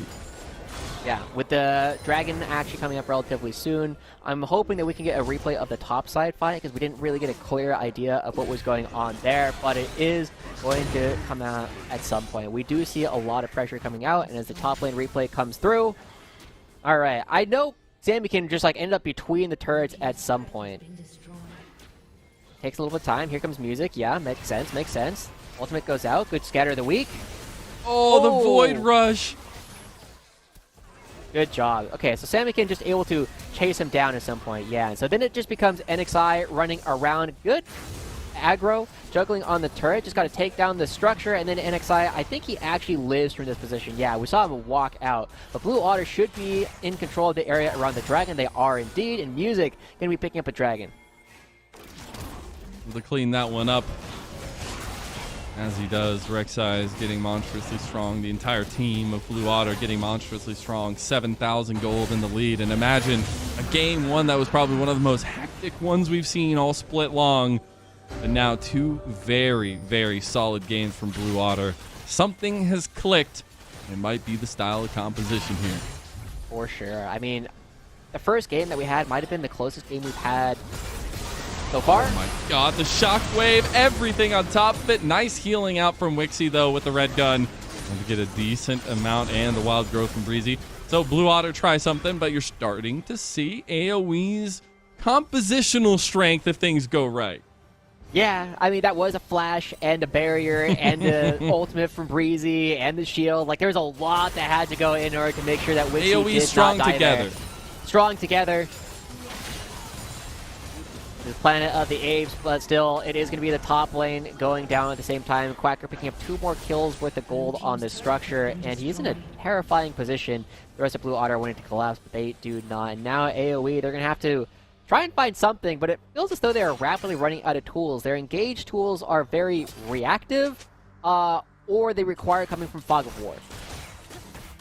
And I don't know if you're going to get that many options for that now as well. You're almost getting the 3rd items for Quacker too. And that's not going to be good for the back line or the side lane of AoE. You still have a little bit of time on the Rift, and I think Blue Otter aren't necessarily super confident in just kind of burning down or forcing a Baron pull just yet over AoE. They're really just looking for picks, and I think some time might actually bring AoE a little bit closer as they get second items completed. Yeah, I mean, I see this, you know, Lord Doms coming out from the side of Wixie, and where it's just not enough damage. Oh, yeah. Okay, well, I eat my words. I wonder what it tastes like. Probably purple. Very purple this time. Robex looking to create a bit of space. Ooh, cancels the portal. They are just going to burn it. I mean, Nature's Grasp doesn't even get there in time. Baron down. Now the fight after, though. Moose Hater actually has an angle. Rovex just falls immediately. They lose one of their purple capes, and guess who's just running at him now? And it's Cassante back from the grave. As Moose Hater pretty tanky as he goes, but it's mid lane presence by AoE. Did you see the damage that Quacker did to Lindsay? Which is like the one part of the ultimate. Yeah, taking half the HP. Yeah, they get the kill onto Rovex. Rovex was kind of in Narnia in that last fight, but that's okay. It's still a Baron, the Rally Cry Baron buff going over towards Blue Otter, and this should build up enough of a lead that the game will end. I mean, I say that as though a 9,000 gold lead is not enough of a lead for them to end, but you know, another dragon, another couple of turrets. I feel as though AoE have really struggled to find their way in. The first game, the Anivia, I think really threw Blue Otter a bit off of their expected way to play the game, but now that they're playing a bit more standard champions, even if not necessarily the most meta of champions, it's way easier for Blue Otter to navigate it. But that's what I also want to talk about a little bit, and maybe introspection for AoE, is the fact that they've gone with this style of composition 2 times in a row, right? Like, setting up for NXI to really get Cupid and Wixie online, maybe have some top lane pressure, but they haven't been able to keep consistently away from giving gold to Blue Otter. It's really tough, right? This is the kind of composition you would look at AoE as potentially having success with, also with the last game with the Seraphine, and it's just not really coming to fruition. One of the things that I am going to be curious about if we ever get a chance to talk to them is actually hearing how the comms are going, like who are the voices on this. I expect that it's probably Breezy who's doing a lot of the talking about what they want to get done, but it also feels as though they've just been out-moved on the map in honestly all 3 games. And Quacker, a little caught on the side. Looking to be just fine. They're buying time for a dragon here. They still have another 50 seconds. Actually, like perfect timing for the dragon spawning. 50 seconds on the Baron buff here for themselves. Rovex will not let you enter your own jungle. The vision is a stranglehold.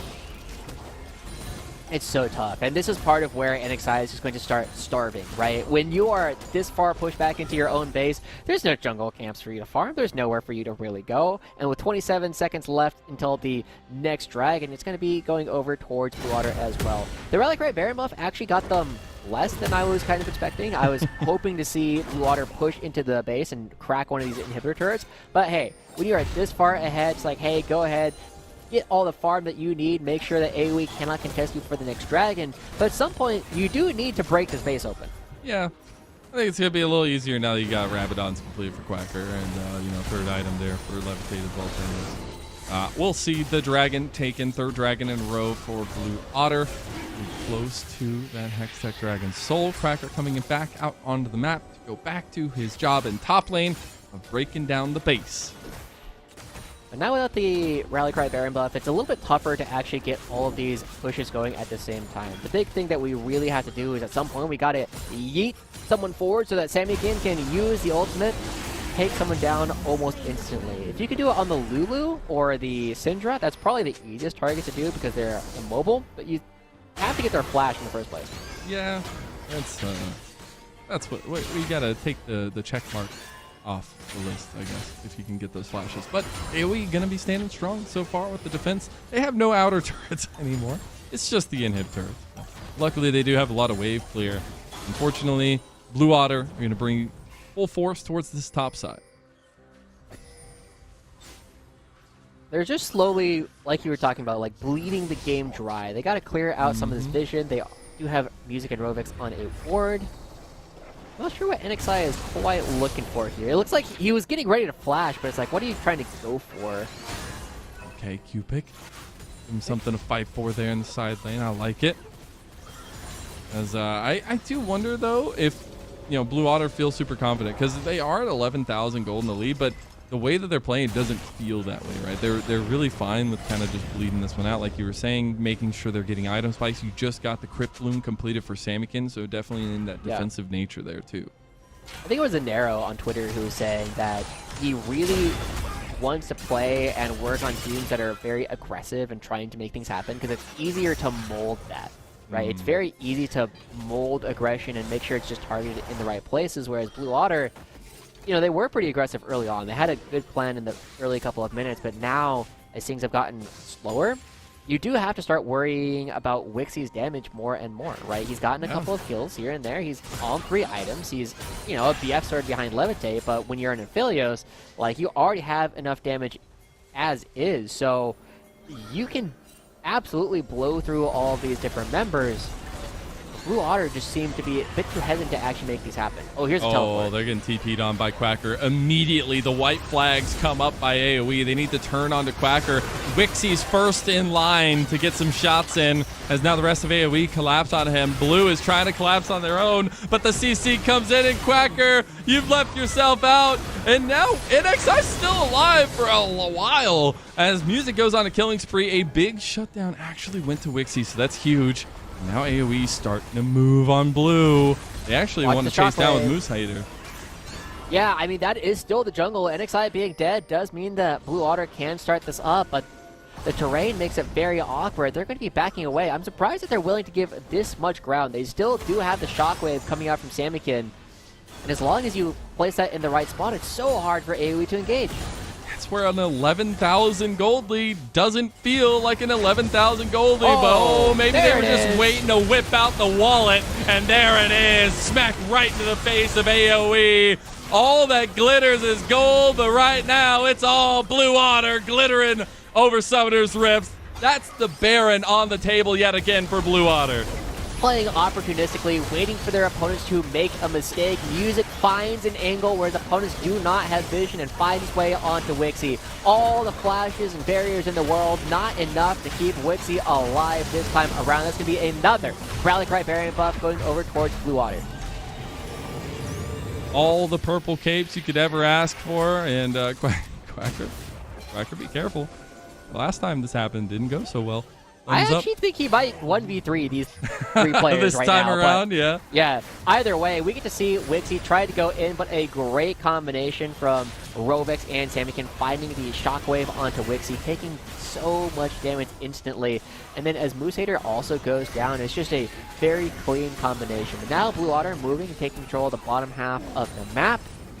And Wixie and Cubic, I'm surprised they're still this far out of their own base. They got to make sure they can get into position to stop these sieges, but Quacker will not be denied on the other side of the map.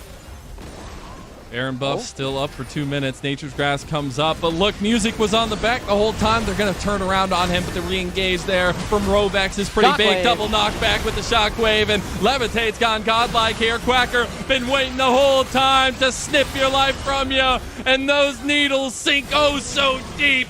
Blue Otter will have the comeback. They'll be welcomed graciously onto the NACL stage. And doubters beware, because this team means business. They come through, 3 of their players deathless in this last game of the series as Samikin, Levitate, and Music all end with perfect KDAs in this last one. A really good showing. I like the look coming out from AoE. You have to try and make something happen, but it was not enough this time around as Blue Otter able to take them down 2-1.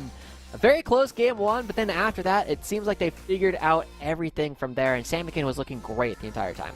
Really, really powerful turnaround in that series, and that's the kind of stuff you love to see in Full Fearless, because it's all about draft, it's all about mind games, it's all about picks, and especially how you execute them.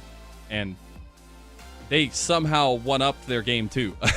They went like 18,000 gold up over AoE in the end, and for AoE that begs the question of what comes next. How do you adapt to the style? And it's definitely not one of those wait out a team fight composition. But big ups to Blue Otter. We will have an interview with them right after a short little break, so we'll see you there.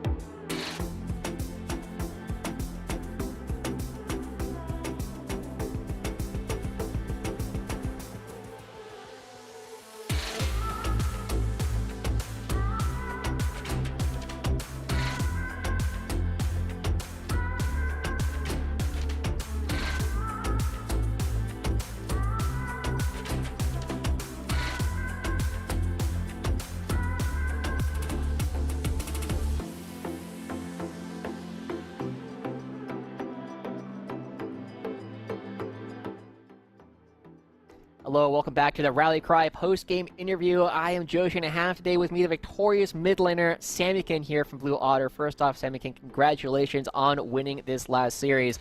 But it sounds as though you had an opportunity for a free Ahri skin, but it did not come to fruition. How did that come about? Oh, okay. So my friends know that Cupid and I go like pretty far back because we're both streamers and we both play like all the same champions. They said if I killed or participated in killing Cupid 30 times this match, they would buy me the $500 Ahri skin. But it didn't happen this time. Yeah, I don't think Cupid died that many times. They're going to have to wait till playoffs in order to have another opportunity at that. Yeah. I know that in this series, we got to see some I guess not surprising, but unusual picks coming out from Cupid, and they really gave you a tough time in Game 1, but it seems like you figured it out a lot more in Games 2 and 3. How is the mindset changing between the first game and the rest of them, where you're able to cleanly reverse sweep them? Okay, so the fun answer is that we tried picking Karthus without without having a lot of practice on it, so we were like really unfamiliar with the team comp. Oops. And then afterwards, we went back to like our more normal like comfort comps, like having like dive and just like going all in and basically just all inning before they can like set up basically everything that Seraphine and Lux wants to do. So we just like blitz them and they can't have any time to retaliate. Yeah, that makes a lot of sense. I'm actually really curious because I know there's a lot of players on this team who I don't necessarily think of as the most vocal. How has been the communications going through this series? Because it definitely felt as though the second and third games were a lot more clean in terms of your map movements. Honestly, I think that's like a really big misconception. I think Music and Rovex are like so good at shot calling because they've been in the scene for such a long time and they have so much impact on the champions that they do like playing. And like even like Music has been taking on like a lot bigger role in the shot calling comms where Rovex has been like lamenting the loss of links and as well as it's like I don't know how to articulate it without like it sounding like flame. So like Rovex has been like taking a backseat in like the early game while like focusing more on the mid game stuff. It's like stuff that we like tend to focus on. We like have turns where jungle is more important early and then like support is more important like for macro later, stuff like that. So we know we're not cluttering comps too much and we all have like a definitive role. That's really good. I really like hearing about those different systems. Now, one of the other things that I kind of want to touch on is you and I were filming some content, which unfortunately I forgot to record anything that you said when we were doing it the first time around. But importantly, one of the other players had an important question. I'd like to hear what your answer is about it now. They were asking, who do you think on your team is really good? Oh, God. Okay. Hey, come on, you got to gas up one of the homies. Okay, I think Music is a really good player because he has a very diverse champion pool that I can't help unlock currently, and it's something that we are still trying to focus on. He's a really good shot caller, and he's like basically like the leader of our team currently. That's fantastic. Before I let you go here, Samykin, is there anything else you'd like to say or anyone else you'd like to shout out? I would like to shout out my friend Timothy Yang for offering the Ahri skin, but unfortunately, I didn't make it this time, so I'll see AoE in playoffs again, hopefully, and maybe that time we'll get to 30 deaths. Hell yeah. Well, shout out to Timothy Yang on that one. Thank you so much for joining us, Samykin, and enjoy the rest of your weekend. Alright, thank you for having me. Bye-bye. Bye-bye. Alright, let's go ahead and bring Mazel back in order to close out the day. I mean, what a great guy. I always love talking to Samykin because he's just, like, super polite. The fact that he was willing to trash talk Cupid even a little bit, I think says, a lot about how far back those two players go. It's so great as well, and we get a little bit of the fun between the PNG tuber versus the VTuber, and it just all is in good fun. It's great to see a lot of relationships across the teams in NACL, and that's what I've had the most fun of. Watch grow over the last 6 months. It feels like this split particularly, there's a lot of those relationships. But that is it for our first day of week number 2 here in NACL, and what a day it was. Full Fearless is in full effect, and Joshi, it was a lot of fun. Did you have any thoughts on the day? Any thoughts on Blue Otter's first games and first wins in NACL? I mean, I think I kind of touched on it at the very beginning, right? Blue Otter is not a team that a lot of people had ranked particularly highly, but I'm still ready to be surprised. Finding a win up against AoE is an important first step, but seeing that they actually had real plans for a lot of the early and mid game will help them out a lot going forward. And I have really high hopes for a lot of these players, so good luck to all of them. Dragonsteel also looking like the tippy top of the table here Oh, yeah. in NACL. But that'll do it. One last moment, obviously, if you liked everything you saw today, if you liked watching the players, if you just want to support the players, make sure you drop a subscription. It all goes towards the players and the teams. It's very much appreciated. And go follow our YouTube and socials to keep up with everything in ACL. We'll be back same time, maybe, hopefully, depending on when LCS After ends, LCS. or at 5 p.m. tomorrow. We'll see you there, and we'll see you for the rest of week 2. Bye-bye.